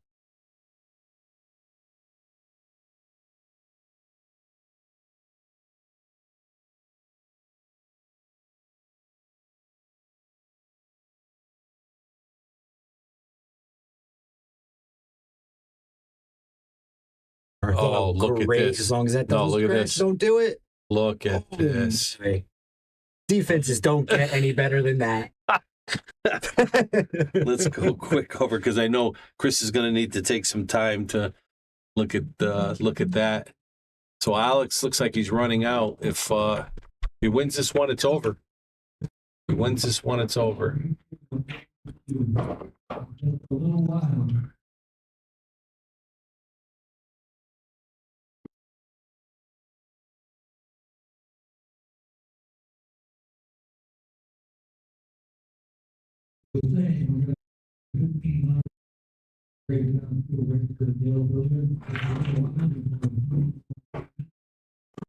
Picking that up.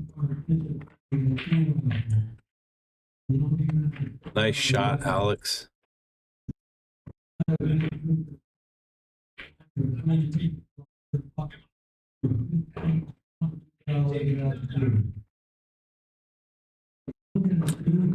Not sure, Tom, how many Dan Charlo played. We'd have to go back and look at the brackets. Mike doesn't do digital pool. He does paper brackets still.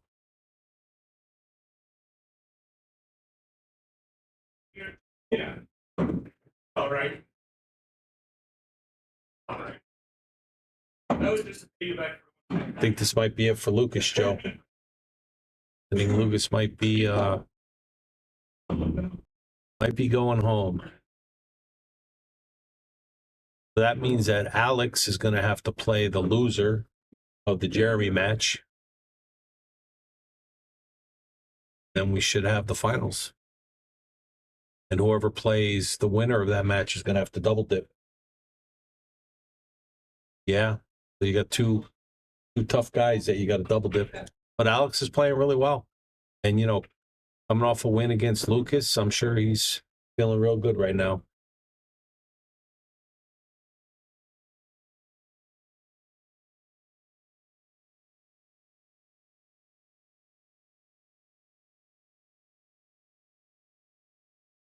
Two balls away from sending the kids to sending the kid home.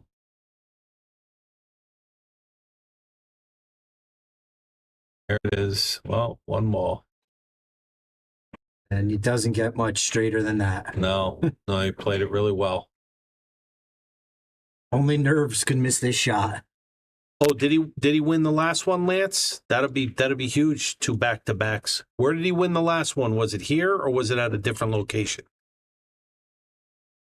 That's it. Alex Bausch takes down the kid, Lucas Werner.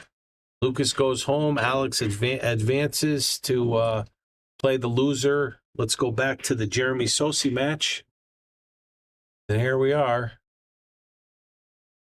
So it looks like Chris is shooting. He's got a good-looking table here, and he could get himself on the hill.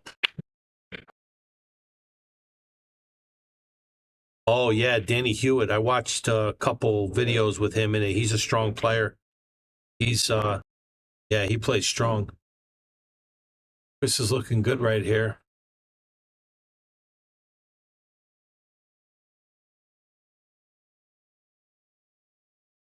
Nice. Yeah, Alex is playing really well. I know that him and Lucas have played quite a bit, and I believe in these events, I think Lucas has gotten the better of Alex. I'm not saying he beat him every time, but yeah, that's got to be a good feeling to beat him, and he's sitting in the seat to be playing one of these guys. Chris is looking really good to get on the hill here. And he's also playing real strong. So this is a real tough last 3.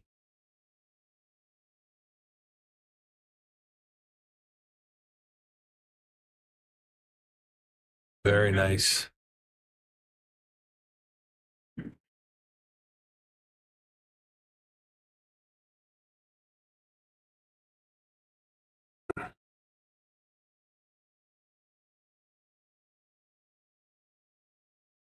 All right. Chris Newmeyer gets to the hill on Jeremy Sossei. Jeremy needs 3 to win it. Chris needs 1.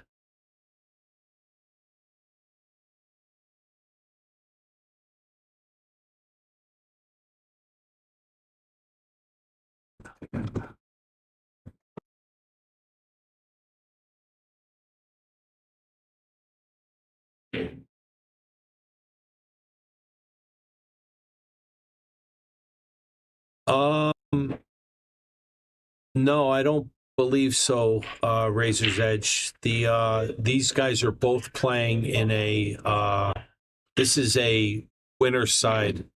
So neither one of these guys have lost. This is the first time they're playing.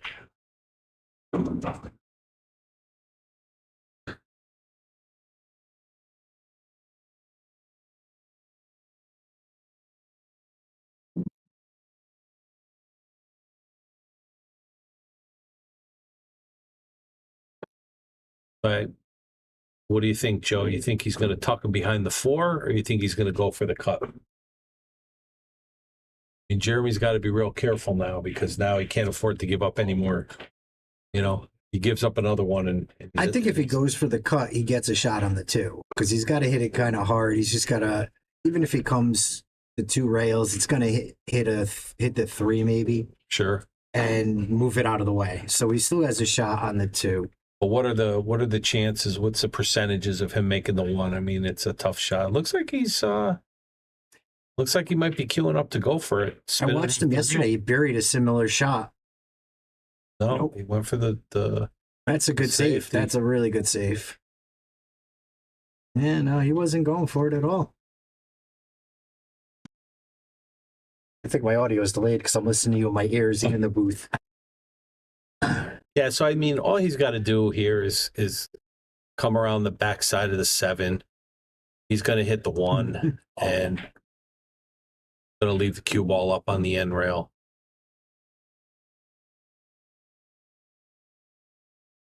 Two rails. Yeah. No, I think he's going at it 1. Oh no, you're right. 2 rails. Oh, no, that might have sold yeah, it. Well, that's not what you want to be doing against Jeremy. well, the problem is he's still got a 2-8 combo. I mean, that's not a bad combo to have because how close the 8 is. Yeah, But but the fact that you're letting him back to the table, you you don't want to let him back to the table. No, you got him down 2 games. You want to put him away. exactly. And this is, the times when he did let him back to the table, Jeremy's, for the most part, has been able to get it done.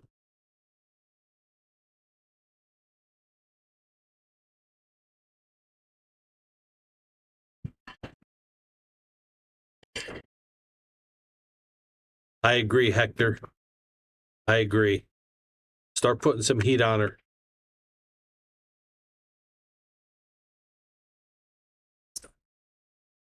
When's the underdog coming up? Soon?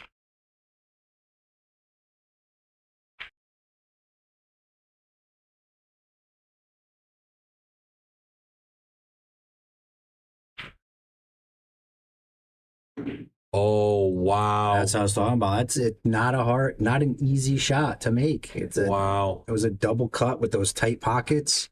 Yeah. So that's 4.5-inch pocket. That's falling. That's a real gift for Chris right now. I got to tell you, a real gift. But can we get a better look at that? Maybe the overhead. Yeah, Joe? check the overhead on that. It looks like it goes by, but that's tight. Yeah. That's tight. So I don't have to go off that 8 or put the 8. I almost like playing it slow and comboing the 8 in. You play it hard, you might end up with what Jeremy ended up with. Let's see what he does. Put the 2 ball out between the 5 and the rail. Oh no, wow. He used it. Wow, he just got that right. But now look what he did to the 5 ball. Now he really, really made the 5 ball difficult. He's gonna have to. He can make the 4. It's a tough layout. Making that 3 is easy. Where has he got to leave it? He's got to probably leave the cue ball somewhere over here. Well, he Maybe can 4 down. He can get a better draw shot. He can draw the 3 ball back. Where's the clear? It's on there.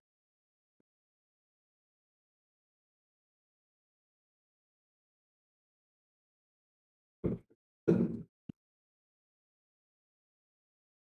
you go. So he's gonna draw back. So he's got a nice angle here. So he's gonna have to go 1, 2, 3 rails. Here. Yep. Here.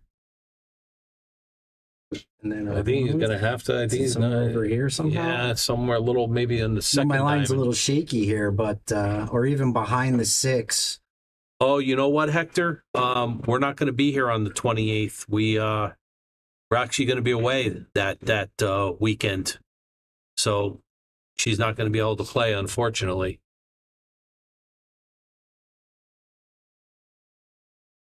He's got to watch the 7 though, Joe. That 7 can When he's coming easily off get the in second, when he's coming off the second round, that's what he's looking at right now. How does he get around it? Because here's the problem: the 7 blocks the line that he needs to get to the 4. If he spins around the 7 and he goes here, he doesn't get the 4. Yeah, I mean, he really wants to be shooting this from. He's got to back be here. Yeah, Would really be ideal, yeah. but So he's got over here wouldn't be too bad either. Yeah, he's got a problem that he's got to. This is one where he's got to really. He looks like he's going to try to draw into the side rail, He and could then just take his medicine and go for the 5-8 combo. I mean, hit that 7. Yeah, he's got to go for. He's good. Got to go for or play safety. he could come off the 5. Well, no, I'd be afraid to hit the 8. I was going to say try to bank it off that rail and bring the cue ball around the 8 and behind, and then bring the 4 over here and the cue ball over here. Yeah, or even on the end rail. Come back off. But you'd have to hit it perfectly straight so it comes straight off the rail. Go. Fixed it? I think I got it. Talk as loud as you want. Don't talk loud. I'm quiet. No, do it. Don't like Yeah, right. I want to test the audio. Okay. So look at this, Bobby. He got himself in a little predicament here. Does he play the combo or does he go for a safety? He's got to go for a safety. No, he's going for the combo. He's going only for the because I see him lined up. Well, he's on the hill now. Yeah, He's on the hill. Now he's watching. Oh, These people not listening to me in the booth. Combos on 4-inch pockets are really, really hard. But it was in the pocket. He hit it so hard he bobbled it out of the pocket. Gotta go center pocket here. But he had to bring the cue ball up to get a shot on the 4, and he knew that. So now Jeremy had a combo in that same pocket, almost the same shot. He missed it, and he missed it. Yeah, I was watching. So this is he's got to hit this one.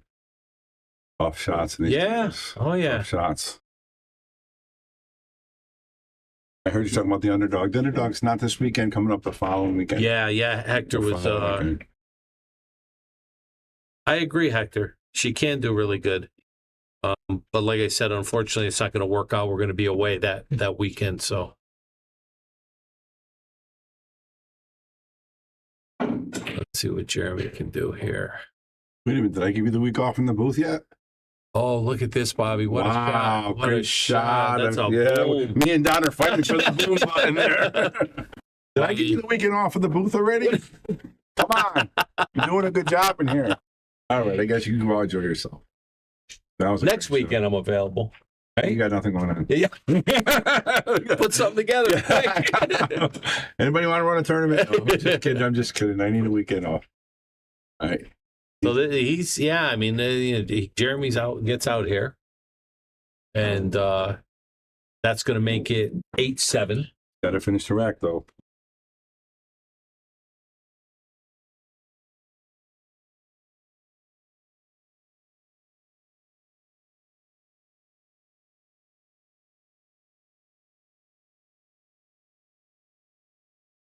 I think he's good. What do you think, Bobby? He's going to spin this around to play the 7 in the side? Yeah, 2 rails here. Yeah. Play the 7 in the side. He's got a full ball, so yeah. Perfect. Yeah. Perfect. Yeah. Jeremy Sossei, man, and Alex Bausch. How about him? Took the kid out. The kid is on fire. He's on fire too, man. He took the kid out. Yeah, I went out there trying to break his arm. I told him he's got to win 2 more now, though. But I mean, I like Jeremy too, so. Chris is playing good, so I think one of these guys can win it. Who took Jeremy in the Calcutta? Lucas. Lucas did. Because Lucas knows he's have a hard time beating him. Right, He can beat everybody else. So. Who took Alex in the Calcutta? Sean Dixon. His horse is in the race, though. Yeah, he's feeling pretty good. So Tom is asking, is Mike bringing the tourney to North Carolina? I don't think so, because I think it's called the Josh Northeast Tour. He only travels the Northeast, and he's been doing it so long. His schedule is like jam-packed. He has 2 big events at Turning Stone. He does our place twice a year. He does Unica Billiards twice a year. So he has like a set thing, but I wouldn't hurt to ask him and talk to him, and if they could do it. So what does he like Connecticut, New York, New Jersey, maybe Rhode Island, Massachusetts? No, New Jersey. No, New Jersey? Yeah, it's all like, does New York, Snookers. New York, upstate New York, Snookers, Rhode Island. Yep. Yeah, Massachusetts maybe. I think Massachusetts. Okay. But okay. That's it. I think where further south is they go except some parts of New York. Yeah, okay. So the simple answer, Tom, no. As far as we know. Look at this shot, Bobby. Do you want this shot? No. You can see he's not happy with it. He's walking away from the table for a second. Slapping his wrist, slapping his side. Yeah, no, I don't want that shot for the I don't want that shot to keep him off the, he's shooting the 9 on the hill. He's still favored to make this though. Oh, of course, yeah. He's still But favored to make this. with pressure on him, you know. I think that makes it more likely for him to make it. Yeah. Yeah. Just being a top professional. Yeah. That's what you do. You know, it's like And he moves on. So that's it. 8-7. Jeremy's closing the gap. Chris is all right. Yeah. All right. So again, now this is man, what a match, Bobby. What a match. Holy cow. Yeah. That's right. He's a pro, man. And again, that's what you're supposed to do. And he's not even a pro. He's a really good pro. Yeah. You know, I think he just doesn't travel as much as the other pros, and that's why he's not winning as much and you know, see his name as much. Right. If he traveled overseas a lot more, he would definitely be up there. I know that for a fact. And so when these guys have to travel, Bobby, like that, I mean, obviously you're talking about, you know, whether it's gas in the car or flight, you're talking about a hotel room, you're talking about a rent-a-car. So, I mean, you're talking about big money out of pocket, you know, and most of these guys, do they pay this stuff out of their own pockets, or do they have some people that help them out a little bit, their sponsors maybe?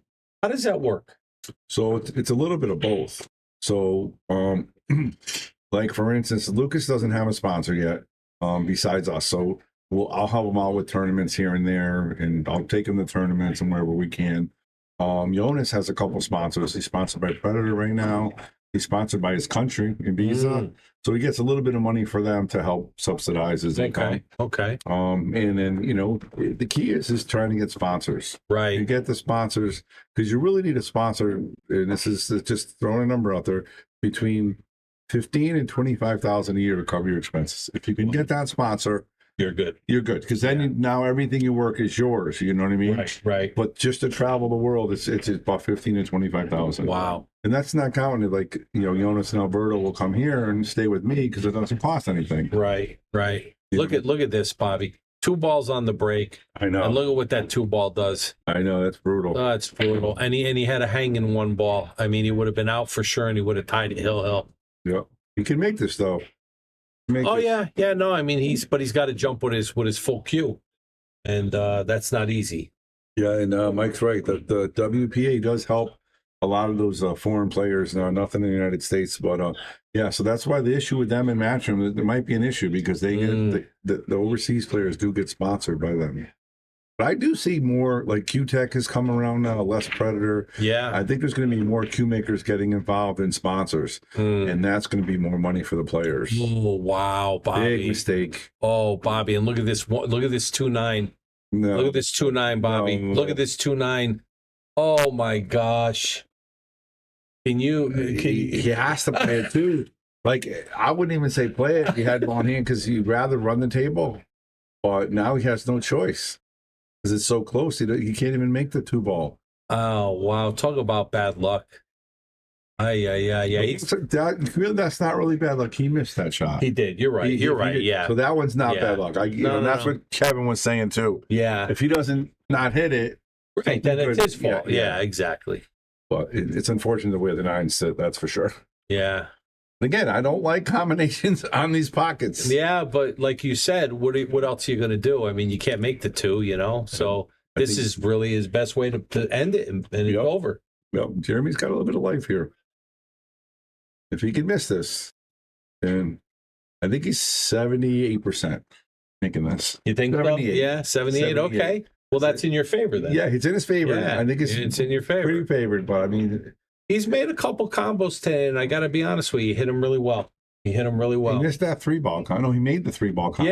Yeah, he made the 3-ball combo when we were both wondering if that was the right play. He made that.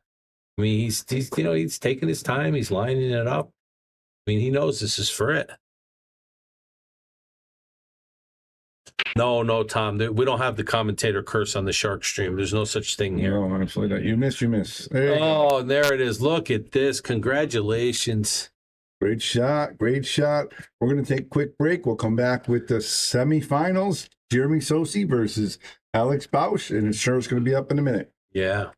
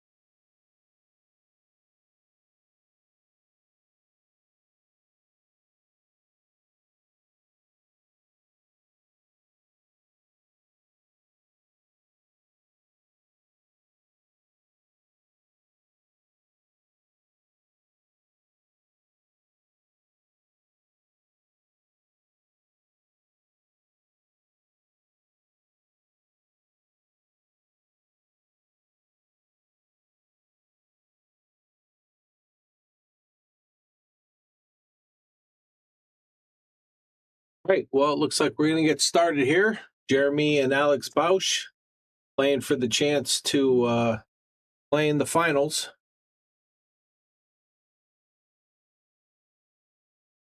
And we got Alex with the break.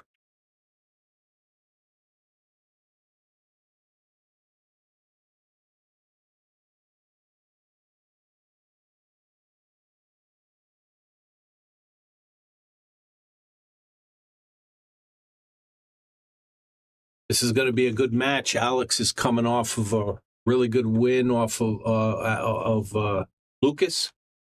Beat him pretty handily, and Jeremy is just coming off the loss to Chris. So this should shape up to be a really good match.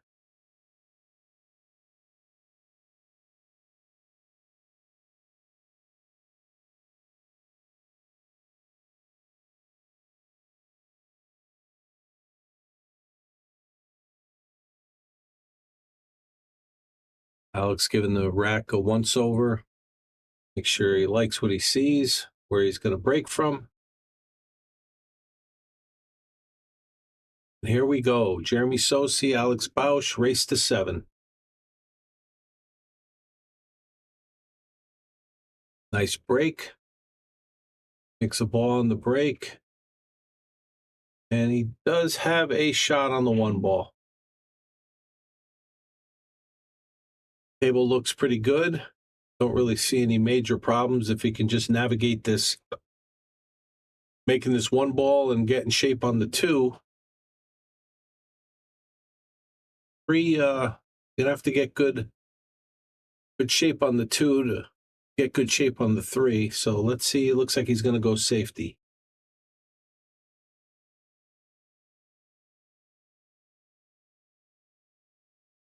Nice safety play. Really smart shot. So Alex broke, made a ball, and played a safety on the 1. That's a pretty good save. Yeah. Well, he did have a cut. The cue ball was about here. 1 ball was right in front of the 6. He had a really tough cut, but I think the thinking was you don't know how you're going to get on the 2, and then to get on the 3 is a little tricky. So I think it was a smart decision to play the safety.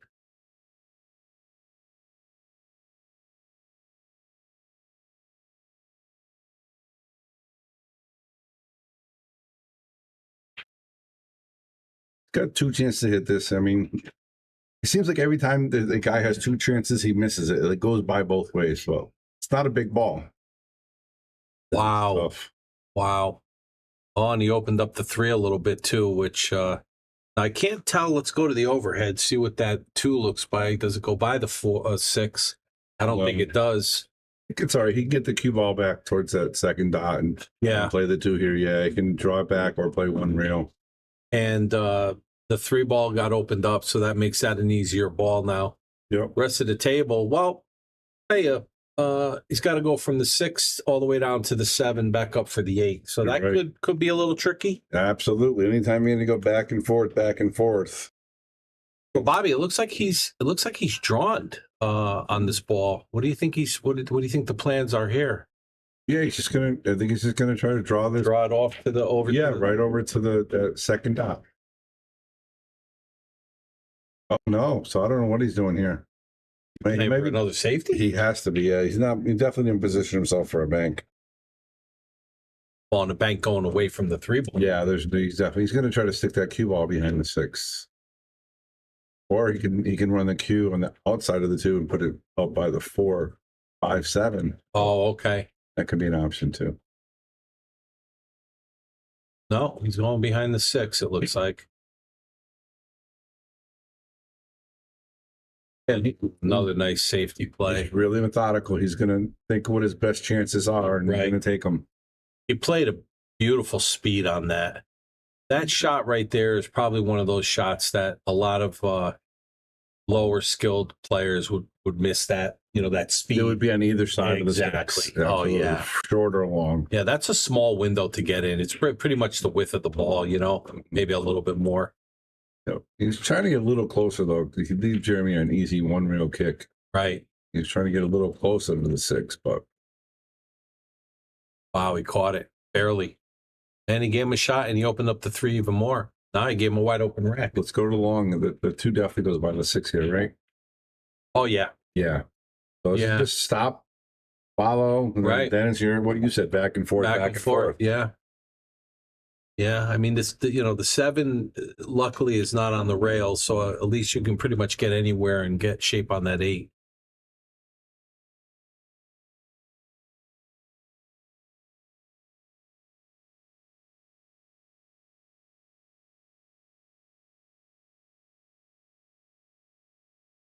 Nice shot.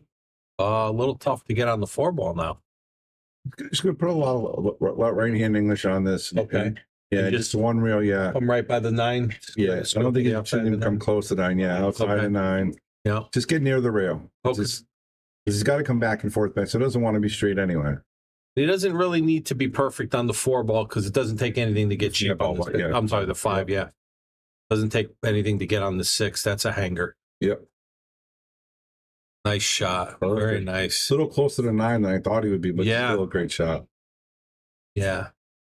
This guy can play, man. They were just saying he's the Josh points leader this year. Wow. And if you are the Josh points leader, you get a Josh Q at the end of it, I believe. Wow. So keep going. I think there's only a couple left. So Well, this is the way I'm looking at it. He's coming off of a great win against Lucas. mm-hmm. So he's on a high right now. His confidence level's up. Jeremy just coming off of a loss. And, again, we know he's a pro player. He's a top pro player and all that, but it's got to weigh a little bit heavy on you. You know what I mean? Got a guy coming off of a good win, guy coming off a disappointing loss. I think it's going to be a really good match. I really do. I agree. Alex come out strong so far. Put this with some inside English. Absolutely. Come around a couple rails for that 8 ball. Oh, yeah, rail. yeah. This one's one rail, yeah. Oh. Yeah. Same thing with this one. Just got to avoid the 9, I believe. It's a little trickier here. He might have to. He didn't quite get he would have been much better with a steeper angle. It would have been a lot easier. But I think he can still avoid the 9. What about going with 2 rails inside? You could, but cheating the pocket in this table is so tough. Yeah. Yeah, just make this with a little bit of outside. Come 1, maybe 2 rear. Try to get outside. He didn't get it. And I think he slipped the overhead.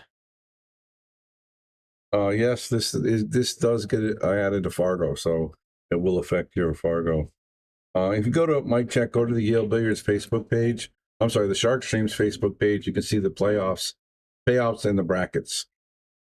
Yeah, I think you were saying first is going to take about 2,500, right? With the Calcutta and the prize money. I got it here. Look at this safety, Bobby. Look at this safety. Wow. What a great executed safety. Okay, so first place is 1,200. Second place 8. Third place, so loser just gets 550. Fourth place, Lucas got 400. Then 300, 225, 150, 100. Nice. Calcutta's 1,500, so it's 27 for both. Okay. And then 1,000 for second in Calcutta. 670, 450, 250, and 180 for 7/8. That's for the Calcutta. Bobby, I think Jeremy's looking at a kick off the back rail with a combo of the 9 up in the corner where he's standing. Let's look at the long view, see if it even goes. Possibility, huh? Yeah. I mean, I would think that's doesn't have much else. Unless he tries to slide the 8 to the side rail just so he leaves him a tough shot. That speed.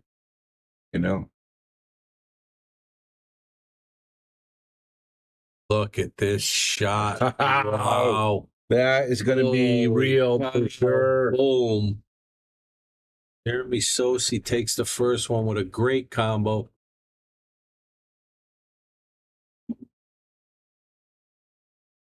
I know, Brian, right? That gets your juices flowing when you see that type of stuff. Crazy. Yeah, Paul, you're right. Alex has played very well today. Who put him over to the 1 loss side, Bobby? Alex, do you remember?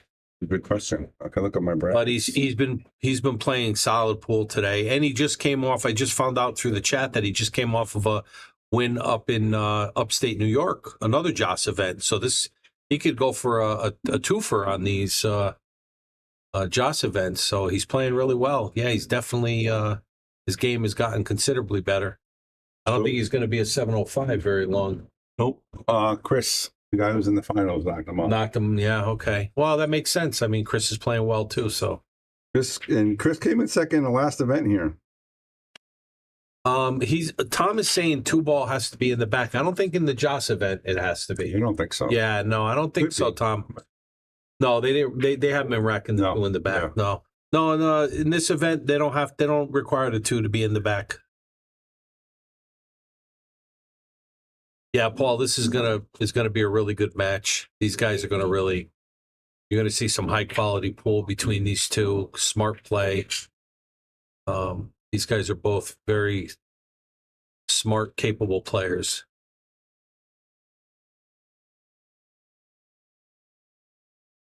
How does he get by this 6, Bobby? The safety. Yeah. He didn't even try to. Oh no! Look at this. Oh, Perfect. look at this. Perfect. Oh, he got lucky with that one. I think he got a nice little rub. I think actually, though, I think he might be able to see that, Bobby. Yeah, he could see that 2-ball. Oh, he's shooting one. I'm sorry, he's shooting one. Yeah. All right. Locked up. He's and it's so close to the 3. It's gonna be hard to hit that one. Ooh. Well, last time he locked him up, he made the 9. So I know. Let's see what happens here. And guys, thank you guys for watching again. If you can give us a couple more shares before we go, we got this one and one more match, and that's it for the day. Well, possibly 2. Possibly 2. 2 in the finals if they double dip. But if you guys enjoyed it, please hit a share, hit a like, make sure you guys follow. And we appreciate you guys coming back. Absolutely. And make sure you subscribe to the channel, so you can get your alerts on upcoming matches. Bobby, we're streaming everything from strong pro, events like this all the way down to list matches, right? Absolutely. I mean, we're underdog events. Underdog tournaments, we ladies events. Yeah, everything. Yeah, we have a variety. This is not just all pro stuff. This is if you're a lover of the game of pool, this is the channel to watch because we have all different levels of play on this channel. So make sure to subscribe. Definitely hit that like button. It helps out the channel. And hit your notification bell so you know what the next thing is coming up. I mean, I would say you're probably on average streaming, what? 2-3 times a week. 2-3 times a week. Yeah. So that's a lot of activity. We do. We have awesome commentators like yourself. We got Bobby, Kicking Chicken.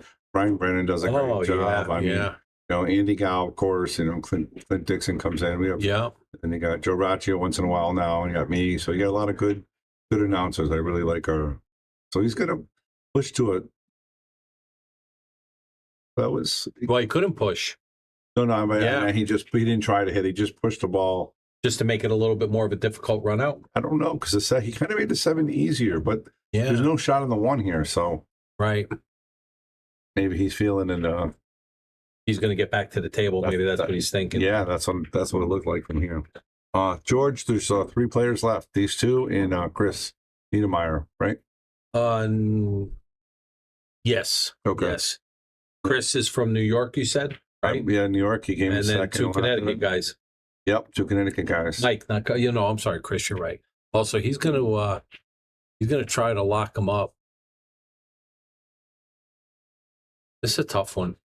Yeah, if he can run it into the 2-ball and he can stick it behind the 3, I mean, that's one option because it doesn't see like he has a rail. You know what I mean? Yeah. But if he runs it into the 2 and slides the 1 towards the pocket.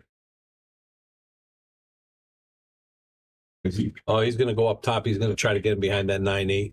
Definitely. This is like a billiard shot. Right. 2 real cushion carom shot.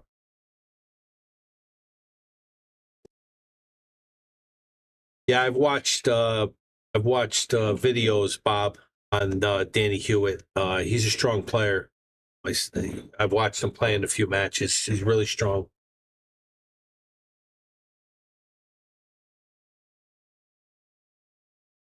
Oh, we got Brian tooting his own horn, but Yeah, I see that. Okay, Brian, nice job. Merrick says he's okay.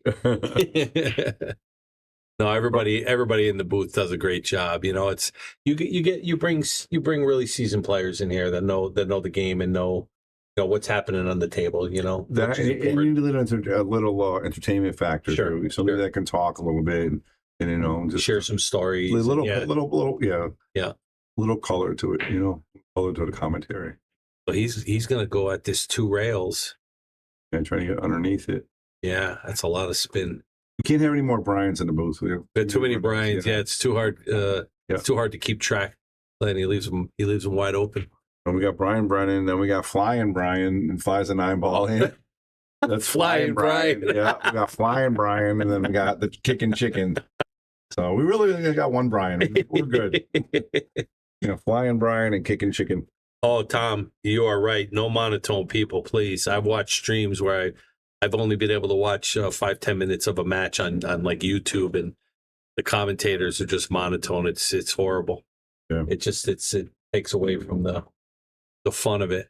It's Yep. got to be fun, Bobby. You know what I mean? Yep. Got to be fun. It's got to be. If not, and that's my philosophy in life. If you're not having fun, don't do it. APA, right? People play and then they complain. Like, Right. Why are you playing APA? Exactly. If it makes you that uncomfortable. Oh, look at that. See, it's slow roll. See that? Yeah. Slow roll. We talked about that earlier, Yeah. guys. Yeah, and he should have stroked it and went around 2 rails. I have fun in the stream with commentary too. Yeah, Steve, you're always one that's chatting away. And we like the people that talk with us as well, because we're already an hour 4 or 5. It's a lot of time consuming. So it's good to mix it up with you guys as well. Yeah, Instead of absolutely. the same person in the booth all the time. No Joe Bucks. It's funny though. I gotta listen. There's always people that don't like certain people and like certain people, and it's okay. Do the best you can and Yeah, exactly. have fun. Like I said, have fun. So he's looking pretty good here, Bobby.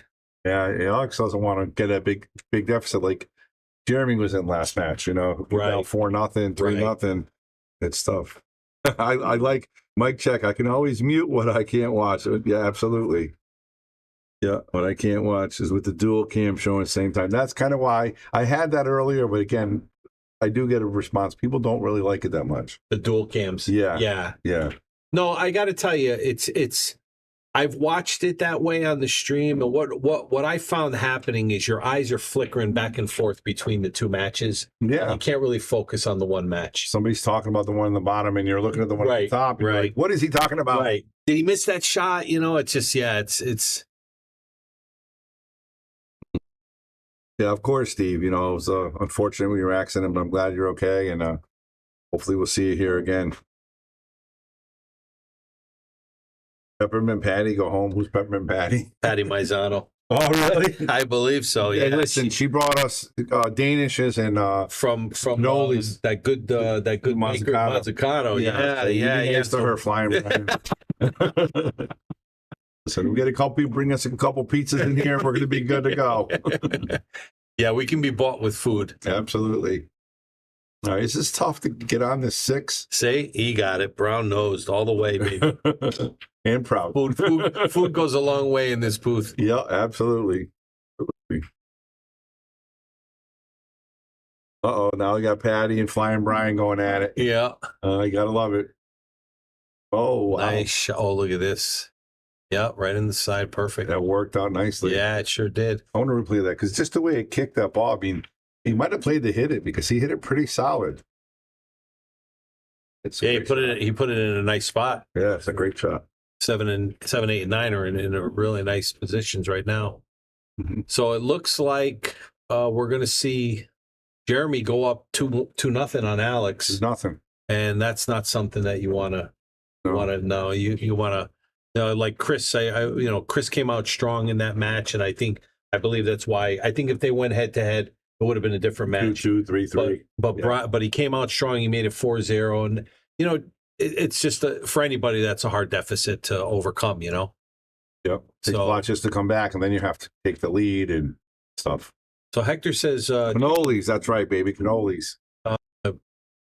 Chicken hasn't been in the booth for a bit. Yeah, I believe he's okay, right? Yeah, he's doing good. He was in yesterday for a couple hours. Yeah, he wasn't feeling well though. He had a flu for a little bit of while, but he's okay. Thank you for asking. Yeah, What's this, Bobby, with the ref that sharked Gorse against Shaw? Oh, you didn't hear that? About that? You didn't hear that? No. So tell me what happened there. So what happened was, and this is amazing. So of course, so Jason has already mocked Fedor for joining America, right? Because he's Team Europe. So Fedor announced for America. Literally within 2 hours, Jason made a fake post saying that he's joining America. I saw that. Yeah. So he was already mocking him and stuff. So now they get to play each other at this event to go into the top 4.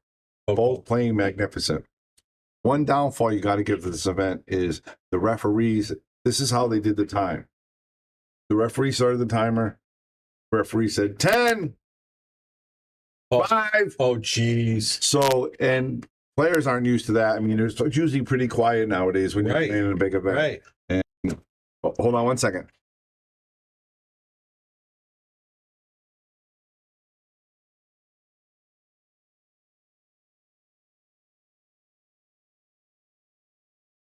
All right, sorry about that. And so yes, they were doing 10-5, which is I think is very, very, I don't know what the right word is, but cheesy. Disruptive.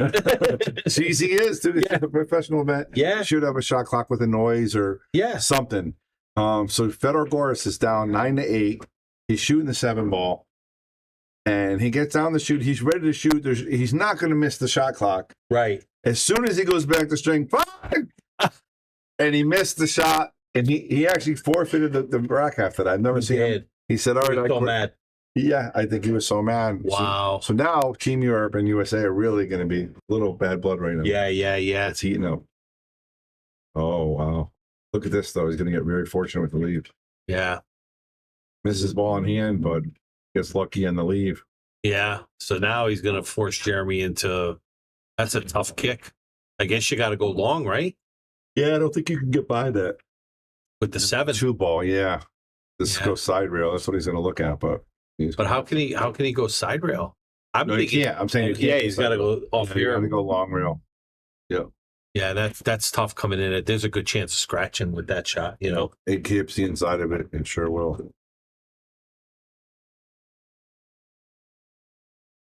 And says Fedor should have faded that. He played that in the Philippines. Oh, yeah, listen.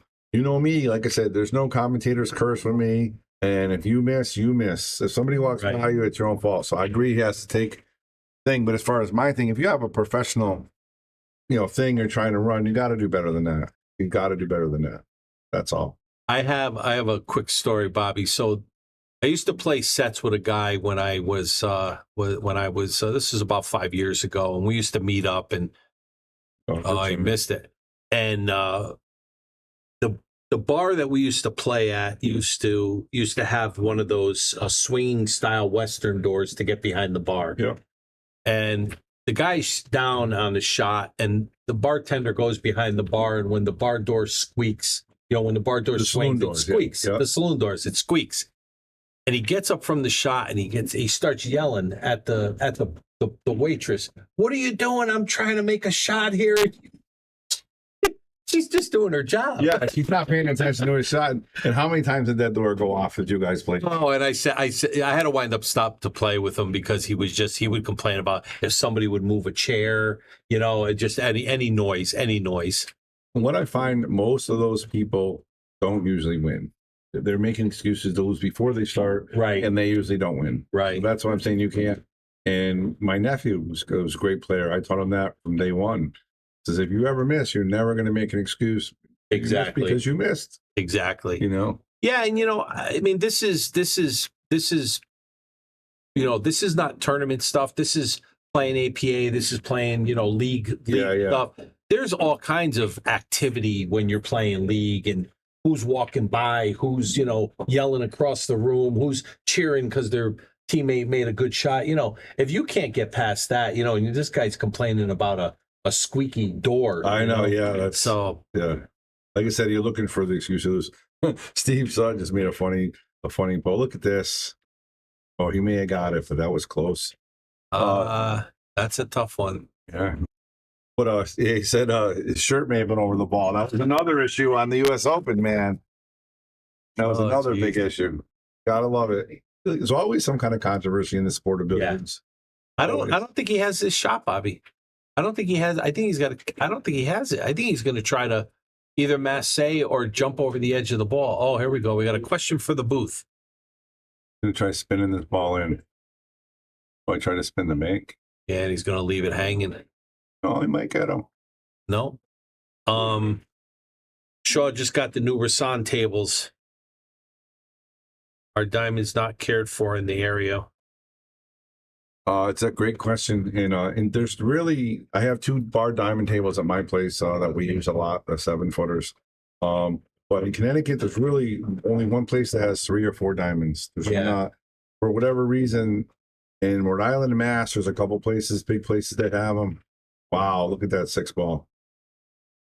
Yeah, I don't think diamonds have the traction here in the pool halls that when I think of the pool halls in the area, the larger ones like the Yale Billiards, they're all Brunswicks. Yeah, Q and Brew. But also you're talking about established pool halls, been around for a while, bought their tables back 20-something years ago. And back then there was no such thing as a diamond. It was absolutely, it was Brunswick, To as a pool hall owner, to have to replace all of your Brunswick tables with diamond tables, cost wise, it's not worth it. $200,000. That's what I'm saying. And you're not going to make any more money. It would take you 20 years to recoup that money from table time. So I think it's not so much, Mike, about, just to answer your question, it's not that people aren't choosing diamonds. I just think it's for the reason I said. You're talking about established places that had them here already. Exactly.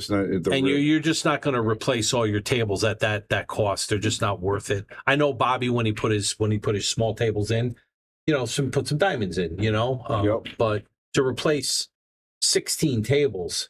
Yeah. The diamonds are very expensive.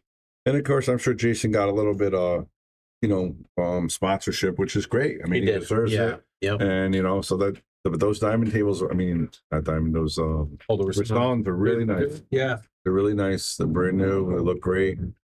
And but there's a lot of places like Runham Racks has diamond tables in Rhode Island. There's a place in Mass, diamonds. The Nest, and that's New Hampshire, right? Plastow, Dave 8-foot diamonds, No, Mike, for sure. They're good product. Good product. But like I said, all the established rooms have Brunswicks. Yep. And Brunswicks play excellent. There's no problems with them. Right. So did the Cleveland Browns beat the San Francisco 49ers? Is that what I heard? It says right here, Gosh, How about the Browns beat the Niners? Oh, that's crazy. That's literally crazy. Like literally. We got a dry break.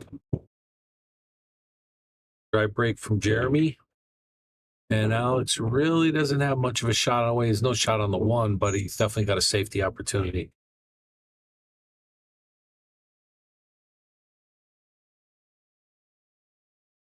CTQ man's asking, what was the name of the pool on the Berlin Turnpike that had all diamonds?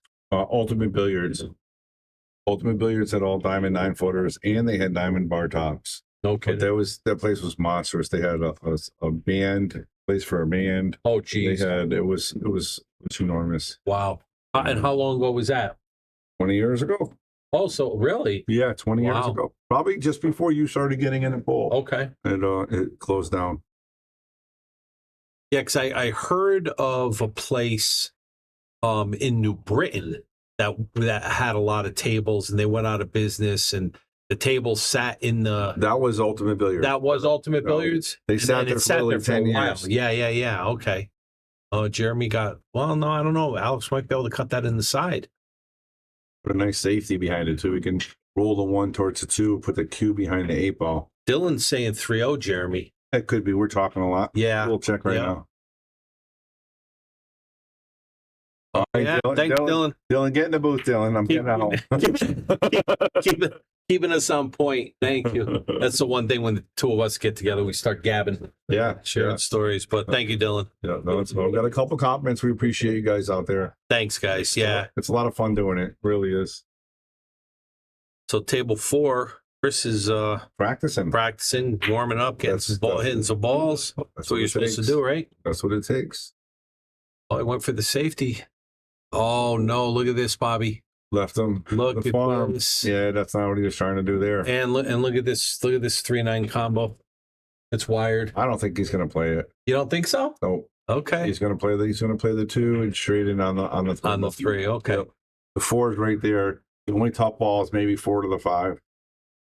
But I've been wrong before. We'll see. I'll visit one of these days. Awesome, Tom. We'd appreciate that. It'd be really cool. They said a very long time in that building. A few of us tried to buy the tables. The owner held the tables hostage for the money that he was owed. Yeah. So you would think, Daryl, that the guy, if he knew what the tables were worth, he would sell them. You know what I mean? And that's how he can get his money. But it depends how much he was owed. I heard he was owed a lot more than the tables. Were at that point. Yeah. So then at that point, you got to act like a foreclosure with the bank and just sell and get what you can and just take the money and that's it, But we all know how stubbornness can in play. At this point, you want to hold, you want to do whatever you can. That's when you get the ego involved. Yeah. He might be able to make the 9 here with the cube. It looks like he's going forward. I think he's trying to play this around the 9. Yeah, that's what I thought he would play originally. So that was a heck of a shot, boy. He played that perfect speed. Got a nice angle to get up for the 5. Brian said that 3-9 was a hanger.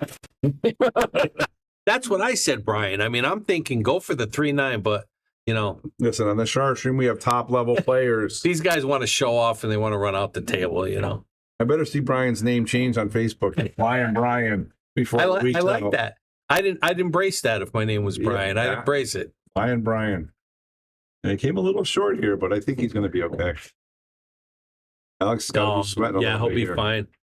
I think a little low left. He'll spin right around 2 rails for that 6 ball. 1 rail. You keep trying to go 2 rails. You're not keeping it simple, Don.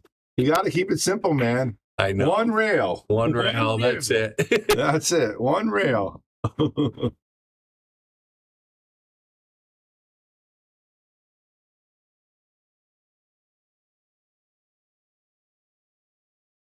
Don's in the booth. And Oscar, how you doing, my friend? Oh, Paulette's on the chat. Hello, Paulette. Yeah, Hector wants you in that tournament bad, Paulette. Yep. Says you play strong. I'll sponsor if she wants to get it. No pressure. It looks like Jeremy's going up 4-0 in this, Bobby. Yep. And this is on a race to 7. This is not good for Alex. Mm-hmm.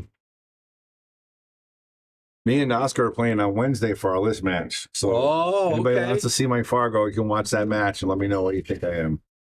Oscar, how can you be retired for the next 4 or 5 days? There's a lot of fish in this place that are looking to give you some money. Yeah, any one of these 3 are going to have a bundle of money. They play you for it. Top 3. Tom, I don't have a Fargo. I've never played in a Fargo event. Bobby's been on me for years to establish a Fargo. I mean, what would you put me at, Bobby? Say 560, 570. Something like that. Yeah, similar to me. I'm like a 580, 590. Yeah. I'm probably a couple speed or 2 below you, I would think. But I think you play really good. So definitely, close to 600 for sure. Oh, Oscar. No, you're not the fish. Just if you want to get your he's Oscar, I'm a 501. He is. He is? Yeah. Oh, geez. That's like when he was a 6 and 9 ball in the AP. I don't know how this guy gets away with this stuff. Sandbagging. Oh, I don't know what you mean. Oh, jeez. He's a 7 now. About time. Oh, Oscar. Pretty nice. There was a point where I was going to have to play him. I was going to have to give him 20 balls in 9 ball. Yeah. Yeah. It was a crime. He beat me bad the last list match. He beat me like 9-3 or something. He's been playing strong 9 ball. Very strong 9 ball. Try to get back at him this weekend. There you this go. week. Alyssa sat in the booth with me for a while yesterday. She did great. Oh, wow. I didn't know that. Oh, hey, Andy, what are you doing now? You blew her out there. Now Bobby's. She's going to be coming in the booth too. I didn't know she was in there. No, I didn't know she was in. Good for her. Like father, like daughter, right? Yeah, absolutely. My daughter's going to be here playing Ladies League. I love the passion that our girls have for the game. Oh, yeah. Awesome. Yeah.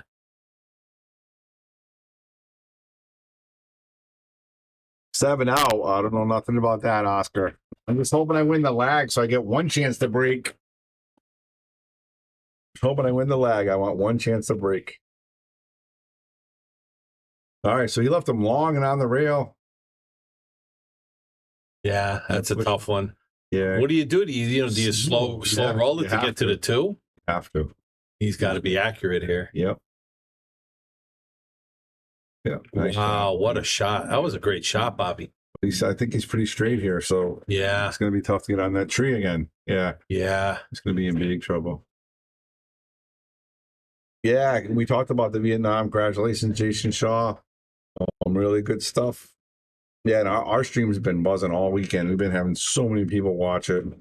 We had the Lucas Guama match, and just we had the pros before that. Our stream's been kicking some butt. But did he really lose, Dirk? Did he really lose? I don't know. I wonder sometimes with Oscar. Look at that shot by Sossei. Well, it came out a little long, but I love the idea. He tried to get behind that wall of balls. You know who's behind me? Ashley. If I lose to Oscar, she's got to play me. I taught her. I gave her lessons 2 years ago. She didn't know how to do a jump shot. I had to show her how to do jump shots on my bar tables. And now she wants to take me out? Yeah, now she's riding your heels. Yeah, she wants to take me out bad. Oh, yeah. Well, she's got the fire. You kidding me? I told her I might retire if I have to play her, and I'm done. So I can never say she beat me. Yeah.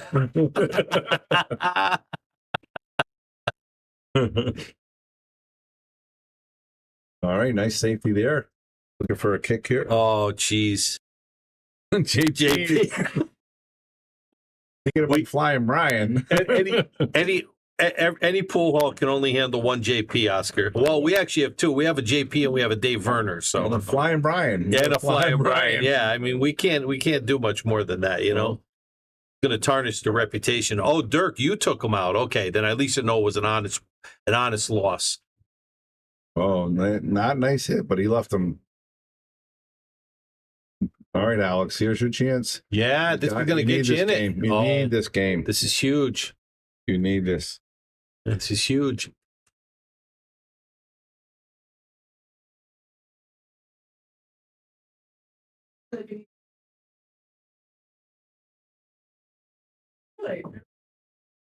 Yeah, Eddie says I gave her a jump cue. I taught her how to jump. I gave her 4 or 5 lessons.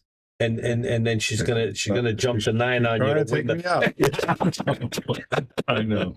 with your jump cue. I know. Listen, I'm proud of her. She plays. Oh yeah.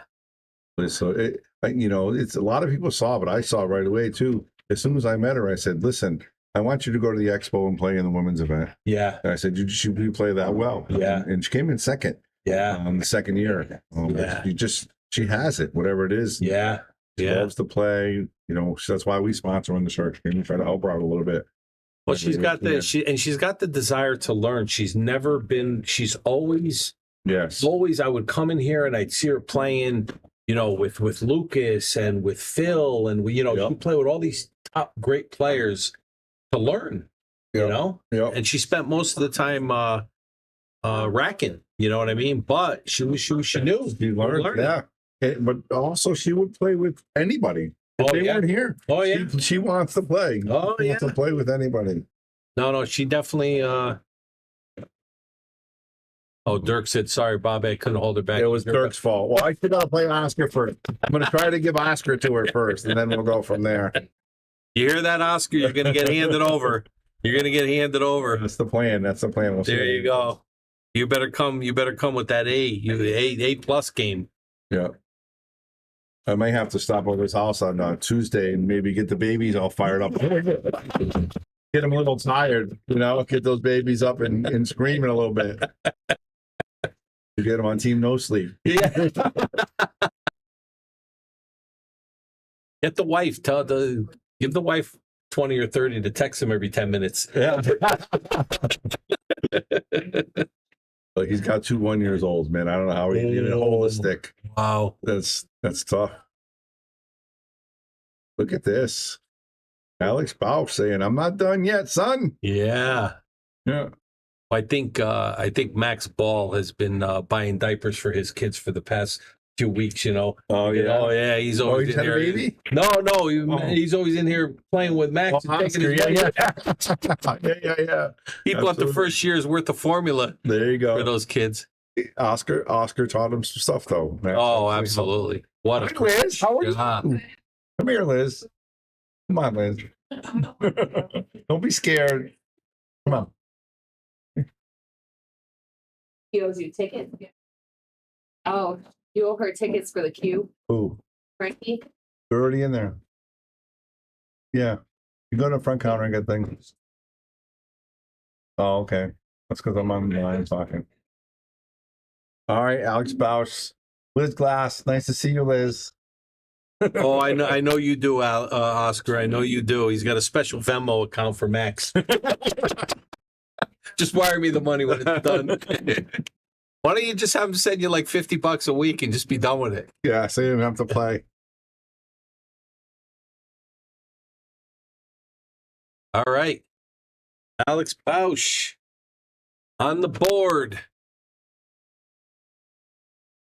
Let's see if he can keep this comeback going, Bobby. Yeah, I mean, he's got the goods to do it. The break's the key. Yeah. He has to make a ball and have a shot, or at least make a ball and have a good place to play safety, take control. He's got to play a good, effective safety, or really, Yep, I agree.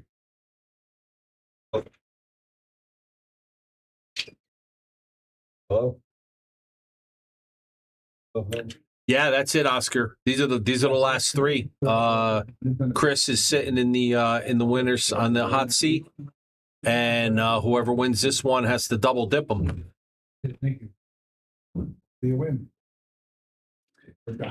Yeah, Paul. This we were talking about that earlier. This table 4-inch pockets is tough to run a package on. It's very rare that we see guys. I mean, we've seen a few 2-packs throughout the years, but it's not a common occurrence on this table. It's pockets are just too tough, and so I mean, we'll see. I'm not saying it's not possible, but it's definitely not common on these tables. Wow, nice break for Alex. He's not gonna get a shot on that one though, is he? No. Well, safety time. Beautiful break, Bobby. 2 balls on the break, and he ends up with that shot on the one. That's okay. He's still in control of the game. Absolutely. He's still in control of the game. So he's really got to come up with a really solid safety here. I'm thinking thin the 1, come around the 8, behind 100%. The 8. Yep. Get that, try to nestle that 1 up against that 7 as tight as you can. Oh, too hard. Oh, he's going. Okay. He's trying to get behind the 6. Oh, look, he's going to give him the window. Oh, that was too hard. Give him the window. Yeah, he had the whole half side of the table. Right. He just ain't too hard. Yeah, I was thinking about using the 8, I thought, but I guess he didn't like that either. He was really trying to. He had the whole table if he just didn't get behind that. If he just didn't leave him that window. You look at the. Lucas is out, Oscar. Alex Bausch took him out last match. 4th place. He took 4th, yep.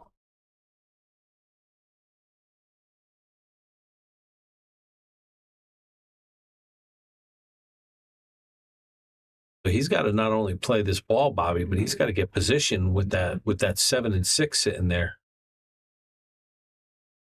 Wow, and he did it. What a shot. Holy moly. Yeah, he took 4th, Oscar. I think he got, 400, Bobby? I think it was 400. Yeah, I think he got 400. Calcutta. Yeah. And you said he took Jeremy in the Calcutta. He did. So he's looking to cash twice. He is. All right, Jeremy, this is the shot of the rack here. If he makes this with position for the 4, everything else is gravy for him. Oh, you got to talk to Lucas about that one, Oscar. I don't know what the story is behind that one, but I'm sure it's a good one. But he's probably, I mean, his horse is Jeremy, so if he cashes on the Calcutta, Jeremy had to go for a good dollar, I would think. 550. 550.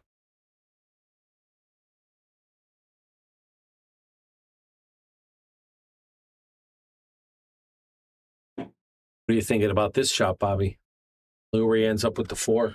Yeah, that was a tricky part with the 3. Right. He could play this a 2-way, kind of play this 4 in the side and then stop it right there. So if he makes it, he has a shot on the 6. Right. And if he misses it, it'll be behind the 9 for him. Or he can commit to the safety. Yeah. But one thing I talk to the pros about too, because I'm always asking them questions. Sure. For one, for in the booth, and one for being out there, playing. But like they say, when you have a real difficult shot like this, it's hard to play 2-way shots sometimes because you need to commit to the shot. And combos too. They say when you're playing combos, you cannot think about 2-way. You have to commit to the shot. Or if you don't commit to the shot, it's so much harder to make. Yeah. You got to make it. Well, and again, table 8, orange pockets coming in on an angle into the side. Absolutely. Tough. Absolutely. It's not an easy shot. So let's see what he does here.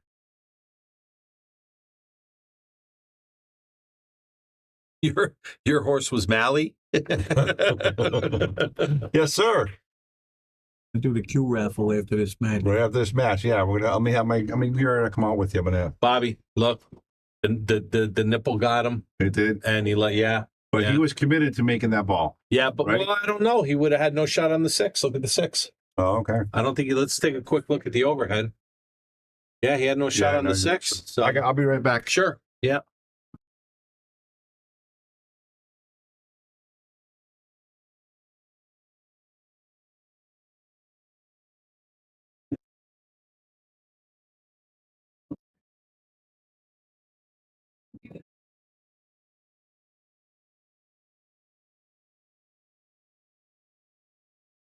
So Alex looks like he's measuring up for rail first, which I think is a smart move. But again, on these tables with these tight pockets, rail first is tough. You got to hit them so pure. But I think it's about his best shot of getting around for that 6. So let's see how he does here with this shot.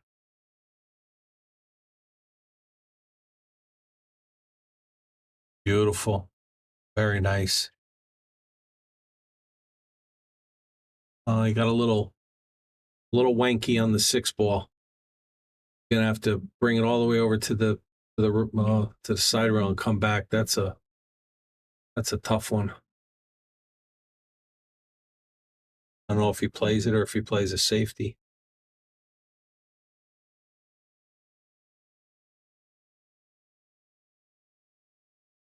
Putting it in the opposite corner. Oh, he's playing the safety. Oh, he played for the bank. Wow. What a great shot, Alex.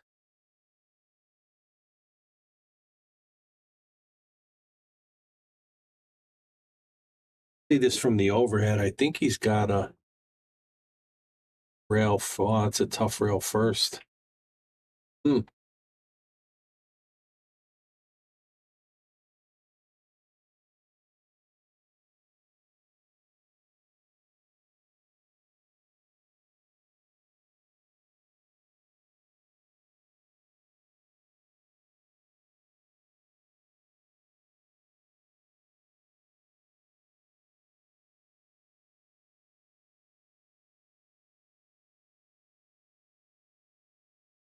Good shot, Jeremy.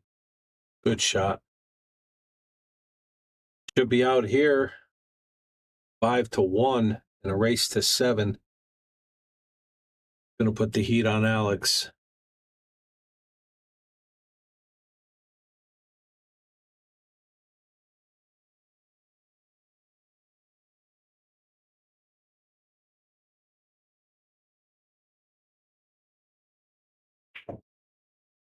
Slide this in across the table. Great shot.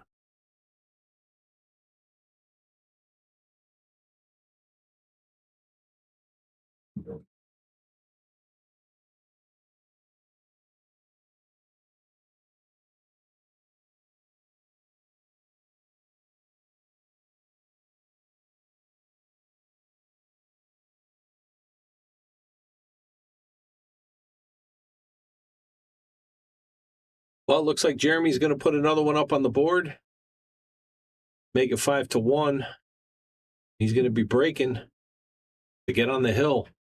Nice out, Jeremy. We are 5-1. Alex Bausch, Jeremy Sossei. Jeremy's breaking to get on the hill.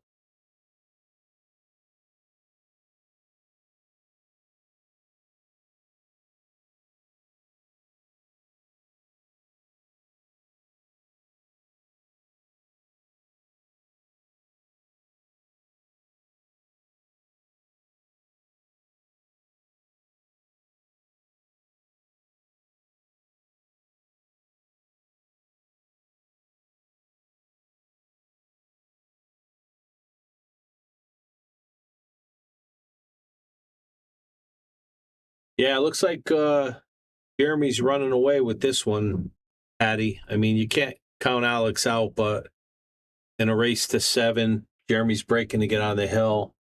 That's a tough uphill battle to climb. So anything can happen. But sometimes when you just have that much of a deficit, it's really hard to get back into it. I mean, especially you're playing a pro like Jeremy is, you're not going to get very many opportunities. So it looks like maybe they're taking a little break.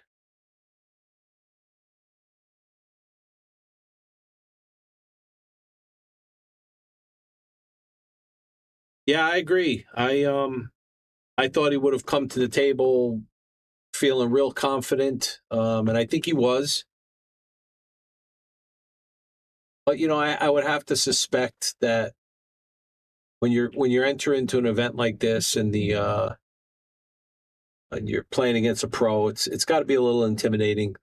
Got to work. I'm sure that plays a little bit on your psyche. Brian, yes. Newcomer, is that how you pronounce it? Yes. Chris is in the hot seat. So whoever wins this one, he's actually the one that sent Jeremy over to the one-loss side. So whoever wins this one is going to have to double dip him. And he's playing really well. I mean, I know he's over on table 4. He's banging some balls around.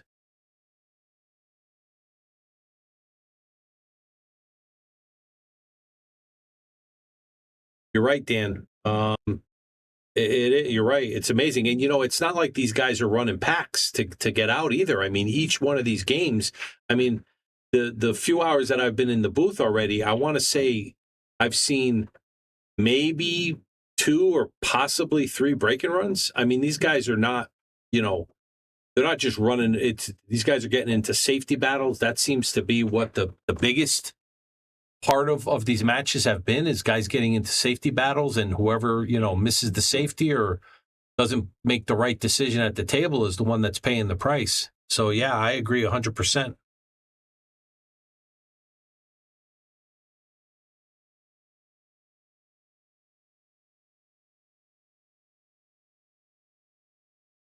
I mean, Jeremy's looking real good to get out on this rack here. He's got pretty much everything wide open. Got a few hangers. That's going to put him on the hill, and he's going to be breaking for match.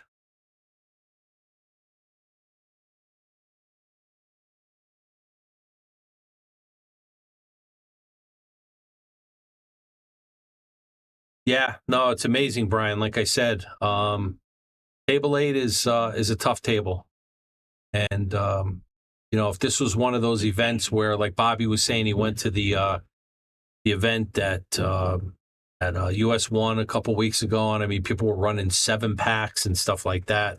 But I've never, not today. I think I've witnessed 2 or possibly 3 break-and runs. That's it.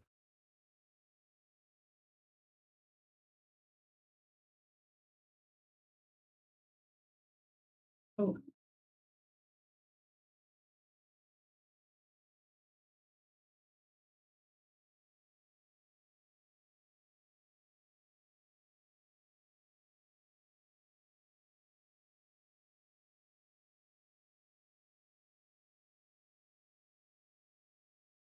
Are you Mike check? Are you talking about this event here? About the other players showing up? Because as many times as I've watched these Josh events, Jeremy, I think, is the only pro that I've ever seen playing it. I don't think any other pros show up for this. But then again, maybe it's just not worth it for them. I don't think there's tons of cash involved. So looks like Jeremy is. Humidity's fine, Tom. It's a nice day today. It's want to say maybe 65, no humidity. So the tables are playing fine. They're not really they don't have that humid cloth where things are dragging and stuff like that. You can see the guys generally are making balls on the break. So Jeremy goes up till 1.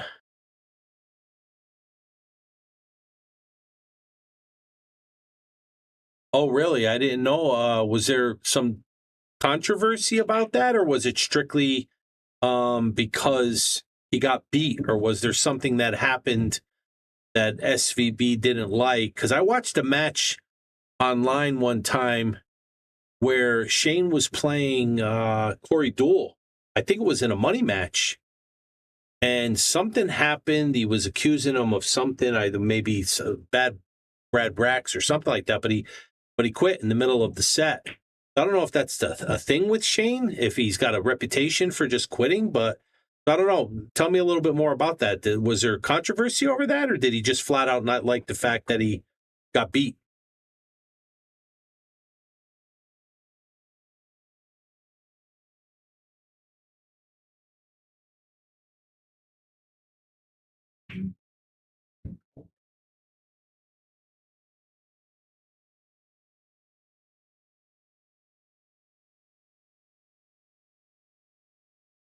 Ah, okay. Makes sense.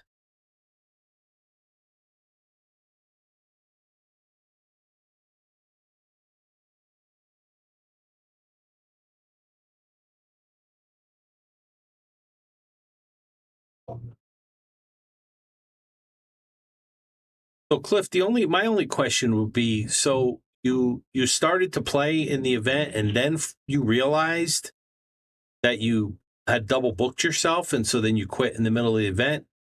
I don't know. Sounds a little suspect to me. I don't know.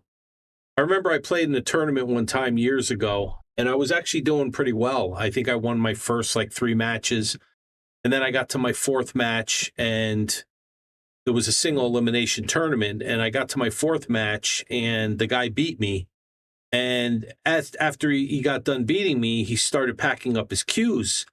And so I said to him, "Oh, you shouldn't pack up your cues. I think they're going to have you play next." He said, No, I have to get home. I can't stay here."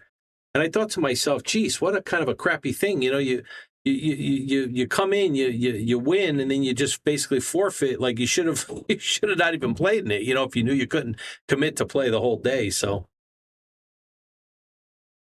but that if that's what happened, if Shane, what was winning, gambling in the craps table or whatever you guys are saying in the chat. But still, I don't know that I would agree with that. You're there for a tournament, you sign up for it. I get it. You're winning money in the other thing, but you kind of committed, to the tournament, and you're really backing out on your word. Not a good look.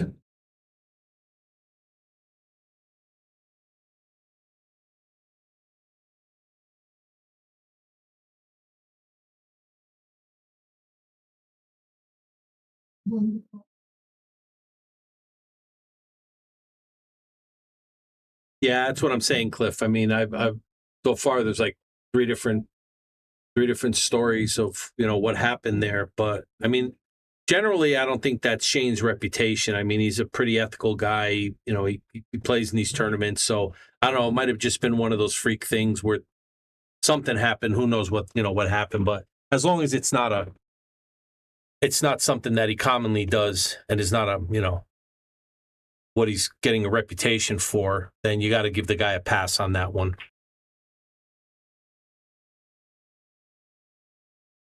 So Alex is got a good opportunity here. Jeremy missed a kick on the 1 ball, and not an easy table for sure.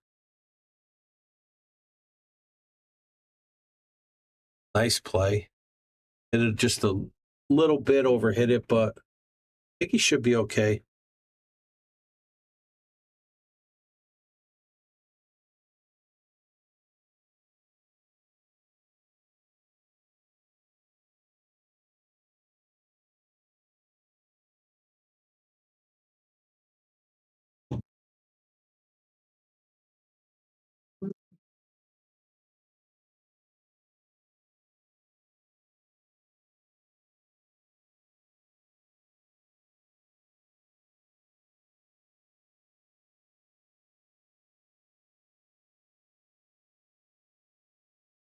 Nice safety play. John, this is at Yale Billiards, Wallingford, Connecticut. This is the Joss Northeast Tour. I believe we host it 2 times a year. Mike Zuglan, and this is the top 2.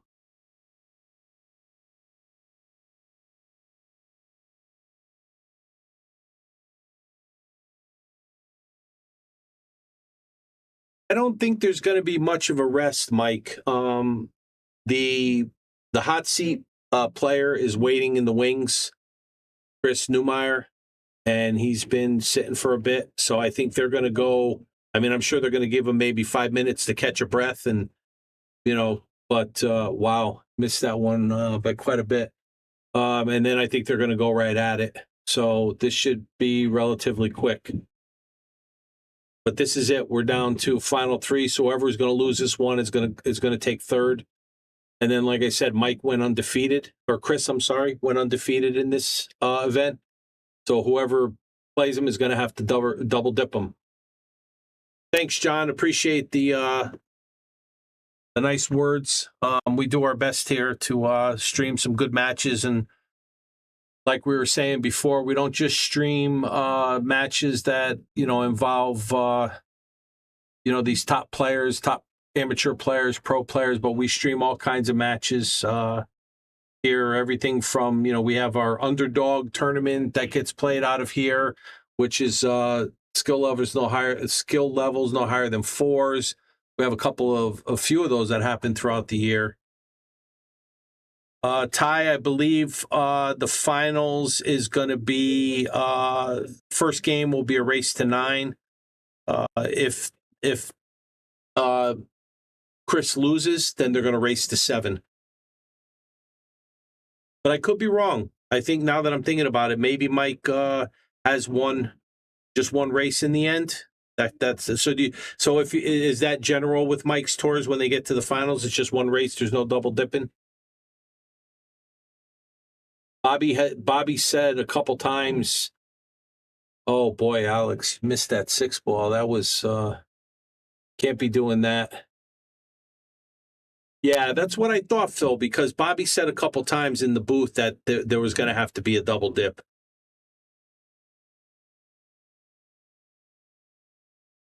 So I think they're gonna go. I think they're gonna go 9 in the first one and 7 in the second one. Well, this isn't looking good for Alex at all. He just missed that 6 ball, and he brings Jeremy back to the table with a relatively easy run out. So it looks like Jeremy's gonna be playing against Chris Newmeyer for the finals.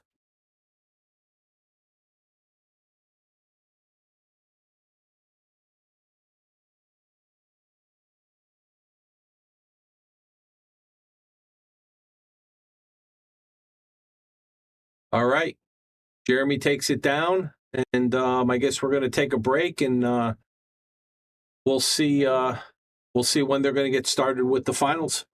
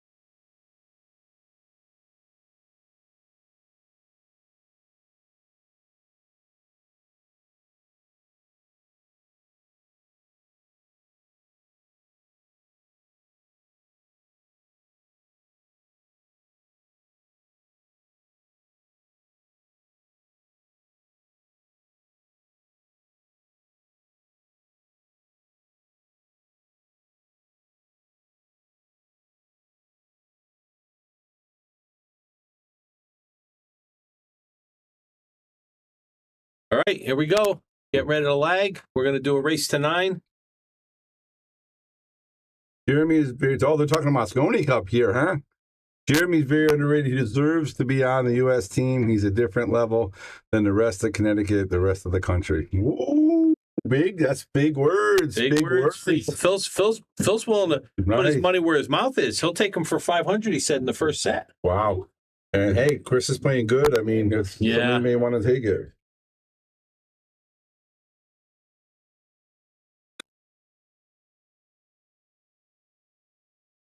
And this one is the first one's a race to 9, right? If they lose, race to 7, right? Race to 9, then race to 7. Phil, hit up Oscar. I think he's good for that. Yep. Anybody? He likes to throw his dollars around, so hit him up. Anybody in the chat want to put action? Phil's ready to go. Phil's ready. And congratulations to Liz Glass. She won a $1,500 queue. Nice. She bought $20 worth of tickets. Very nice. They had it in a Rolodex. You saw me, right? I was spinning it and spinning it, and boom, she wins. Good for her. So congratulations to Liz Glass. She wins the queue, and now we're going to see who wins the tournament. Absolutely. Yeah, absolutely, bud. For sure, Jeremy is capable of beating anybody, for sure. He's a great player.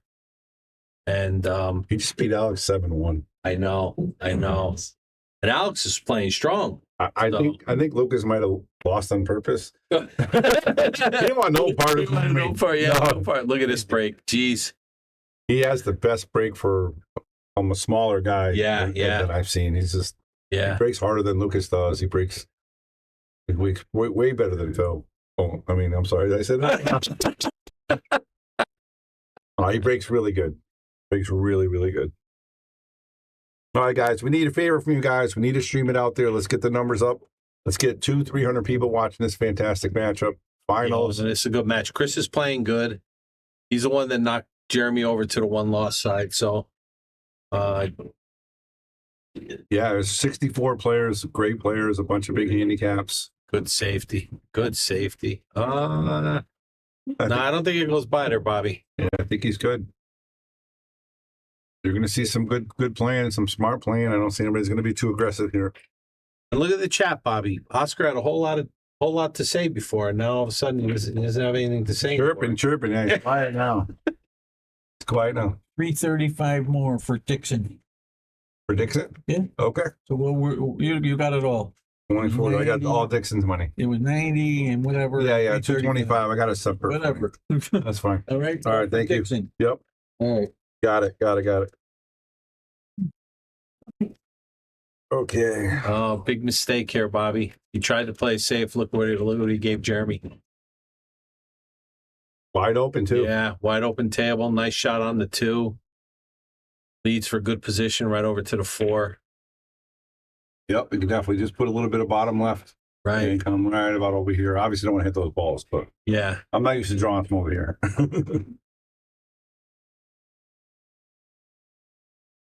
Yeah, the 5 to the 6 is the only thing that's a little tricky. Yeah. Everything else is pretty straightforward. But if he plays the 4 and plays the 5 up at the other corner, no, he got a little too much. Oh, he's going to get right behind the 5. Look at this. Wow. Yeah, it seems like he hit that a little higher center than he wanted to. I thought a little more draw to slide it a little bit to keep it more towards that rail. Yeah.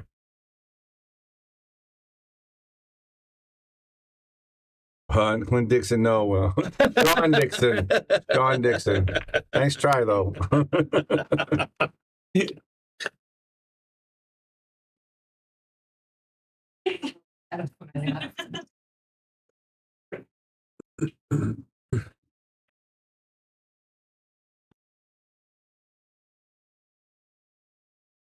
Guys putting the work in.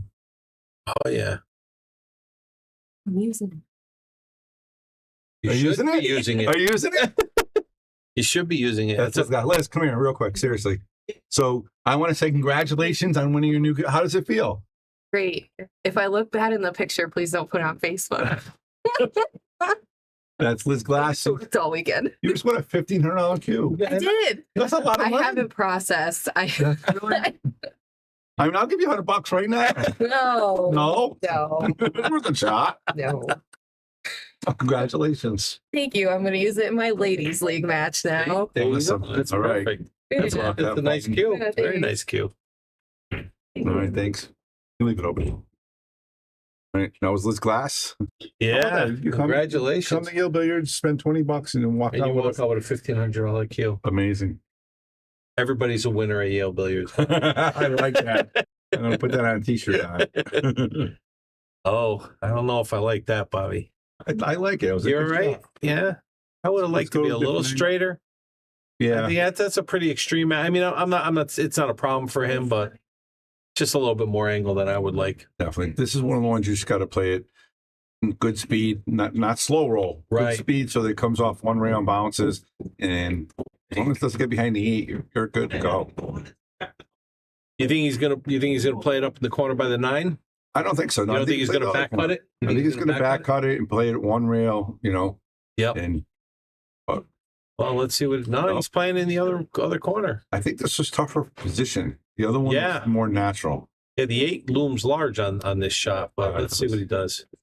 Oh, So close. those 4-inch pockets got him. That's the pocket of truth right Yeah, there, too. That's I the know. pocket of truth. Now, the only thing with this shot is Jeremy really, I don't think he can get enough of the ball to cut it and No. get it around for the 6. No, he might be able to bank it or kick safe. He's definitely not trying to make this in, I don't Yeah. think. I mean, if he can make it, he can just make it and. Is he jumping this ball? What is he doing? I think he's probably going to try to masse around the 9 so he can get it, hit it full. Wow. Yeah, what a great shot. Give him a boom for that one. Yes, Kevin, this is the finals. Jeremy got sent over by Chris to the 1-loss side, so he's got to beat Chris twice. Yep, Jeremy beat Alex. Bausch Yeah. to get to the semifinals. Oh, I'm sorry, to get to the finals. He's got a nice little tester down here in the corner. Definitely. Now, this could be a two-way shot, too. If you can play it off the rail, come to the bottom of the 7-9. You can still make the 7 up in the corner, but if he misses, he might leave the cue ball behind the 9. So you're saying play on the short side? Yeah, play on the short side. Yeah. Okay. Come underneath it. Yep. Hmm. Let's see what he does here. And he could even, it looks like he might be tying up to draw at 2 rails and then come underneath it as well. But if he does that, I don't like he's going to spin it out. Played a good speed. He played your shot. That's perfect. 1 rail. Played your shot, yeah. That's a good shot. Got a little steep on the 7, but now he can safety, yeah. Safety. Right behind the 9. Yeah, right? not even thinking about it. Yep. When you get to his level, he's like some certain shots are just automatic. I wonder how many times he shot something like that at his house. Just a practice stop Yeah. shot. You know what I mean? Yeah.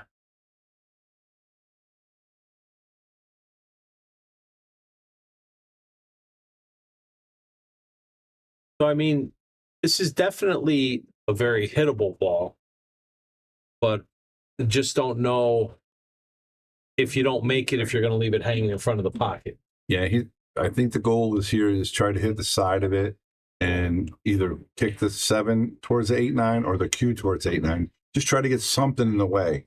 Oh, wow. It's a swing Missed and a it miss. totally, yeah. Yeah, so that's going to bring Jeremy back to the table with Kevin Malley's watching now. Wasn't Oscar just talking about him? he was. He said That it was was his pick? that was his horse. That was his pick? Wow. Yeah. That was how did he do? The supervillain. I don't know. Supervillain. How did you do today? Yesterday. He might have won a couple. I'm not sure.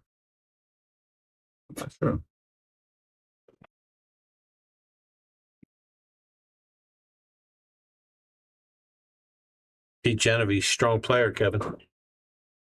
No shame in losing to him. Nope. All right, he's going to draw this ball back here. I was thinking here, and it's really clear. Oh, we lost the game on and Pete. No shame in that. 2 great players. Yeah, that's an uphill battle. Good touch. Good touch. So now we're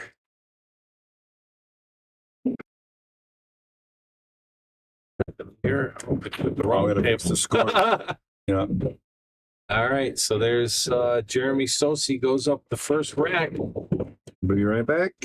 What's up the first beat?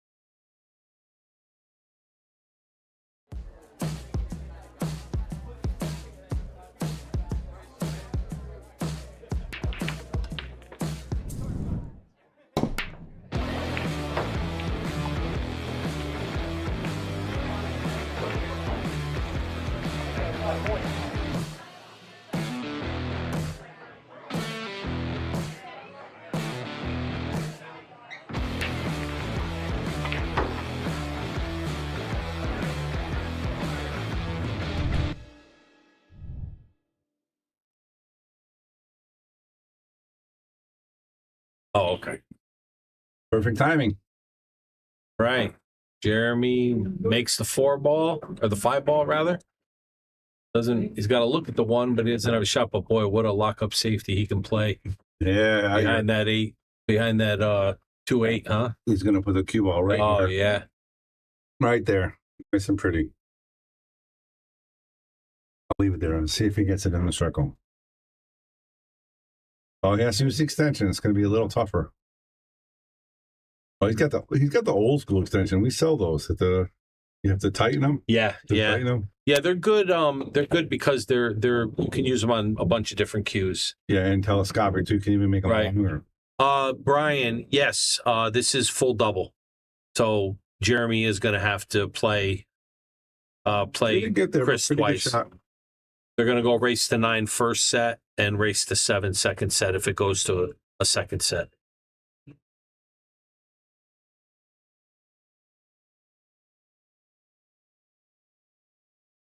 All right, guys. You guys are doing a great job. Gotta give a shout out to you guys. We're cranking up. We're almost at $150. Wow. I know we can get to 250. Let's get the numbers up. Continue to share. This is going to be a great event. I mean, a great finals. Absolutely. Chris is playing great. Jeremy's constant and pro. Did he get him? I think he can catch the edge of it. Might be able to carry him to 2, or I don't really know about a good safety in there. Yeah, the hard part is I think if you can't see much, there's only so much you can do. So Right. It's all about speed. Yeah, exactly. What speed can you do to leave him the best shot? Well, you're gonna hit the 2, right? I mean, no matter what you do, I think you're gonna hit the 2 because you can only catch the Maybe. far edge of the 1. Maybe he might hit the 8, and that's where he's going to try to leave. He's going to try to leave the cue next to the 2-8 because even if Right. you're over a ball, Right. you're still leaving your opponent tough. Well, let's see what he does. Let's see if he goes for that carom. Really don't think he's going to carry him. He might, but just about the speed. Oh, So wow! He was could hit frozen. more. I was Could hit more frozen. than we thought. Yeah.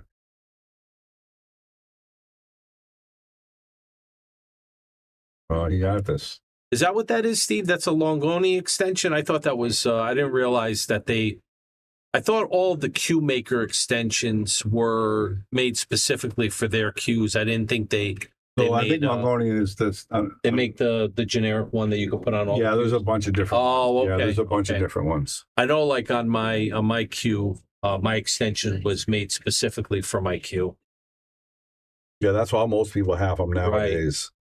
Yes. I don't know if any football fans out there, but the Patriots are terrible. Sorry, I had to throw it out there. Right. He did say that out loud. So this is a good shot, and he's gonna get position on the 2. Don't worry about the 7. He's been nailed. Oh wow, look at that. He hit the rail right away. Look at the replay. You can see where. Yeah, he hit but the you rail. can't play that on this table. No, you have to. You have to go clean. Yeah, 100%. You see And this right after the side. He Right hit. there. Oh wow, he hit second diamond. Second diamond. Wow. Yeah. And I tell you, he made a couple of those when he played Jeremy the first time. He center pocket, Yeah, right down. really good. Yeah.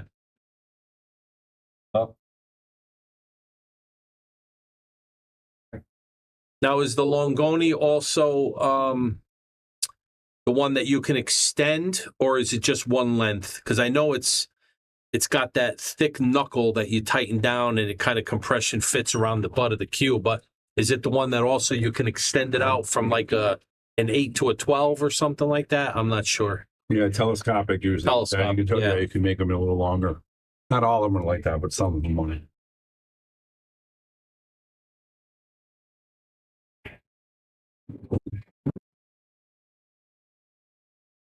This is pretty tricky here, Don. Yeah, with that 8 ball, right? And the 3 ball doesn't really Yeah. have a pocket. Yeah. He's got Well, unless he chooses to play the combo, which I don't know on this table, like you were saying. It's he's definitely going to try to sauce us around. And he's they almost never. Oh, Phil, you got a Longoni? So Phil yours is is talking dirty. yours is Say telescopic or no? Phil is talking dirty. Oh, okay. He always. Oh, okay. That's what I was worried about. It's such a tough lead on that. Yeah. Three. He's pointing to where he wanted to. He wanted to be before the 3 to make it in the corner. Yeah, but he could. It looks like he could possibly make this. No. I don't know. That's you can't play half pockets on this table. So I don't know. 3/4 maybe, right? What about a safety? Mm-hmm. Oh wow, that's interesting. He's looking more. I think he might try to make this. He's looking at it. I don't know. Yeah. Steve says that there's cues that even extend at the bottom. They make cues now that extend, huh? I wouldn't trust that though. No, because there's got to be some kind of rattly piece in there, something that just yeah, it doesn't takes away that solid feel. Yeah, there was what was the other thing? I wasn't 100%. The interchangeable shafts. Mm. You know what I'm talking about? That change the pins. I just don't feel comfortable with those yet because you're changing something that is supposed to be at least semi-solid, you know? Yeah, it's supposed to be glued in. That's what they're cemented in. But they seem to be played pretty good. Oh, yeah, he couldn't get enough. Well, it's not bad, though. Not bad at all. If you guys want to watch a great shot, Jeremy did a great kick combo, and it's on the reels at Yale Billiards. If you go to Yale Billiards, you can watch the reels. And what the reels are just highlights that are of great shots and matches that we had. And it's pretty incredible. Remember the kick combo we made? It lined up perfect. No, I never saw that one. I'm going to have to go check it out. No, we were watching it. The Jeremy, remember the 8-9 frozen together? And you said it might be lined up. Yeah. Oh, yeah, that was a beautiful shot. You're right. Yeah, Don's voice is on that one, too.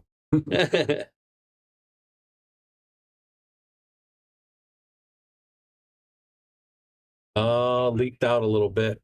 Yeah, gave him a nice little window there.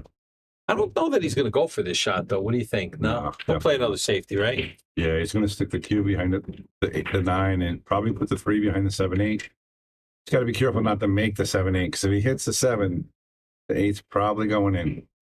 Yeah, Steve, I like those. I like the ones that are made for the cues. I play with a Jacoby cue, and they have a really nice extension, and all of them do, where it's made specifically for that cue, screws on the butt end, really solid, even the Predators and all of them. When the Vikings, when you screw the extension down, feels like part of the cue. Feels like part of the cue. That's, I think, your best bet, I'm not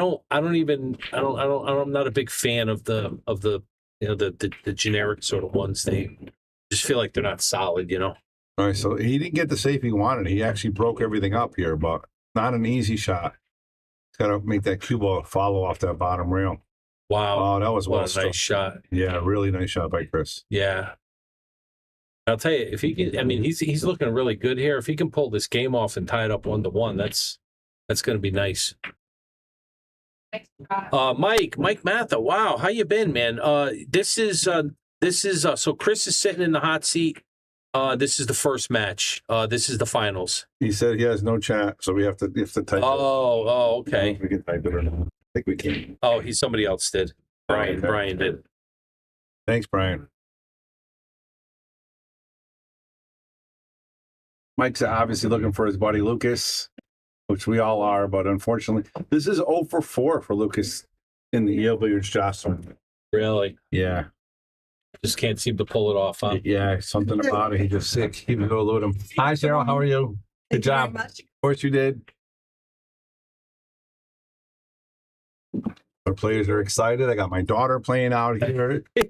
There's all kinds of things going on at Yale Billiards. Uh-oh. Oh, see, I didn't like I was going to ask you about that. Would you have drawn over or would you have followed? I don't like to follow, so that answered my question.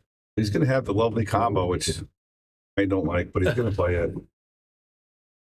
Vinny, Alex Bausch, And Pete Lucas. Jeremy Sossei. Jeremy sent them over to the one loss. Yep. And then Alex took them out. Who beat San Francisco today in football? I heard it was a big upset. Going for the combo, Bobby. He has no choice here, I don't think. Oh, he's got a safety. Yeah. He could thin it up against the rail, put it next to the 8. And Yeah, he could. You know? He could. Yeah, no problem, Vin. Browns, baby. Vinny says Browns, baby. Yeah, the Browns did. Oh, wow. Nice play. He hit that nice. He hit that nice. Yeah, Raffle's done, Patty. Liz Glass. Liz Glass won it. $1,500 cue. She's playing with it right now in her match. Yeah, she is. Don't forget that. In a bad way. So. Nice. All 1-1. right. Got ourselves a race here. Yeah, we do.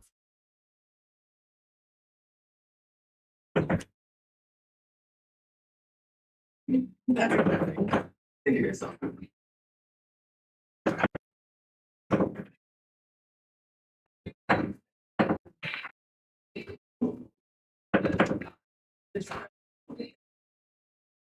Oh.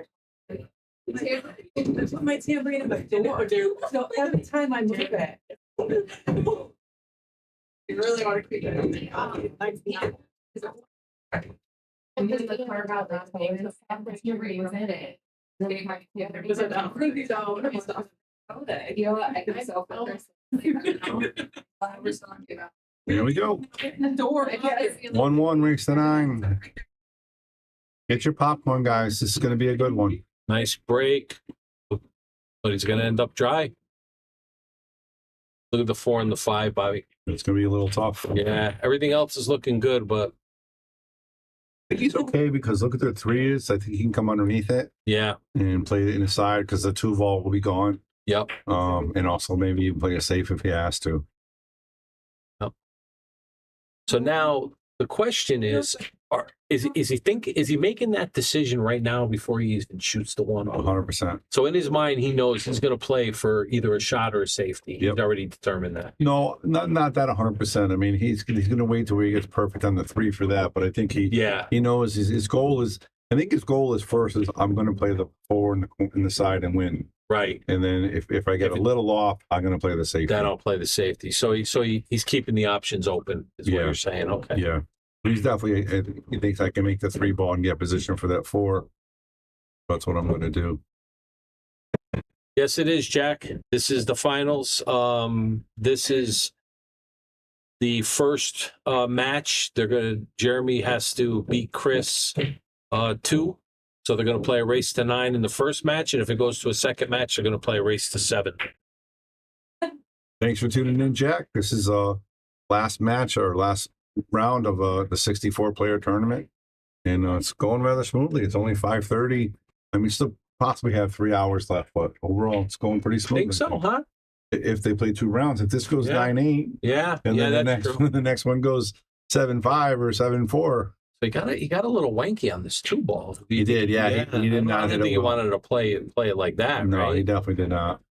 But the great shot. But look how straight he is on the 3 now. Yeah, he's got a little bit of a. Now he doesn't have that option to come around. He needed that angle. Now now you got to draw it back to basically where he is now and play the safety on the 4. That, or if he can maybe stun it down there, if he can cheat the pocket a little bit and stun it down there. You want to cheat these pockets? That's what he's looking at. I mean, he really doesn't have much of a choice. I mean, you're welcome, Jack. If he gets back to where he is, it's not going to be. Yeah, but at least he can play some sort of. Well, it's still he's on the wrong side to play safety, but looks like he's drawn. Yeah, like I said, he really doesn't have much. He got dead straight on that 3 ball. Yep. He can bank the 4. Oh wow! Yeah, you were right, Bobby. That's what I thought. He can stun it over. Yeah, great shot. And now he's going to decide if he's going to play it or he's going to. Let's check out the view and see if we can see. I think it goes, and he got the right angle to float over towards the 8-ball. This game is so hard, though. Look, he's on the rail, so now he can't draw to stop it for the 5. Right. I mean, just so like an inch away is Right. It's so hard now. He's going to make it, and he can't really play a good save because he can't stop it, unless he jacks up. I don't like this. He's looking at now. I have to play the 5, the bank the 5, maybe. Play the 4, follow it, and bank the 5. Yeah, and it's hard to play safety because you really got to stop the cue ball right behind the 5. Yeah, you can't. I don't think you can. So, but he can play for the safety, if he doesn't make the bank. Right. The safety. Well, let's see what he does here. Nevertheless, that was a great shot in a 3-ball. He got to it. Oh, yeah, absolutely. I didn't think he had enough to stun it over like that. You cheat these pockets, they usually come right back at you, and he cheated it well. He stroked it nice.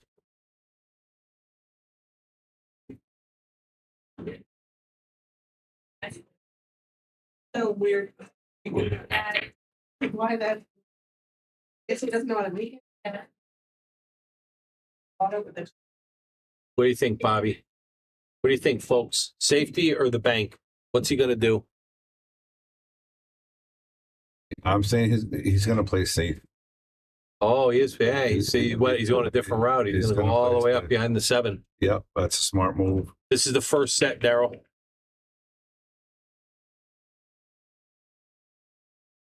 Hard, though. Wow. Yeah, he knew it right away. He was trying to leave it towards that first dot behind 7-8. You're welcome, sir. Yeah, so now Chris has a great opportunity to bring this 2-1. Yeah. Look at the long view and see exactly what he's looking at. Oh yeah, no, he's got a clean shot on the 4. I mean, the 6 and the 7 are out almost, in the middle of the table. I mean, there's nothing obstructed. Nope. He's looking really good here. Yeah, he's not going to hit the 8-ball. I don't think. He's really taking his time. He's really looking, and he knows how important this shot is. Absolutely. At 1-1 too. Right, exactly. He definitely wants to get out ahead. He doesn't want to keep going, trading games,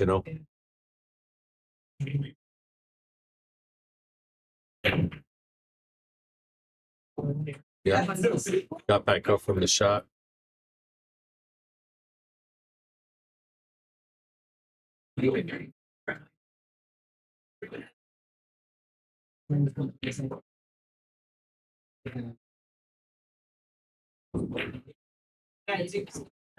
Wow. Missed it.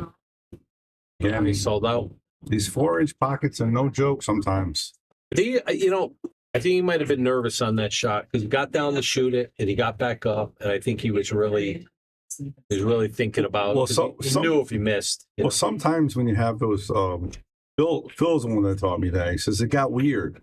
Sometimes you have a shot that looks relatively simple, but it's just off the angles a little bit. It's not right. Yeah, and it's way harder than if it was just like a perfect 40-degree cut or a 30-degree cut. Yeah. So if that was a weird shot, it just he didn't like don't it. feel comfortable. Yeah, you don't feel comfortable. Yeah. I didn't understand that until after a year after Phil told me. I'm like, weird. He's making an excuse because he missed. Right. And then I finally understood, 3 balls left, they can still get weird on you. Yeah. Even though you have position, you're just not where you need to be. And you just don't like it. Yeah, you don't like the shot.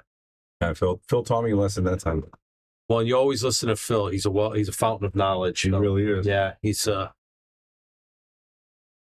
Brad, this is at Yale Billiards in Wallingford, Connecticut. Where all the pros play, home of the Shark Stream. Where everybody wins. Yeah. I like a casino.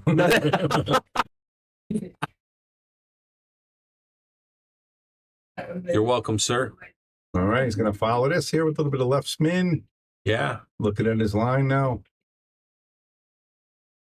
Now, the big part for Chris is he came in second in the last tournament. Okay. At some point, you start thinking, am I going to get second again? Right. He shouldn't think of that at all, obviously. But if he does. Yeah, it's going to get in his head. Yep. It's going to get in his head. Hello.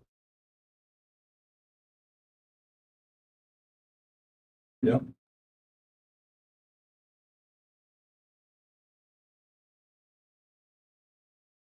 Oh, Jeremy nailed that 8-ball. Got right on the 9, so it looks like Jeremy's going up 2-1.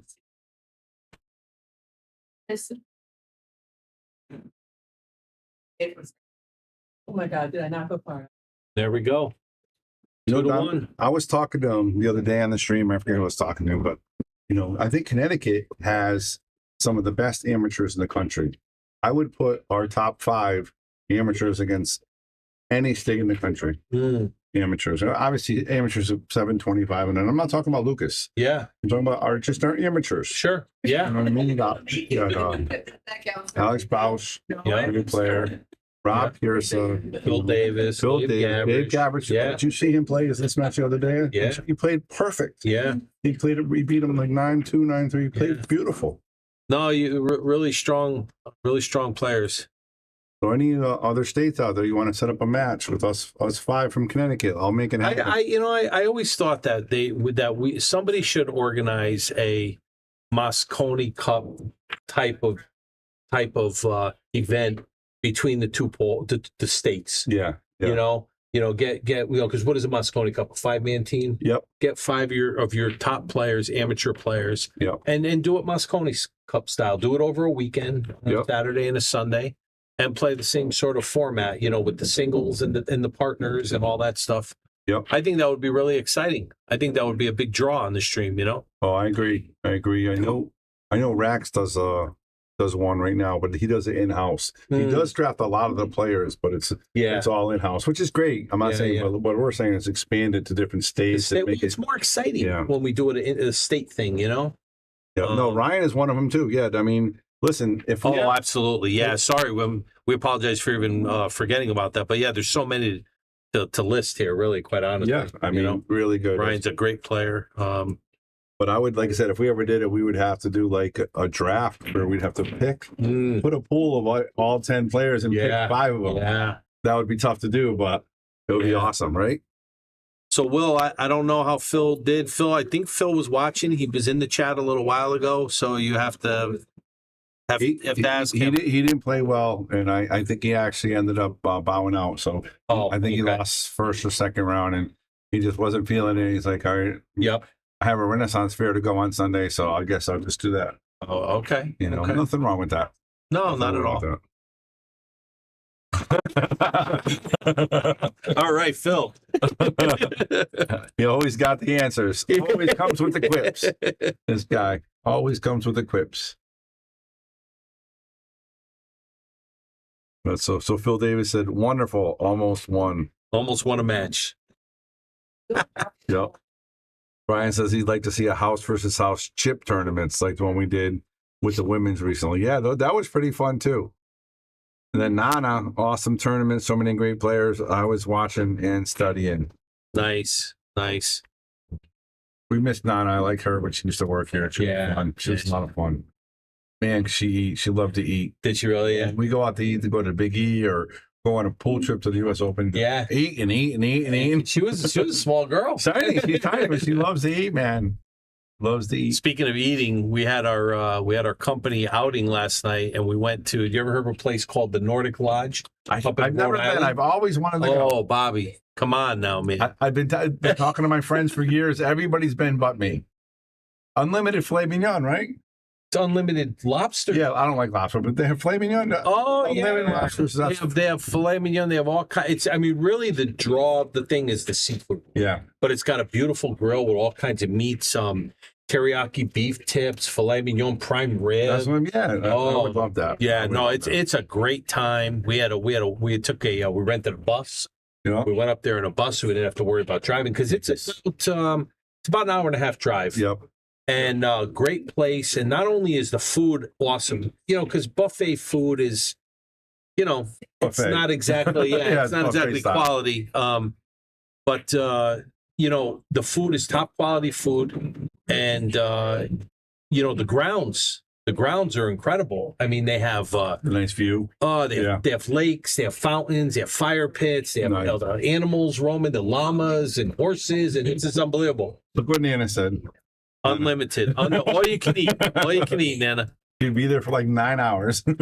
Yeah, Jack, it's very impressive if you're talking about the Nordic Lodge. I started going when I was in my 15 years, believe it or not. And so Mike Check says, what's your best-selling beer and mixed drink, Bobby? Oh, we'd have to ask the manager. Yeah. I have no clue. I don't even do the ordering anymore, so no clue. But we have a pretty good menu here, so we mix it up. I would think whatever she puts on special, because I see a lot of times she'll make a special and all the girls will try it. So yeah, they seem to like it for the Eddie. It's $1.35 a person, but well worth it. We got to get a trip together with a bunch of the guys from Yale. We'll do a Friday, Saturday night. The same thing. Rent the. Oh, Kevin, for sure you got to go. If you're a seafood guy, you'd be in heaven steak there. guy. My brother said it's really good for the steak too. I mean, yeah, no, it's awesome. I mean, clams on the half shell, oysters on the half shell, clams, casino, baked stuffed shrimp, you name it. I mean, the list goes on and on. Big dessert bar, chocolate covered strawberries and cherries. It's unbelievable.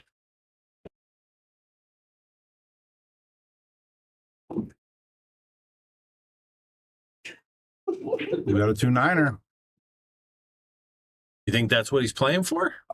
I don't see a pocket for the 2 unless he squeezes it all the way down yonder, and I don't like that. Yeah, he's going for the 2-9er. But that's it. He played the cue ball good position for a 2-9er. I like it too. Probably not included tip. It does include tip. Chocolate covered oysters, Phil says. Yep. Did I say oysters, Phil? I meant to say cherries. I'm sorry. It's 135, Eddie, and that includes 10% gratuity. All right, he makes that. So Nana says, "Are we doing food streams?" Too. So he made it. All right. So we'll be right back. No, so.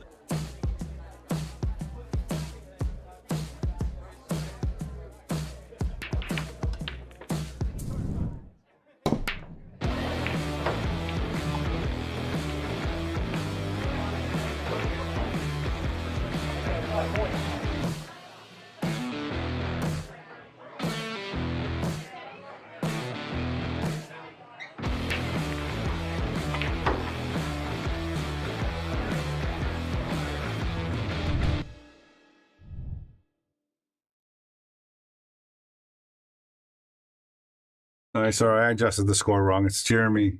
No, it's 2-2. Yeah, we never bumped up Chris. I thought I bumped him.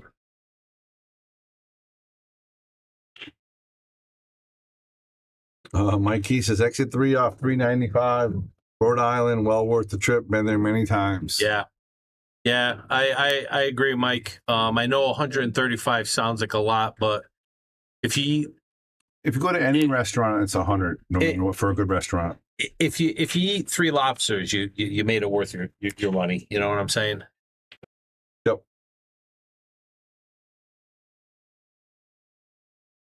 They have salad too, Phil. You can eat a nice salad. You can put carrots on it and broccoli. It's beautiful. Chocolate covered oysters. That can't be real. No. He's out of I think I don't even like seafood. I know. I think I meant to say chocolate covered strawberries, and I said chocolate covered. Oh, you did. I think by mistake. Yeah. So Phil's right there. You can't get nothing by him. No. You can't get nothing by that guy. No. Drinks. All your soft drinks, Patty. No alcohol. Oh, we just lost half our crew. They're not going. Got to pay for the alcohol. Pay for all that as long as they have alcohol. Yeah. Oh, they don't got to pay for it. Yeah, absolutely. But you get soda, stuff like that is all free. Coffee. Yeah. So this is it, Nick Miller. It's just these 2 in the tournament. That's it.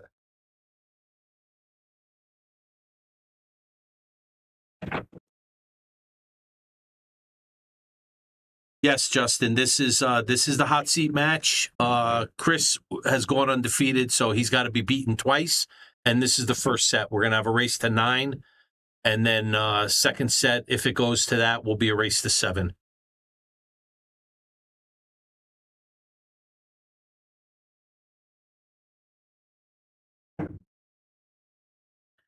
Yeah, Clint D. So I started going to the Nordic Lodge in probably probably mid to late 80s. And it was back then it was $29 when I first started going. Now it's up to $1.35. Justin, Lucas got fourth. And Alex Bausch got third.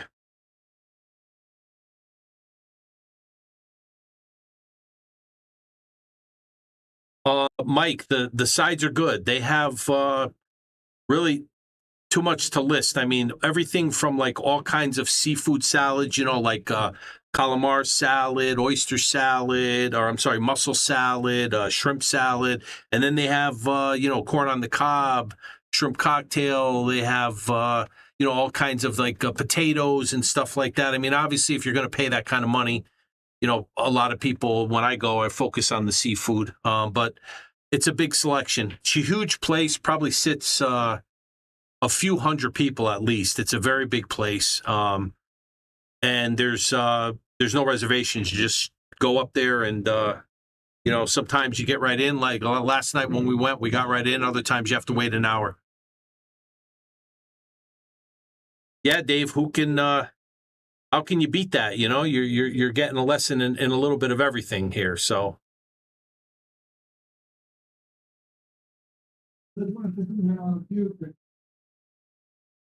So Jeremy's got not an easy 6-ball, and then on top of it, he's got to get on that 8-ball.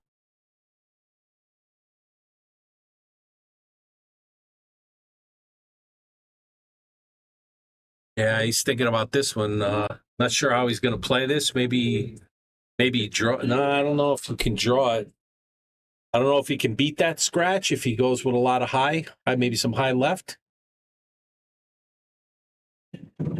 Be nice and say sure. Oh, he's going to draw out. So it's a little bit of a predicament here. Chris missed, and this is what he gave Jeremy. Not on this table, my friend. Yeah, it's such a tough shot. But he was going to have to bank out on the 8? I mean, and then you're going away from the 9? He might have been around for banking that 6-ball. Corner, but hindsight's 20/20. Yeah. He tried to cut it in. He almost made it. David Matson said billiards and the Phantom Gourmet all in one stream. I said, who's better? But you get a double education here, man. Listen, you got Donnie and Bobby here giving it to you straight. Giving it to you straight. What else you guys want to talk about? So what do you think, Bobby? Does he play this 8? One reel. In the corner. In the corner, okay. Yeah, one reel. Oh. Got to be careful for the side. He's good. Oh, he got a nice good shot. Oh, he got good position. He played that. Speed was good on that one. Got to be careful. He gets by the point here. I think he's going to try to draw this back. Yeah, he should get by the point, I would think. Oof. You don't like it?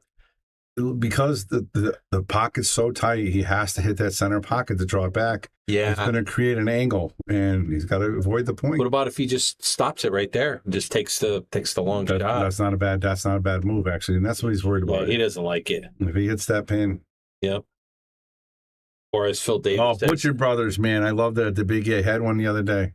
The steak sandwiches. He hit the point, but it helped him. Let's look at the replay. Yeah. So he hit the point, but it actually helped him. Yeah.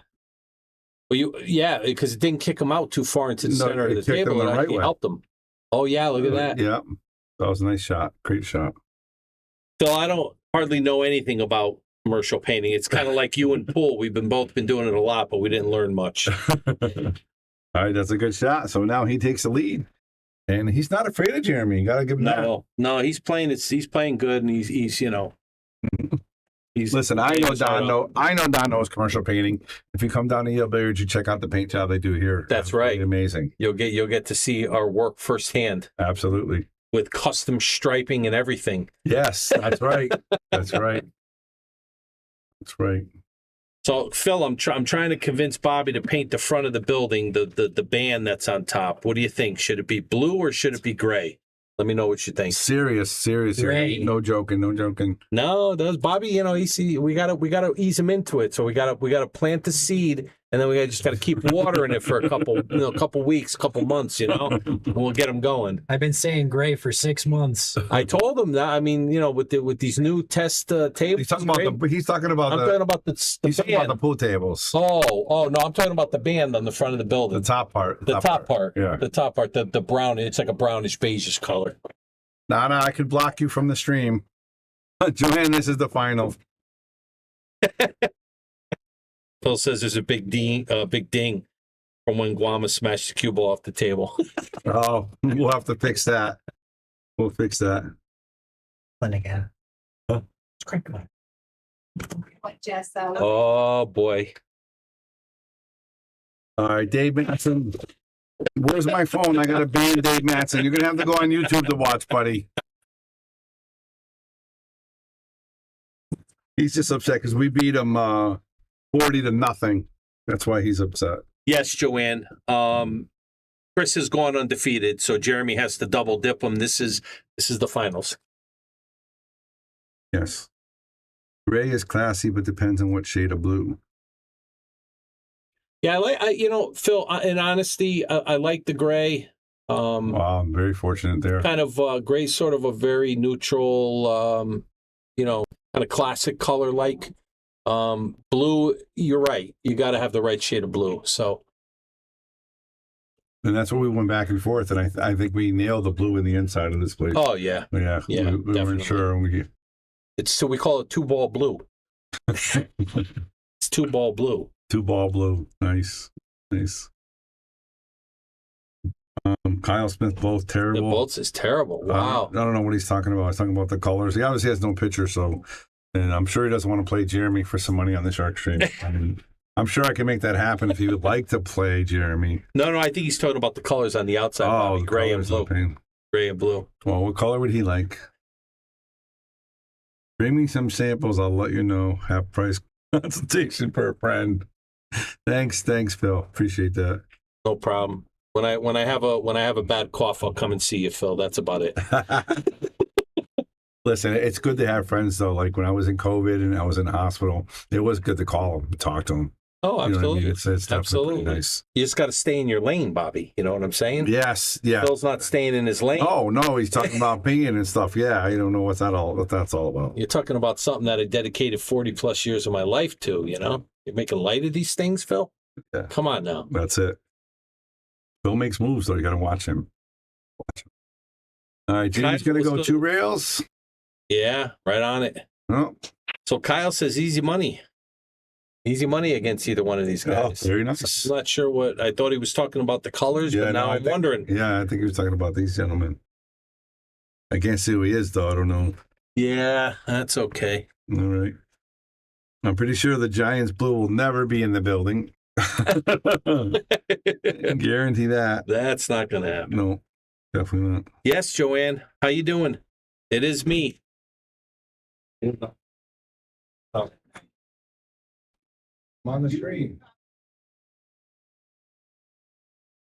What's up? Everything good? Well, it looks like Jeremy is getting ready to throw up another one on the board.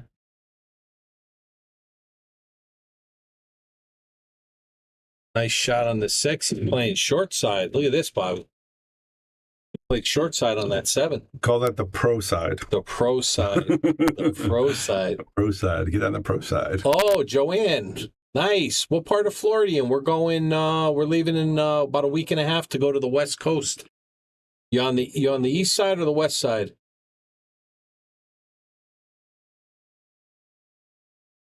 What side's Tampa Bay on?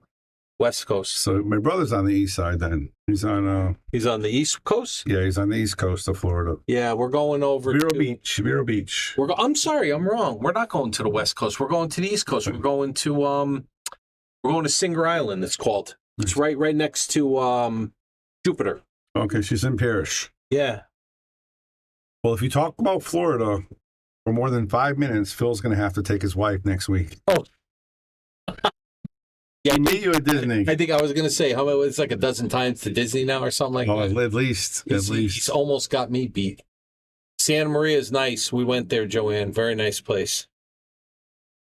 All right, one reel here. Nice little easy, not too hard. Yeah.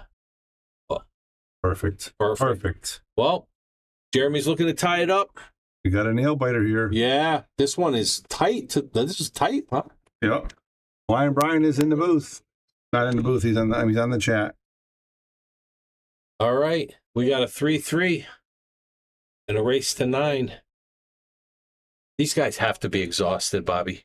They played all day yesterday. They're playing all day today. Yep. They have to be exhausted. I'm gonna say no, only because all of them except Jeremy had to come from. Both these guys are in the winning side most of the time. Yeah. Still a lot of matches, but not too many. Jeremy only had to play one on the one loss. I've seen worse. Okay. But I think they're definitely a little bit tired. Yeah. They can't be like, you know what I mean? Like Lucas will lose the first round and play all through the in the finals. That's a lot of matches. I mean, Chris is coming from New York, so I'm assuming he got a hotel room, right? He's like, absolutely, 100%. So I'm saying, did we have any other people from out of state playing? We had a ton of people from New York. Yeah, Frankie Hernandez was here from New York. So they're all staying in hotels. They're all, know. The only group that we miss is Rhode Island. They don't come that often. I wish they would come more. Yeah, they have so many good players.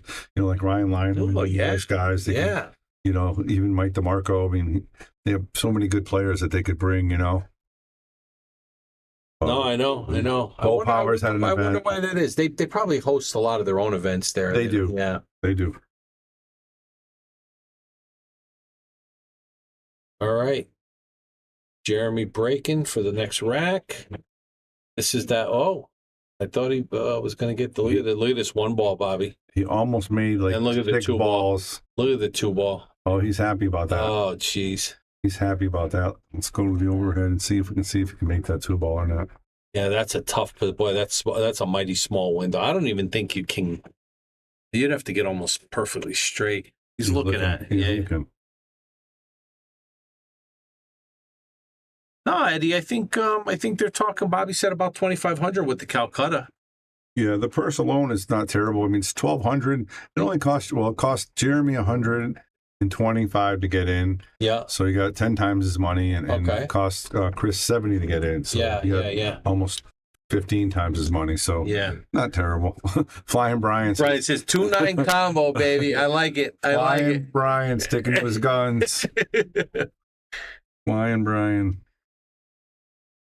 Never met a combo he didn't like, right? That's true. All right, Mike Check, hit the like button, give the thumbs up. Thank you very much. Absolutely. Thank you, Mike. If you like the chat, and like I said, follow and subscribe. Gotta subscribe to the channel. Absolutely. It helps us out and it sends it out to more people. Nice shot. I think you got it. Yep. The only thing is controlling the 3. He's gonna have to hit it kind of hard. He needs to bounce it towards the other side. Right. That's kind of tough. Yeah, he's gonna have to. I mean, he should bring the 3's probably gonna come out in the middle of the table. I would think. That's where he's hoping. He's got to get past the middle of the table or close to the middle of the table at least. And that's not easy because he's got to hit this hard, and there's not a lot of room there. Well, and not only that, but I think he's got to spin that a bit, Bobby. And that's why we got somebody to watch this hit. Actually, I don't think he can make that clean. I think he's got to spin it a bit. Yeah. And when you spin it, that's going to slow the cue ball down, the object ball down, and set the 3 ball. So. Yeah, and you got to really let's see what we think. The bank's wide open though, by the way. Oh, there it is. There it is. What a shot. There it is. What a shot. I said the banks are open. Bobby, let's give him a boom for that one. Yeah, give him the replay real quick. That was a good one. Banks are open, man. Wow, what a shot. Well struck. So anytime anybody makes a shot like that, everybody always says, that's a one-pocket shot. Yeah. It kind of is. It is. All right. Again, these guys battling. Bobby, Mike's asking if selling cases or supplies online. Not online. I don't have the technology and stuff like that. We just do. I appreciate that though. Like the support. But 5-9er. Where's Flying Brian? We need him. We're working on getting our Shark Stream equipment, like shirts and stuff, up for this time. But not yet. We're working on that. Got to get one of those online stores going. Yeah. Shark Stream's hot, man. A lot of people. Oh, look what he's lining. Where's Brian? Brian? Flying Brian. Look at Brian. Look at him. He's lining up that 5-9er. He's going to bring it home for you. He's going to dedicate this next shot to you. Phil says, yeah, Chris plays well, especially on this table. He likes this table. He really does. Yeah, he's a good shot, Phil. He's been playing really well today. Very focused. All right, congratulations, Eddie. Hasn't smoked a cigarette in 9 days. Awesome. The best decision you could ever make. Yep. That's like what, $150 a week? $100 a week? You know what's amazing? There was I think it was Weeby 108 years ago. They used to have a guy that used to come on, and he would give away a free poster to anybody who called in, and it would timeline how your body begins to heal so quickly when you give up smoking. Like what happens the first week, absolutely, the first month, you know what I mean? And it's amazing how quickly your body begins to recover. Wow, nice shot. So Chris goes up 4-3. Oh, I agree. Yeah, I mean, and it's amazing. It's really good. It was very encouraging. You know what I mean? Because people think, oh, I've been smoking all this time. It clears up fast, and you get healthier. They said within 1 year, your body is cleaned up so much dramatically. Your lungs go from black to pink, and all this different stuff. It was pretty amazing. And he gave it away for free. Anybody who would call in. That's fantastic.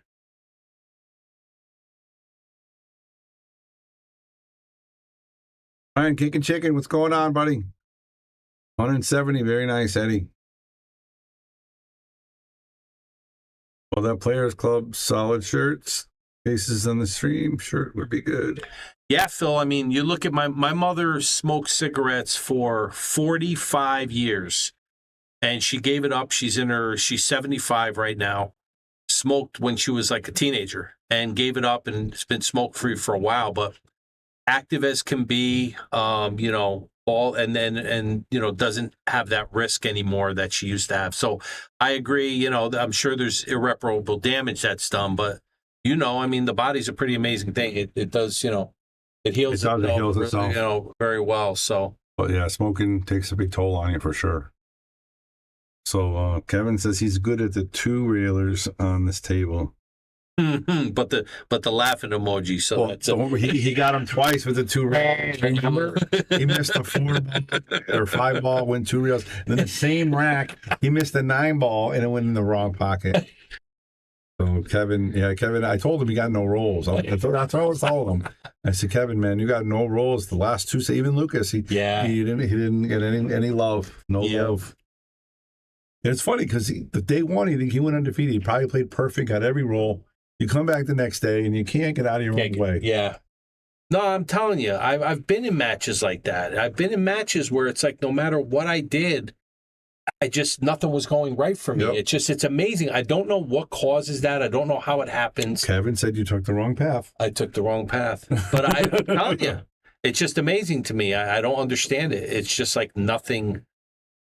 Nothing goes right for you. I think it's it is what Kevin said and what Phil said. Sometimes things just get weird. Right. It's simple. Like it should be as nice, simple. Like how many times you get a ball in hand with 3 balls left, and you can't figure out the run because it's just and they're open. They're just weird. Then your opponent misses and they leave you bad, or your opponent misses and or they crap a ball. Just all that. So not only are you not making shots, but then your opponent is just having all the luck, it seems like, on their side. It's a remarkable thing when it happens because I never understood it. It's really nice safety. Really nice. Yeah, good shot.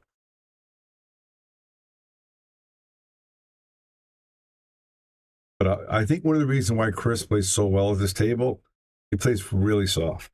You know what I mean? I haven't seen him fly anything around the table, or so does Jeremy. I mean, Jeremy. Yeah, Jeremy does too. Yeah, Jeremy does too. But you're right. Yeah. He has a very nice fluid stroke. He follows through nice on everything. He doesn't really bang the balls. No.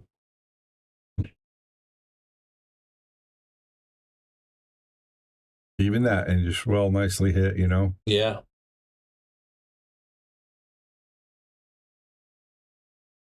All right, guys, 3-3. Let's get the sharing out there again. Yeah. No, 4-3. Chris took the last one. 4-3 now. Yeah. 4-3, race to 9. But that's the way this whole match has gone since the beginning. 1-1, then 2-2, then 3-3. You know what I mean? It's they're trading games.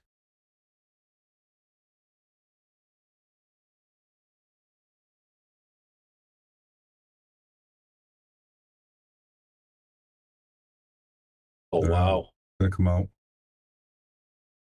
Will Alley says the same people are in the top 10 of these every week, and it's an extra paycheck for them. Bottom line is they miss less than you. That's a big fact. Yeah. Big fact. I mean, listen, I know Alex Bausch, who's, like I said, top money leader in the Joss event. During the week, he works full time. I know he spends hours doing practice, calculating his practice in, and not only just practicing, like figuring out what to do, how to do this, not just going up there banging balls. Right. So, right. And that's, that's the thing, is the amount of time that you have to, but well, you look at people that, when they're younger. See, I didn't get involved with pool till my kids were grown, and it was actually a way for me to kind of do something that I always enjoyed when I was younger. I always played, recreationally with the friends. I was never really big into bowling. I always used to love to go play pool. But I didn't have those times of, being young and playing and spending hours in the pool. You got kids, you got a business to run, you got a family. Yep. But it's the amount of time that you can afford to dedicate to practice. Nice hit. Yeah. Yeah, no, I agree. And I agree. when you get older and the responsibilities mount, you can't put in that. Yeah. Kevin, one of the guys that's always in the money that we're just talking about, he says mental laziness is the best way to mess up something easy. Right? If you get off your confident mode, or if you get something off, it'll mess you up for sure. No, I agree, Kevin. And I mean, I had a big problem with that when I first started playing. I remember specifically there was a guy that played in my division, and we're talking about APA. I'm not a tournament player. I'm just an APA player, and I really, really wanted to play him. I had another guy on my team that would always play him, and he was my captain. I says, I was a 6 at the time, and I missed one ball to get on the hill, and I was actually up on him 2-0, and that threw my whole game off. I wound up tanking the whole rest of the game, and he came back and he beat me. I couldn't even get on the hill, all because of one shot. Yeah, without a doubt. If I could have pulled myself together. And over the years, I've just had to learn that you got to let that stuff go, but it takes time. It takes time. Yep. Hold on one second.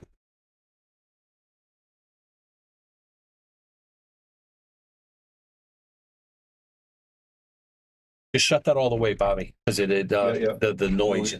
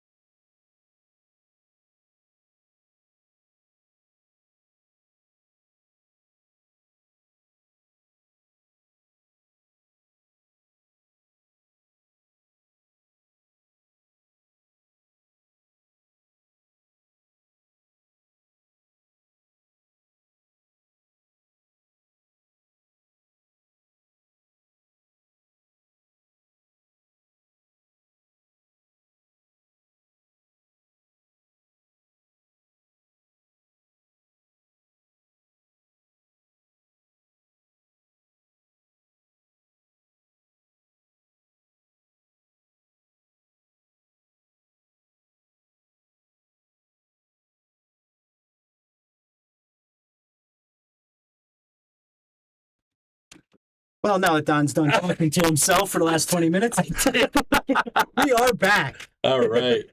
Oh, jeez. I can't believe it. And the big banner commentator break over the top, and everyone saw it. So, oh boy. Oh, wow. That's a ball in hand right there. Yeah. Jeremy did not want to do that. I think he was trying to marry up against that 6 ball. I'm going to blame Don for that, for having it on mute and telling him all the great things he could do with it. I just told 2 great stories, Joe, to myself. I know. It's I amazing. figured that when I looked at the phone and it said commentator break. Amazing. That's all right. We're going to finish this one out. We got 4-3. Jeremy's down 1. Yeah. And Chris is getting ready to run out here. This is a run out table. The 6 is a little tough. No, he's gonna play the 6 in the side. Yeah, he's gonna play the 6 in the side, and he's gonna have the 7. The 8 sits right there. So all he's got to do is get from that 5 to the 6 right. Yeah, that's the tough shot. As long as he gets position here, he can the right position here on that 5. He can get over there for that 6, no problem. Oh, I think he got a little straight on that 5. Now he might have an issue too. I think he's got to go off the rail and bring it out to the middle of the table to get. Yeah, he can probably play that with some inside spin and spin off the rail. Yeah. Have to come off this rail here and leave the cue ball over here. Yeah. I'm not as good as Bobby with the drawing, but yeah, that's what he's looking at right now. Yep, right where he put his stick. It's really the only way to get from the 6 to the 7. So yeah, he's a little straight, but I think he can do it probably about an inch or 2 away from that cushion, from that pocket. Yeah, well, he's queuing up with inside, so that's what he's got to do. Oh, he tried to stun it over. I'm surprised. Still makeable. If he makes it, I think it hits the 7 and sends it down the rail. Yeah, but you gotta be careful how hard you hit, how slow you hit it, because the cue ball is right. You don't want to lose the cue ball behind the 9 either. Yeah, you got to control this where the 7's going and the cue ball. So it's tough. He's been shooting great this whole tournament. Oh yeah, I got to give it to him. I mean, yeah. Yep. Oh, worked out good. Worked out really good. Got that 7 and then moved the 9 too. Yeah, I mean, he's the one that sent Jeremy over to the 1-loss side, and he's the one sitting in the hot seat, or was sitting in the hot seat. So that right there tells you what kind of tournament he played, Right. And Bobby was saying the last time he played this event, he pulled 2nd. So he's definitely, and he's definitely playing well. And Bobby, was saying how he wonders sometimes how that weighs on your mind, say, am I going to pull 2nd again, but he's playing really strong, and he's making, he's playing to win. That's for sure. Oh yeah. Yeah. Well, I mean, he's getting ready to go up 5-3, which is big. And, not that you're counting Jeremy out, but just, again, it's pressure, Yeah. It's a pressure you don't really want to. So there you go. Have. 5-3, Chris.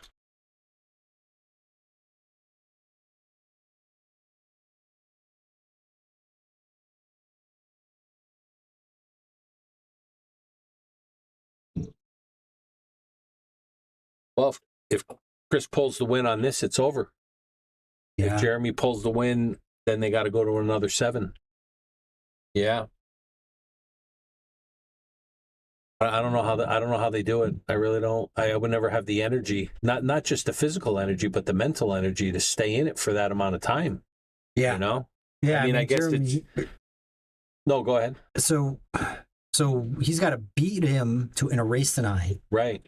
Then he's got to beat him again in a race to 7. Yeah.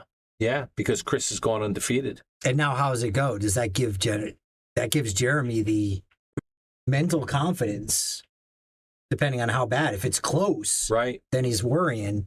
Yeah, exactly. And how does Jeremy at that point rally and come and really go at him, or does it break him? Mentally, that can mess with you either way. He's looking at that 2 ball right there. Good point, Sean. Good point. Yeah, no, I mean, you look at me, I'm 57, and I just don't have that type of stamina in me anymore. It's just not there. And like I said, it's not only the physical, but the mental part of it, Look at that shot. Yeah, that was a beautiful shot. He snuck that right by the 7. Yes, Junior. This is the final match. Chris is going undefeated, so Jeremy needs to beat him twice. They're playing a race to 9 right now, and then it will be a race to 7 if it goes to a second match.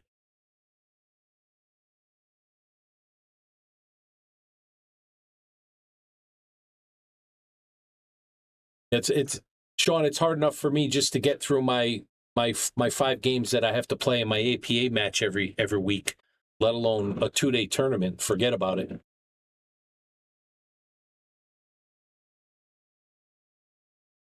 That's why he signed me up for the play for Shea. I'm good.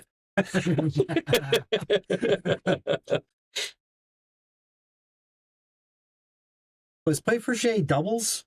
It's 9-ball doubles. 9-ball doubles. 9-ball doubles. Yeah. But because I'm an 8 in the APA, I have to play with a 3. And I was asking around, and there was everybody scooped up all the 3s. Oh, it's 11? Yeah, it's 11. Oof. Yeah. So I wound up getting hooked up with Betty Orban. So she's going to be my partner in it. But we should do well. She plays well.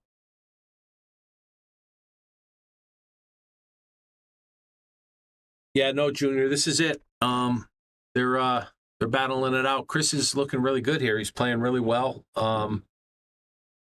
He's been playing very consistent, very strong. He's hasn't missed very much. So, and he's very, very determined. So, yes, Mike, this is finals. First match out of a possible 2.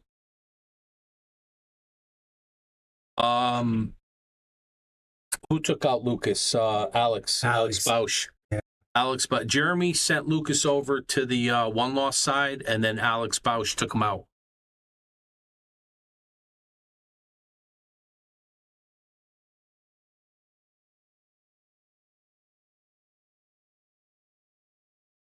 Right now, we're looking at Chris about to go up 6-3. 6-3. Yeah, this is not an easy shot, by any means. But he nailed it, and yeah, so he's looking good for 6-3. Follow that one rail. Leave the cue ball right around where the 8-ball is.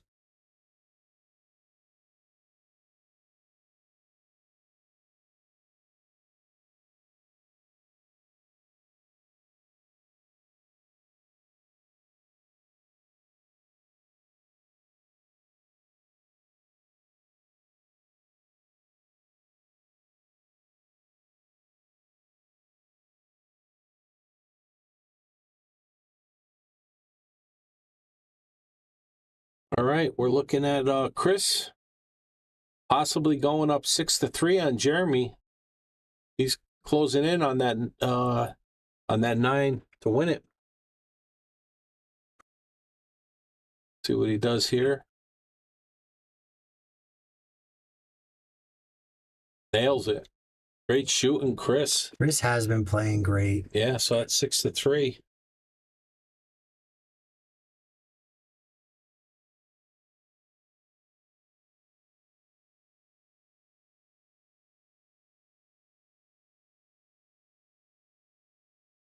Race to 9. Yeah, I mean, like I said, you a guy like Jeremy, you can never count him out, never. But you look at the odds, and they're, you know what I'm saying? They're getting harder and harder. I mean, you're talking about having to win 6 games to Chris's 3. Not that it's impossible, but I'm just saying, it's a tough one. No, I mean, and they were if he wins this one, break and runs the next one. That would give him the confidence to do it. Now, Chris wins this one, and it makes it that much tougher. Yeah, Chris is buried in a corner right now. No, he didn't make a ball on the break. So Jeremy's got to come to the buried table. In a corner. That's what I'm saying. It's like, he's going to take a break now. I don't blame him. I mean, he's got to get his head together because, it's like, it's frustrating. It's frustrating when you're losing, and then your guy, breaks dry and ends up leaving you that. Yeah, with a wall of balls, With a wall. So what do you do now, right? Do you push out? Do you try to kick at it? You know, I mean, you know, it's tough. So I mean, Jerry's probably going to go in the bathroom, splash a little water on his face, and try to get himself back in this thing after 2 days of playing pool. You know, here we are at 6:30. On Sunday night. But, you can't. I don't care how much pool you've played. You have to be getting mentally exhausted at this point. You really have to be. You know. No, wait. Who is the Who's on the no loss side? Is it Chris that's on the no loss side? Yeah, Chris has gone through undefeated. So Jeremy has to win 6 and then 7. And then 7. Yeah. Eesh. Yeah, second set, juniors race to 7, correct. And I agree. You got to reset. You're down 3 games on this guy. He's playing really well. Stuff like this happens where he breaks stride and he leaves you behind a wall of balls. I agree. And sometimes you just you got to figure out a way to kind of get the frustration out. Maybe go splash some water on your face, take a breather. And just try to, like you said, reset. Great way to put it.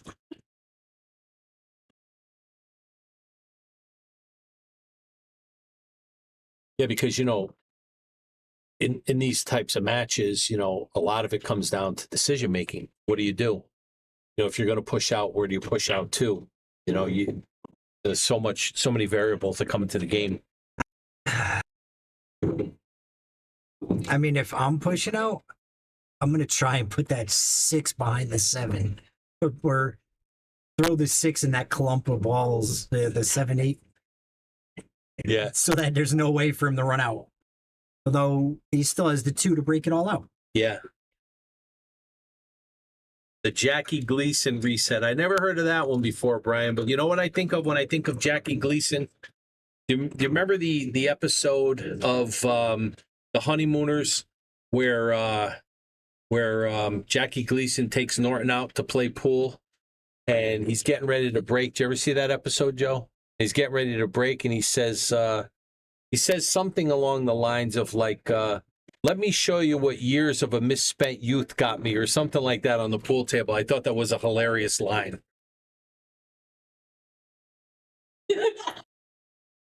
I think that only gets you in the mood, Brian Merrick. Jeremy's got a bridge out right now. Oh, yeah, I agree, Junior. There's no way. I mean, you can never count any of these guys out. I'm just saying, sometimes it's a harder way to come. It's harder to come back. The odds is what I'm saying. That's all. Oh, okay. I don't remember that scene. I did see The Hustler, but it was years ago. But yeah, that's what a lot of people I know do, Brian. They go in and splash some water on your face and try to cool yourself down, I guess, right? So I'm over here gabbing and I missed what happened. So what did So did Chris make a ball on the break? No.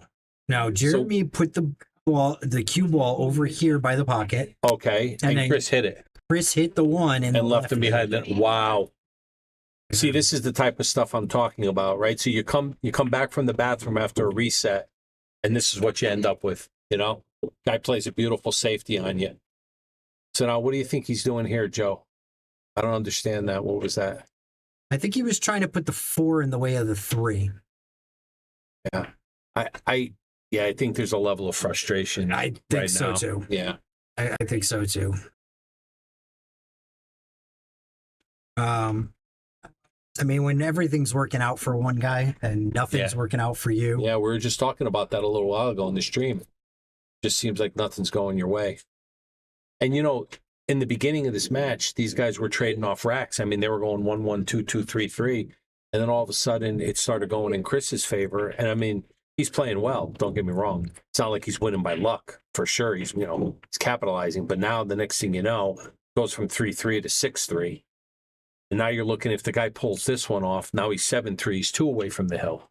You know what I mean? It starts to mount. And when you're late in the tournament, my suspicion is that, and this is coming from a non-tournament player, but it's got to just wear on you mentally, Yeah, it's going to be tough to run out from here. I mean, he puts the 1, he plays the 2. Does the 3 go past the 4? the 3 does go past the 4. I believe the 5 goes past the 6. I don't believe the 7 goes past the 8. Yeah, so the 7 and the 8 are locked up. So at some point, I think that 5 goes past. I think it clips it. oh no, right on you're the right. edge. It doesn't. So at some point, he is going to have to open up those set of balls with prob. Oh wow, that was a big mistake. Yeah. Yeah. So now I'm not sure what he's going to do.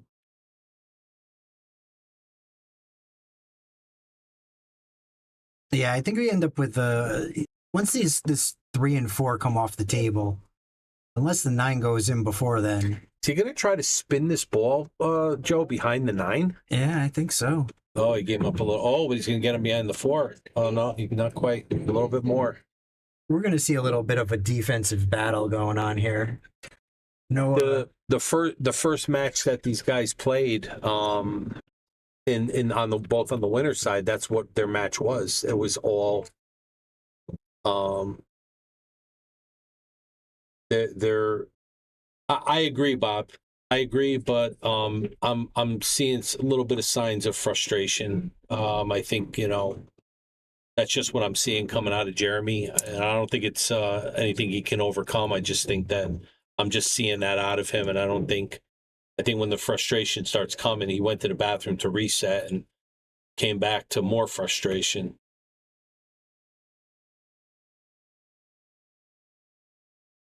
See, there you go. Perfect example. Now that you can't tell me that doesn't frustrate you. He would have had him locked up behind that 4 ball, So I would never say I'm counting him out. I'm never saying it's over. I'm just saying it's a tall hill to climb.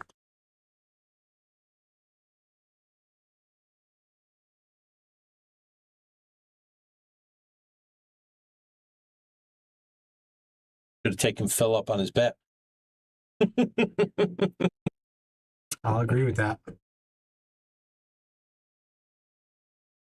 I don't bet, Joe.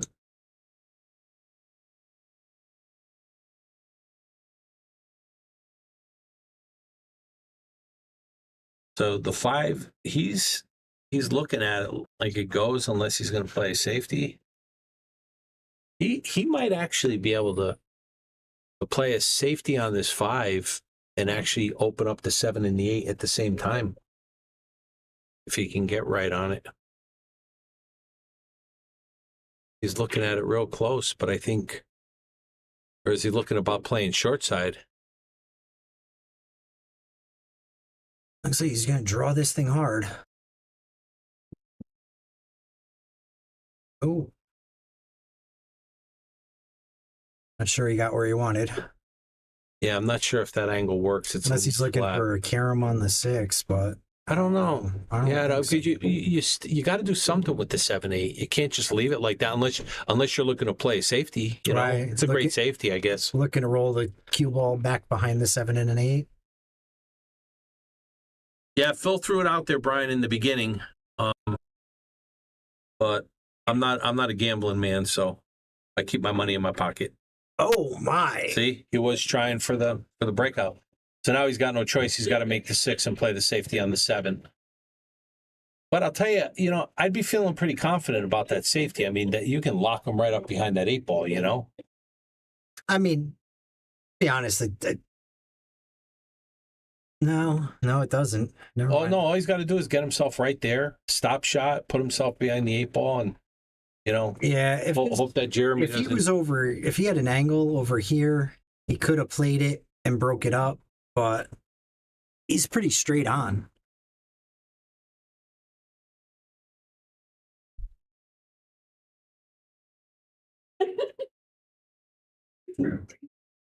So it is this. It's going to be a make the 6 and it's going to be a safety play, I would assume. Yeah.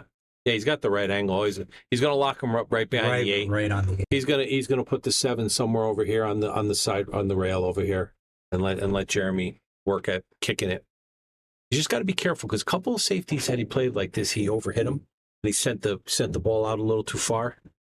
I don't know if he's going to just roll this into place or if he's actually going to play some sort of a stop shot. Let's see what he does. He's going to hit that too hard. Oh, he got him. Maybe not. Yeah, he got him He good. got him He's really good. Right, he's right up again. Let's look at the overhead. He's right up. Oh, yeah. He got him real good. And he put the 7 right in front of the pocket. So now he could throw a little masse on it off this rail and make it. I don't think he can. I think he can only hit before the side pocket jump. I don't even think he can hit after the side pocket. There's no there's no way, man. Get an angle on this. No way. He can hit probably the third diamond, maybe in between the second and third diamond. The only way is maybe see it. You know? Yeah, he's in a bad spot right now. Can he hit it backwards? No, I don't think so. I think he's touching the 8 ball. He's really thinking about it. He's taking a walk in the other room. He's got to clear his head. He's got to really think about this. Hey, is there any way to rewind this game? How far? All the way to the beginning, because he's saying I'm on 2, but I don't remember the first foul. I'm sure he's right, but I want to make sure. Weirdo.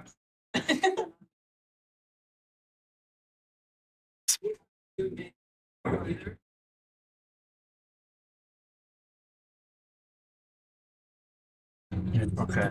This is your sit. That's a push out, so that doesn't count. Play safe puts me there. I remember that. Then you tap the 4 and scratch. Yeah, this is. That's the tap off the 4 for the scratch. So that would be 1. Then you had the 3 there, and then you scratched there. Now he's up. Hold on.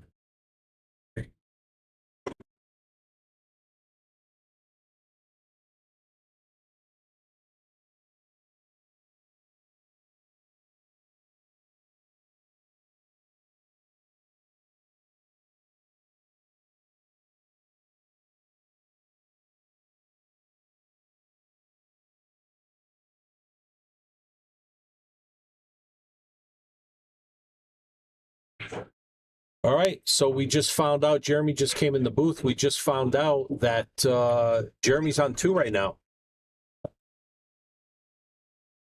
Well, you're right. Yep. So he is on 2. He just came in to confirm. We rewound the tape, and that is correct. He is on 2 right now, so he's got to hit this ball.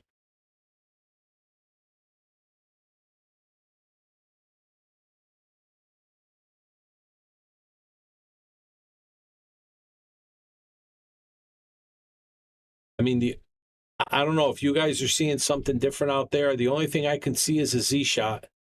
He is right up on top of that 8 ball. He's touching it. So let's see what he does here. Well, I guess he can go around the backside of it. That's it. 3 fouled out put him on 7. All right, so Chris is on 7.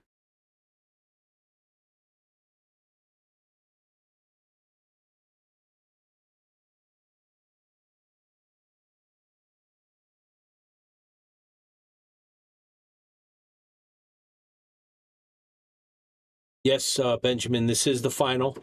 So they're playing a race to 9 right now. If Jeremy wins this match, then they're going to go to a second match, race to 7. Apparently they were, Patty. I didn't even know Jeremy was on 2. Bunch of people started commenting in the chat, and Jeremy actually came over. Chris informed Jeremy that he was on 2, and Jeremy came in to confirm, and we rewound the tape, and he was indeed on 2. Lucas got 4th. And Alex Bausch pulled 3.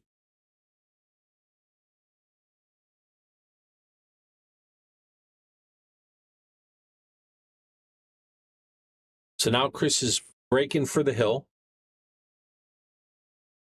Wow. Yeah.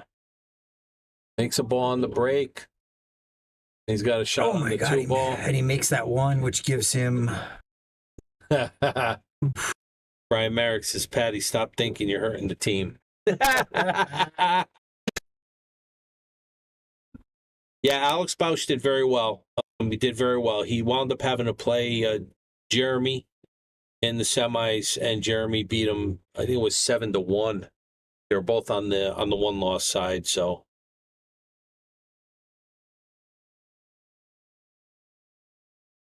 now that's a tough 3-ball. I think. I don't know how he's going to play this. He's going to just stop it there. He went forward. Oh, he's going to play it in the side. Wow, look at this shot. Oh no, he went a little too far though.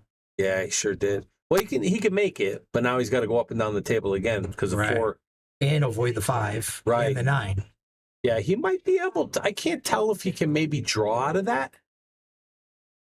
If he can draw over to just a little bit above the opposite side pocket. I think it comes out here if he drew. Because the 4 will go down in the corner where he's standing right now. Right. He's got a perfect speed that I think. Yeah, he's going to draw out of it. So he's going to draw up probably near the opposite side rail, probably above it, I think.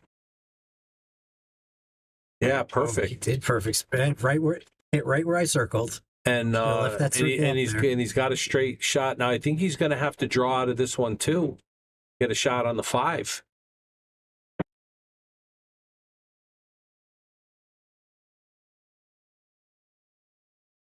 He definitely is going to have to draw. He could follow around 2 rails to get out. Let's see what it looks like from the top here. Yeah, he does have an angle. Enough angle to follow it around too. Let's see how he's queuing up. Yeah, he's queuing high. He's gonna go around. Nice call, Joe. Yeah, almost 3 rails, but yeah. Same thing, little top left, makes this in the corner, comes off the rail out to the middle. He's just got to come out. Yeah, exactly. Doesn't have to hit it too hard. I think this is probably his last tough shot of the rack.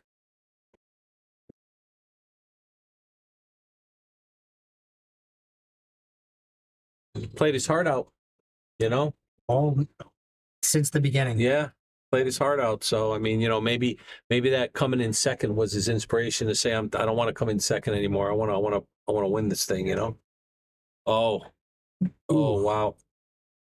Yeah, I knew that was going to be a hard shot. That was a tough shot, but that gives Jeremy some life. Landed it right where he wanted to. Oh yeah. Yeah, he would have had a stop shot on the 6. Yeah, even just a follow on the 6, just a touch of follow. Now Jeremy's going to come off that rail back over. Play the 8 in the side. About 2 feet to the left of where the cue ball is now. And I'll tell you, 8-7-4 is a lot better than 8-3, I got to tell you. So that's got to be, Jeremy's got to be feeling pretty good right now.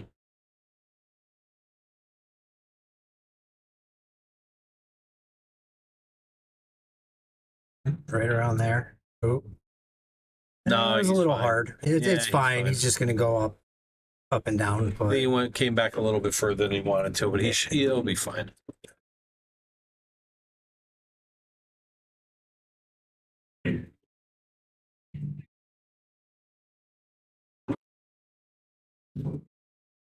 All right. Jeremy's looking to go up, put another one on the board, make it 7-4, and he's breaking. Boom, there it is. We got 7-4. I'm thinking he needs to put at least 2 more together right here before Chris puts up 1 to give him the confidence to win. Yeah, and I think if he can even pull the next one off, I mean, then at least you close the gap. You're not 3 games, you're 2 games. Kelly Hodder. How you doing, Kelly? Jeremy is not giving up, that's for sure. He's hanging in there.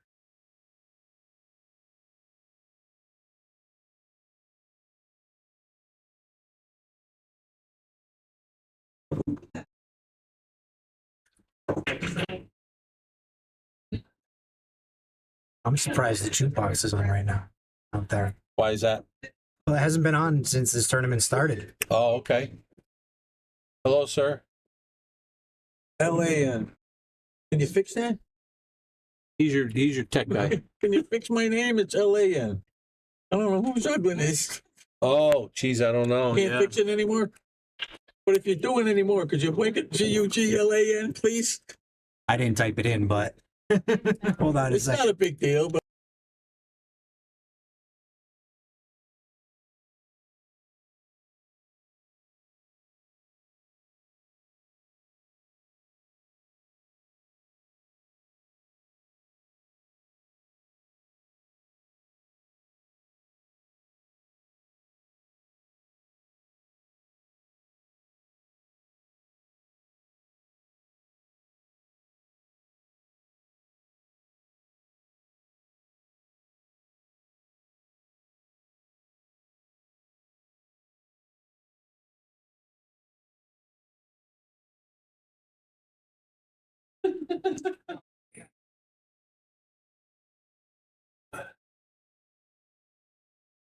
What do you think he does here, Joe? You think he goes for it, or do you think he plays safe? I go for it. Yeah? Well, that's you. I'm talking about him. What's he going to do? I think he has to. You think so? Yep. I don't know. Oh, he went for it. I We're think right. he has to. He needs to rebuild the confidence. He runs this out, which he's got a run out table. It's not that hard of a run out table. It's not the greatest, but you're just back and forth on the 5, 6, 7. Yeah. The hardest part is getting 3 to 4, 4 to 5, but that's not even that hard. No. I think he's good now. I think he draws over for the 4. Clears the 5 out. Yeah. I think he's in his own head right now. I know he plays a little slower sometimes, but I think he's a little in his head. I think he's a little in his head. But he runs this table out, and it gives him the confidence to win the next 3. Well, let's see.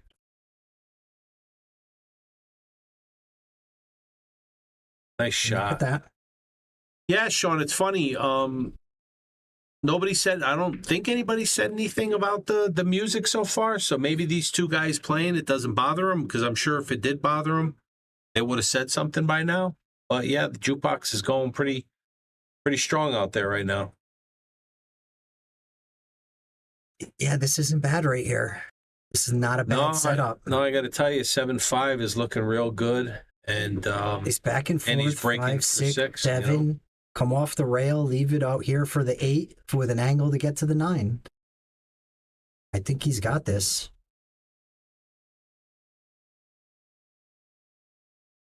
Same type of shot right here on the 6. Wants to leave it probably about the same so he can get an angle on the 8. Right in that same area. How old is Jeremy? I believe Bobby said he's 40s. 40s, yeah. Probably a little younger than me. I think early 40s. Nice shot. There's this thing called Google. It usually knows the answers to all these questions. The almighty Google. I'm going to check that out.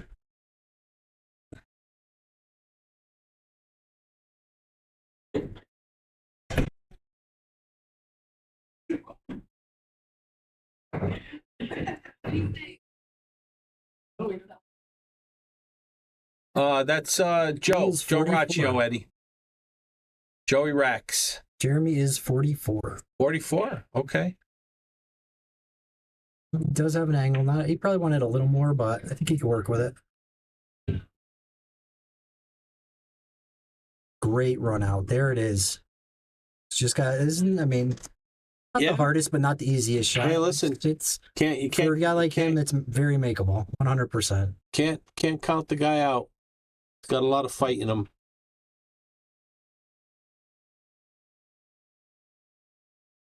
There we go. And there it is. 7-5. That's why I say he had to go for it. Yeah. Because that run out right there. Yeah. That was could have changed everything in his mind. Yeah. Nothing was going right for him. Yeah.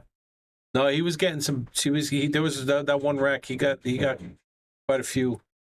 You could see the frustration just even in his face, his body language. He took a break and went to the bathroom. So it's all what happens with this break.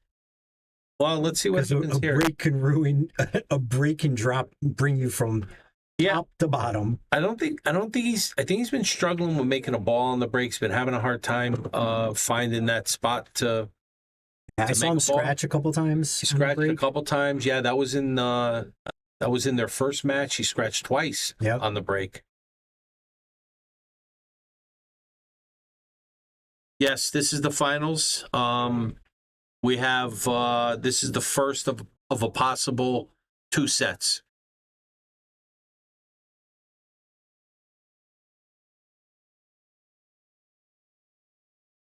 Jeremy has to win to get another set to 7, another race to 7. Yes, Chris is going undefeated.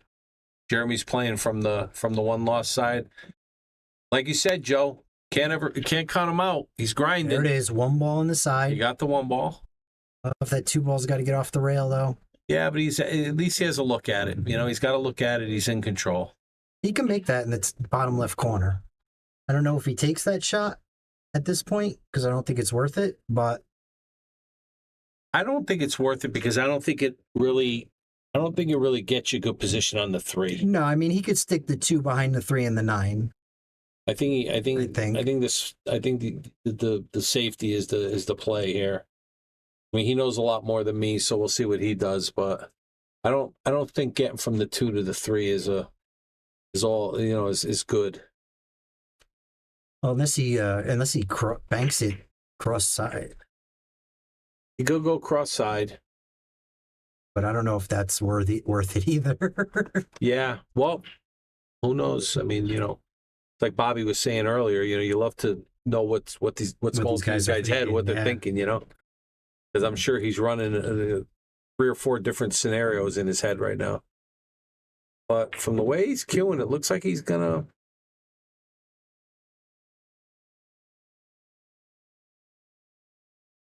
Yep, putting the 2 behind the 3 and the 9.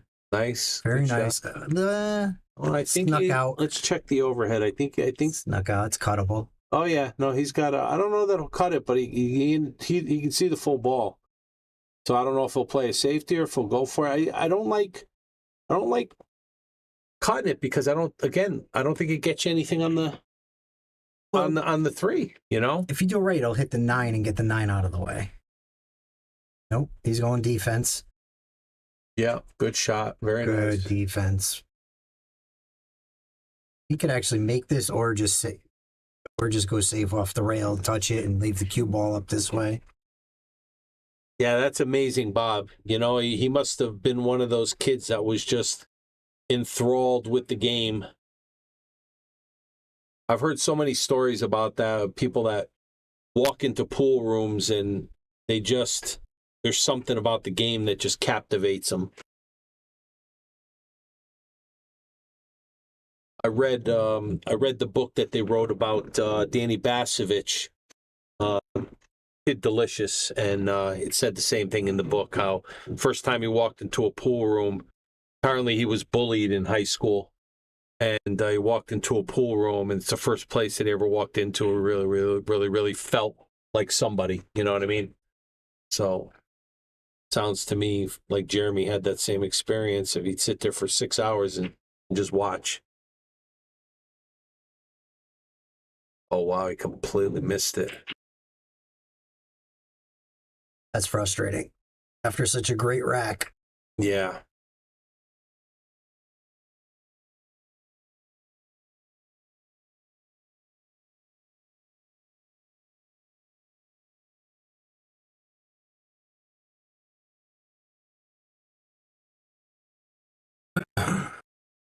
Well, there's been a couple racks, that I've watched Chris play where he wasn't able to capitalize. He wasn't able to get out. So it's not over. He overplayed that one. No, he should be okay. You're gonna make it go off the rail and come back out for the 4. I don't know if he can just draw that a tad and not pull it over too much to pull it out over yeah, here. the fight. Yeah, well, no, I don't think he needs to go down that far, but let's see what he does here. Oh, he's going forward. He's going to go off the end rail. Probably going to load it up with a lot of inside. Nice shot. I'm always impressed when I see that shot. That's a difficult shot right there. inside for some reason, I don't. It just it throws the object ball off more than outside. Right.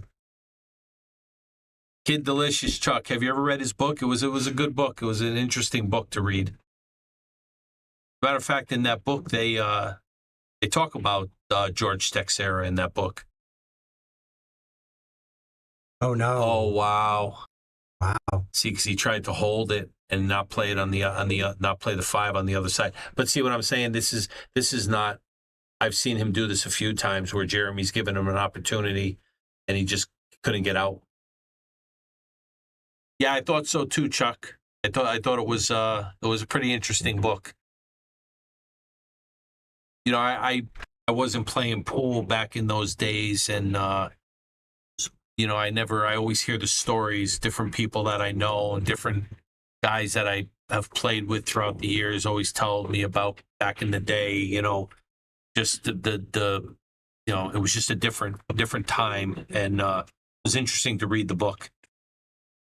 Yeah, Brian, I believe the book does actually have pictures. If you ever want to borrow it, let me know. I have it at my house. I'll bring it down and leave it down to Yale for you.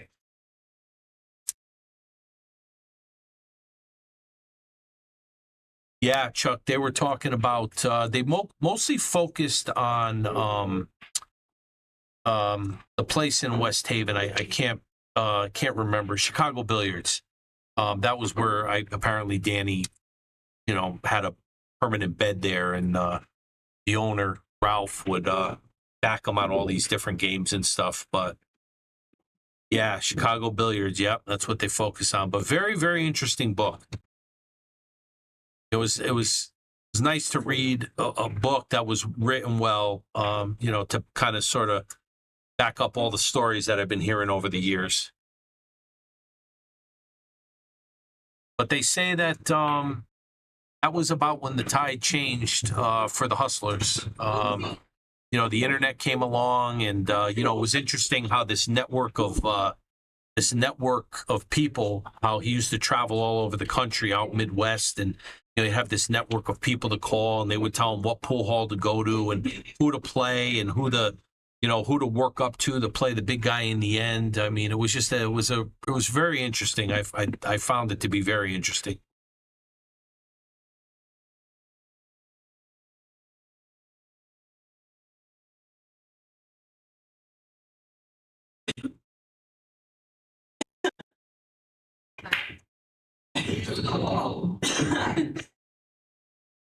All right. Well, Chris let that one slip through, Joe. And instead of it being Hill 5, it's going to be 7-6 now. So. Well,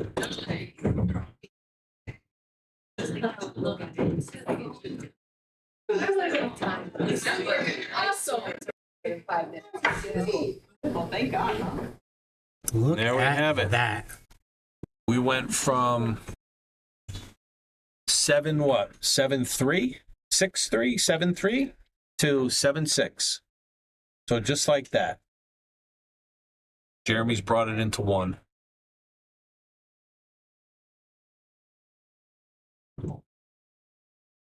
And that's what I said. He wins that one game, and things start going right for him. Yeah, it's a major swing. He wins this one. I think, you know, and who knows what happens to Chris mentally. Looking at that, well, that's. I mean, he's going to be thinking about that ball that he hung in the pocket. Oh, for sure. 4 ball. But I think he played it wrong. I think he tried to hold it. I think he should have played it and played the 5 ball in the same corner. You know, and come across the table, because on these tables. But again, you know, these are decisions that you make in the moment. I'm not at the table. I'm just looking at it from an outsider's perspective. But he's going to be thinking about that one for sure. That might have changed the tide, you know? That might have changed the tide in this match. He could have closed this out. He could have been on the hill right now. Hi, Chrissy. Come say hi to the stream. It was you to walk in. It sure is me. I'm a special guest. You're special. Yeah, I am special, all right. That's my wife. She'll tell you. Yeah, I think Bobby was desperate, so he called me in out of the archives. Archives. I think you ran everybody else out. This is such a long event. He's like, I need help here. So We call other good people. What's the score? it is 7-6. 7-6. Jeremy's at 6. Chris. Yeah. Jeremy has to get to 9 to bring in another match to 7. Yeah, Jeremy's got to beat him twice. So. Oh, 'cause it's on the winner side. Yeah. You can do it. Oh, of course he can. Of course he can. Yeah. Oh yeah. Yeah. Yeah, a little bit. Gets a little warm in here. Yeah. I'd have to put in the budget for some kind of AC unit.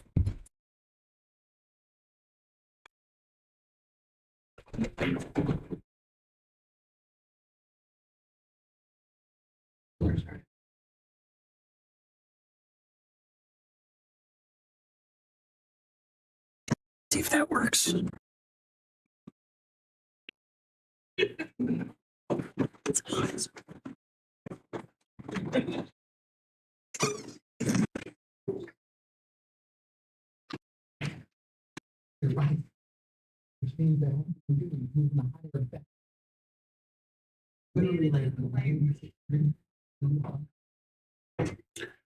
So Jeremy's looking really good here to make it 7-7. And then I think at that point he's pushed the momentum over to his side. And then things change at that point.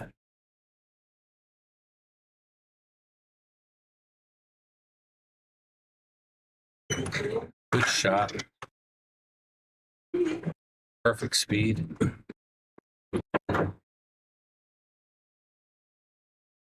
Just saying, he's looking good to win this, and he makes it 7-7, and the momentum goes all in his favor now.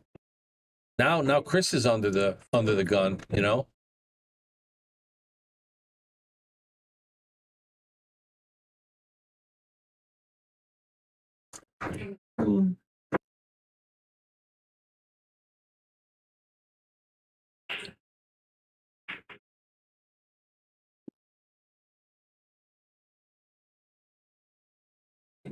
Slide it over. Yeah, for sure. These guys are so comfortable with that type of shot. Shots. Yeah, it's beautiful. Perfect execution. Had to spin off the rail, Yeah. pull it just back out to where it needed to be. They're so comfortable with those types of shots. You could just stop this or leave it on the rail even. I think he'll leave it on the rail. I think he probably wants to get angle to be able to come up for the 9. He'll probably just kind of stun it over and leave it on the rail. Oh, he pulled it down some. Okay. Okay. What do I know? Yeah. Even better angle to get back to the 9. Yeah. Same type of shot, roll it right off the rail and back to where like his elbow is.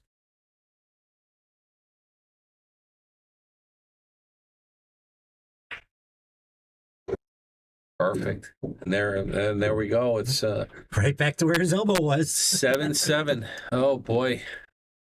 Chris has got to be kicking himself now.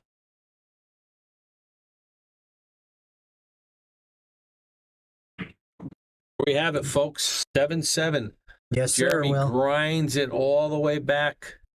Bob Dar just called it and grinds it all the way back to an even match. And he's breaking for the hill. See, I think when you're Chris and you're looking good and you're looking good in the first match, you just want to close this thing out. You don't want it to go to a second match. I mean, it's already 7, a little after 7. You want to get this thing over with. Now, you're going into the second match. Now it's got to be weighing on you, I think, Right. It's got to be weighing on you. And at that point is when I think Jeremy definitely has the advantage. I'm going to take a quick 30 seconds. Go ahead. Yeah, just close the door all the way because of the noise.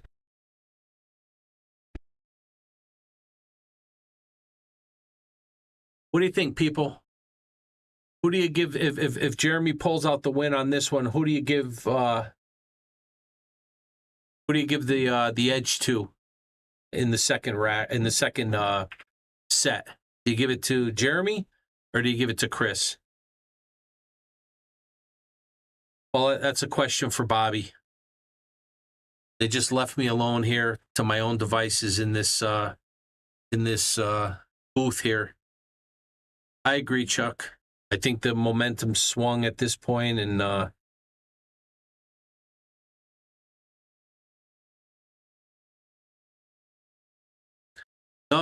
Will, Bobby actually said that the pockets are now 4-inch pockets. That's coming straight from Bobby's mouth, 4-inch pockets. Unless he wasn't getting technical.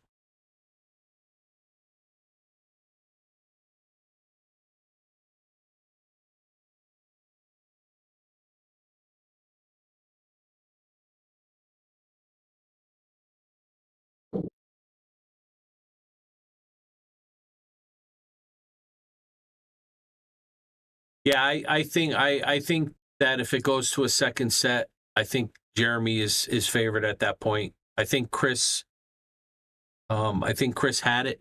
I think it was in his grasp. I think he let it slip. I think now the weight of being up 7-3 or 6-3, whatever it was, to now being a tied match and Jeremy's breaking for the hill. I think that's a tough one.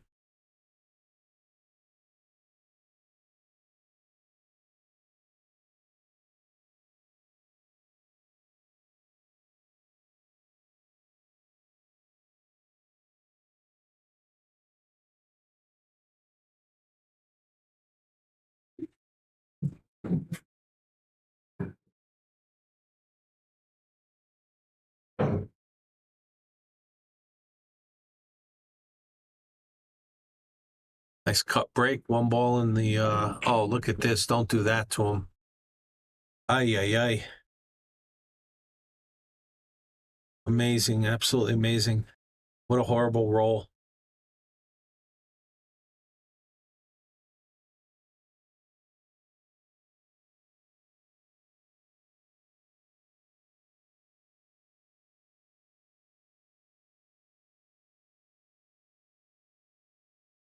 Well, you got your opportunity, Chris, to get on the hill first, but you got to capitalize. You got to get done. Got to get this one done.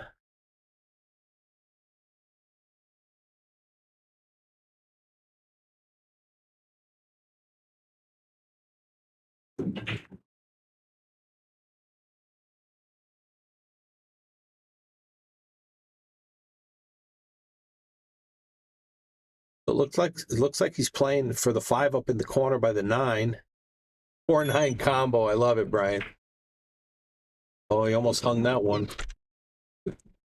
So Jeremy broke beautifully. I believe he made 2 balls and got a bad kiss off of one of the balls scratched in the side. Oh, yeah, it was horrible. So he's running out 5 to the 6. Little difficult. I think he's figuring it out right now.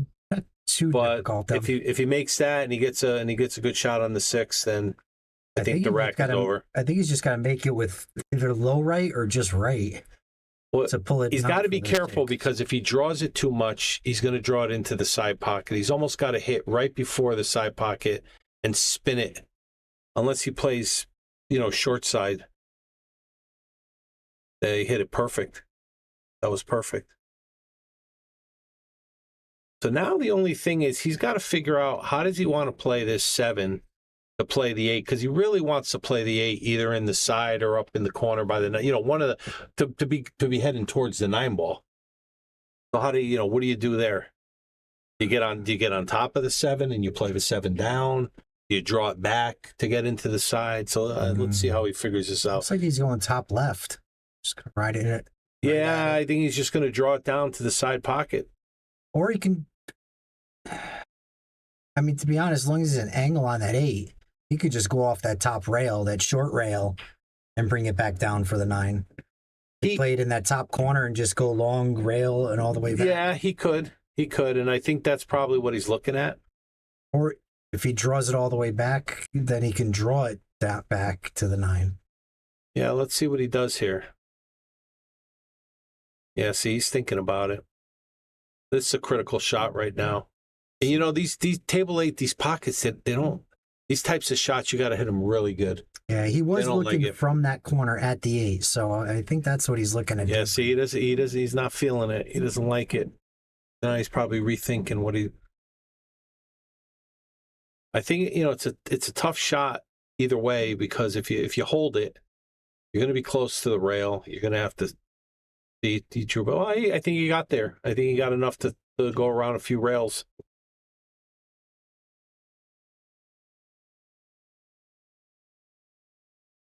Yeah.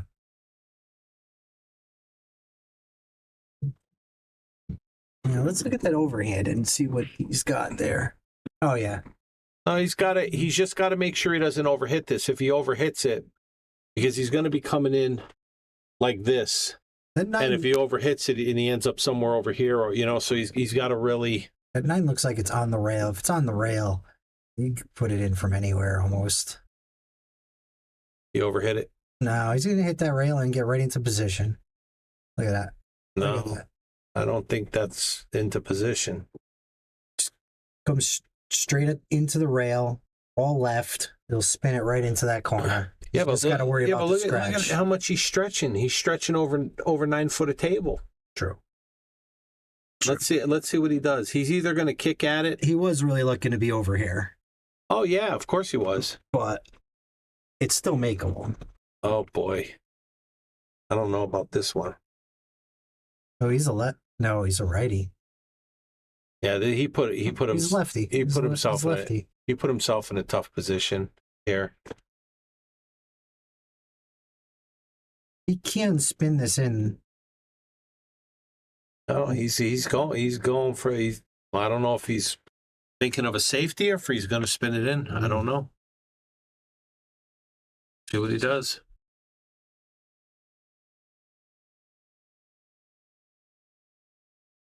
He's got to go for it at this point.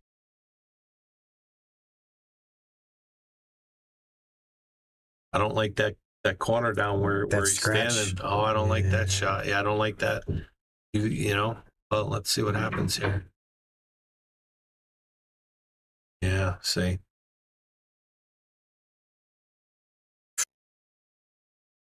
He didn't leave the easiest, but it goes. No, Jeremy will cut that. Yeah, it goes. Yeah, he'll cut that. No problem.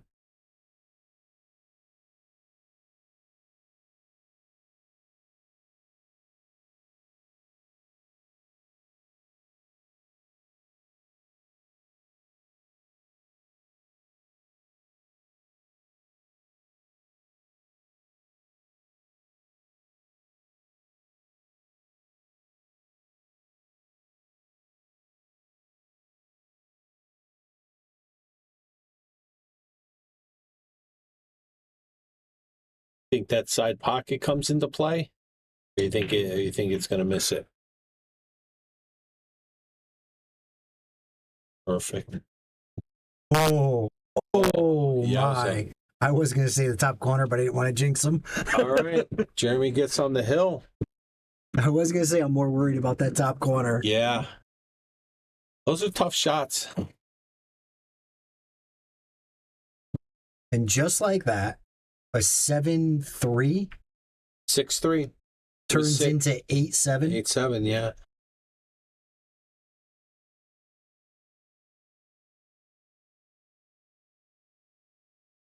Yeah, this is definitely a nail biter, and if Chris can stay in it, but I feel like he's, he had a couple chances. Wow. Very nice.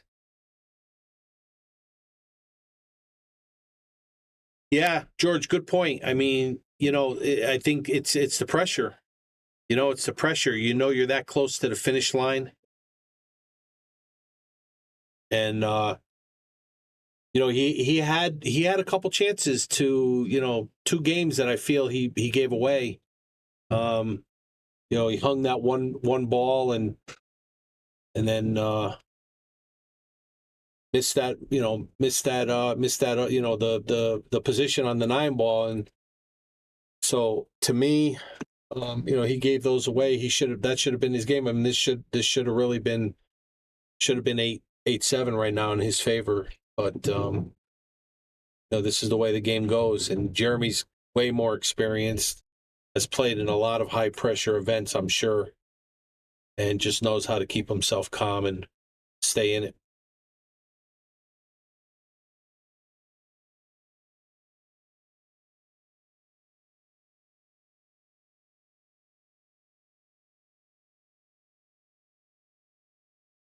Make sure everybody to share the stream out if you're liking what you see. Make sure you subscribe to the channel.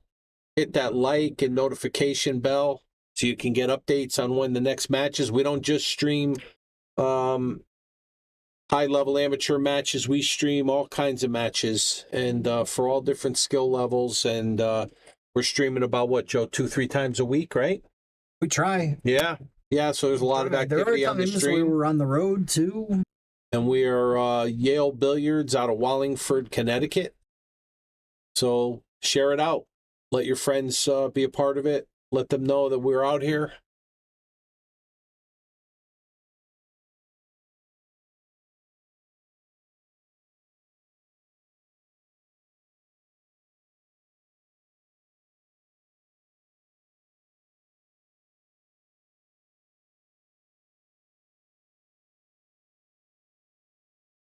So it looks like we got a dry break. I believe Chris has a shot on the 1. I don't see a whole lot on the 2 after he makes the 1. Let's see what he does. Maybe he plays a safety here.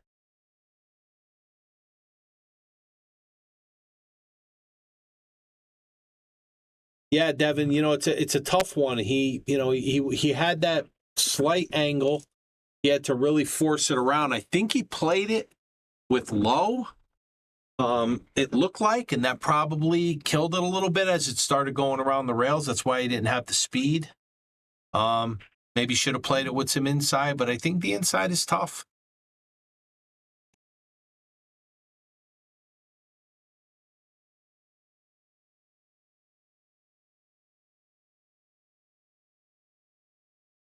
Yeah, well, I'm in the same boat. Sometimes when I'm playing in my APA matches, I'll sometimes have a beer just to calm my nerves and just get a little bit more relaxed.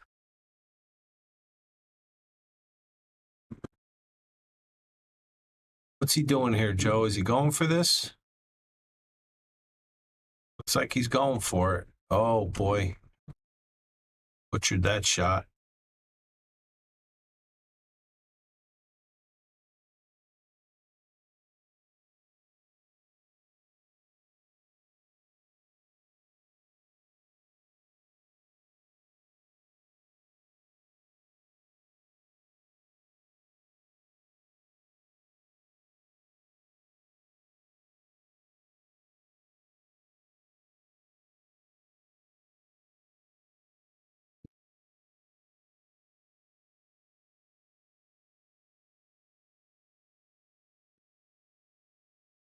So what does Jeremy do here, Joe? Does he play it in the side, or does he? Well, I guess if he plays it in the side, he's got to play a combo, so he's got to follow it up in the corner, correct?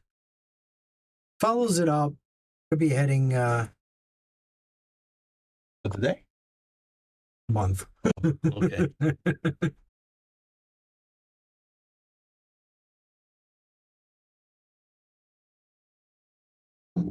I wish that was the day. Getting a lot better, though. I mean, definitely getting a lot better.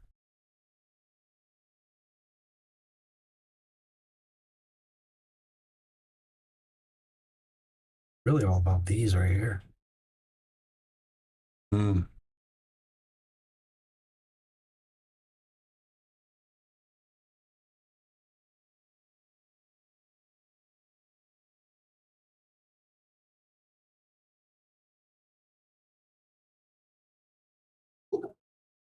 A lot went into that. Wow. See that? See that, Joe? Sometimes when things are going your way, they're just going your way. Paul, it is me, Don DeMeo, and Joe Raccio. That's who's in the booth right now. Hector says him and Joe race to 7 for 100. Let's make it happen. If you're giving me 3 games. Thank you, Jack. Yes, Bobby. Make it 50, Hector, and be here in a half hour. Bobby does a great job promoting pool. He is one of the guys out there working really hard for the game. So thank you for acknowledging that.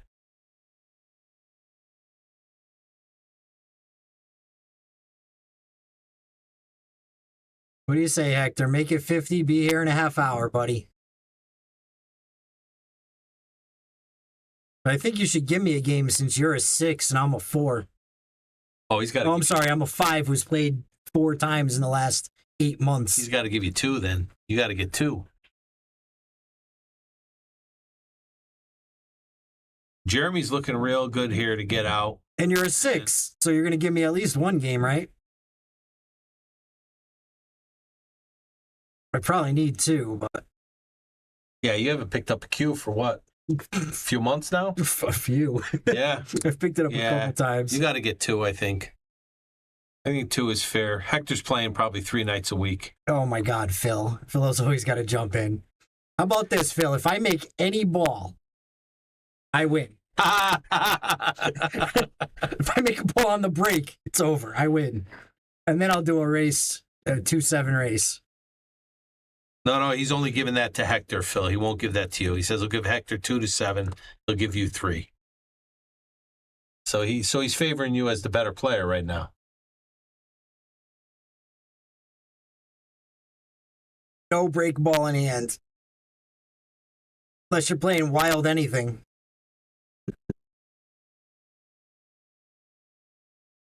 What does he say? I get the break ball in hand, you get every ball. He gets break ball in hand, and basically all I have to do is put a ball in to win a game.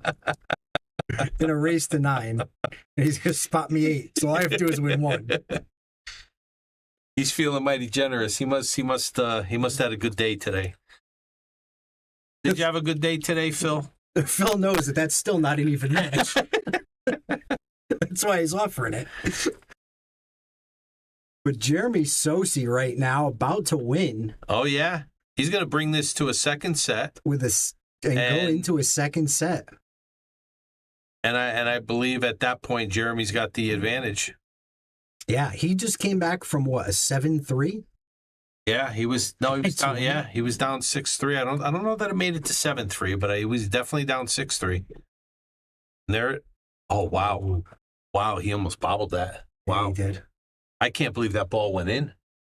I'm wondering if what happened was that whole I'm on 2, am I not on 2, just closed his mind, and he just said, "You're just." He saved me. I'm not having it. I'm coming back and winning. When he went to the bathroom to reset, that changed everything. How do I get to the smaller screen to escape? Click the escape button on the keyboard. No. Click here. Now click escape.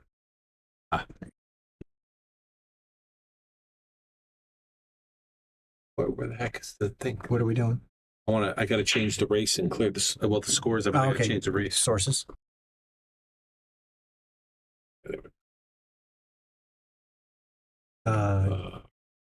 Yep, race. All right, folks, we're going to a race to 7. Now just hold the 8+ button or the 8- button until it clears. Take about 2 seconds. Do the same thing with the blue. All right. Yes, I make things easy. That's what I do here. Joe, you called it. Joe Dar just said Jeremy will grind you into oblivion or something like that. So he was right. I mean, that was a great comeback. I mean, I really, I saw signs of frustration in Jeremy, but he stuck with it, man. He stayed in it and really pulled it out. So I think he's looking good for this second set. I really do believe. I guess they're going to take a quick break. We're going to take a quick break in the booth. We'll be back for the final set.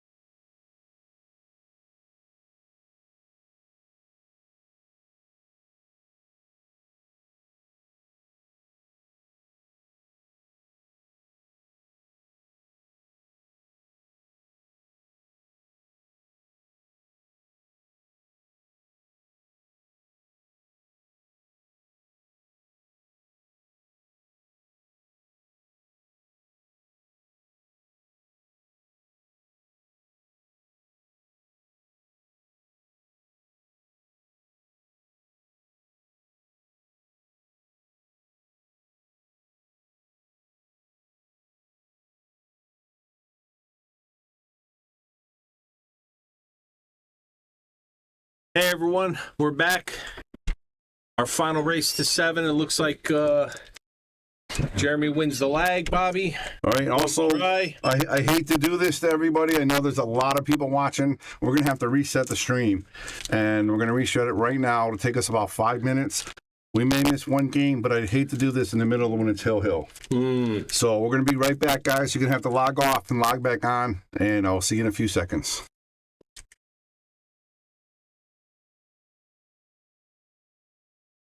We want to give a shout out to all of our sponsors here on the Shark Stream. You have Connecticut APA, Sigmaware, Agency One Group, Jacoby Custom Cues, Women in Pool, Mabel's Tables at Michael's Deli, NM Billiard Sales and Service, 11 Hall Avenue, Wallingford, Connecticut, KM Maintenance, JT's Pool Cue Repair, Salado App, Mark Anthony Home Improvements,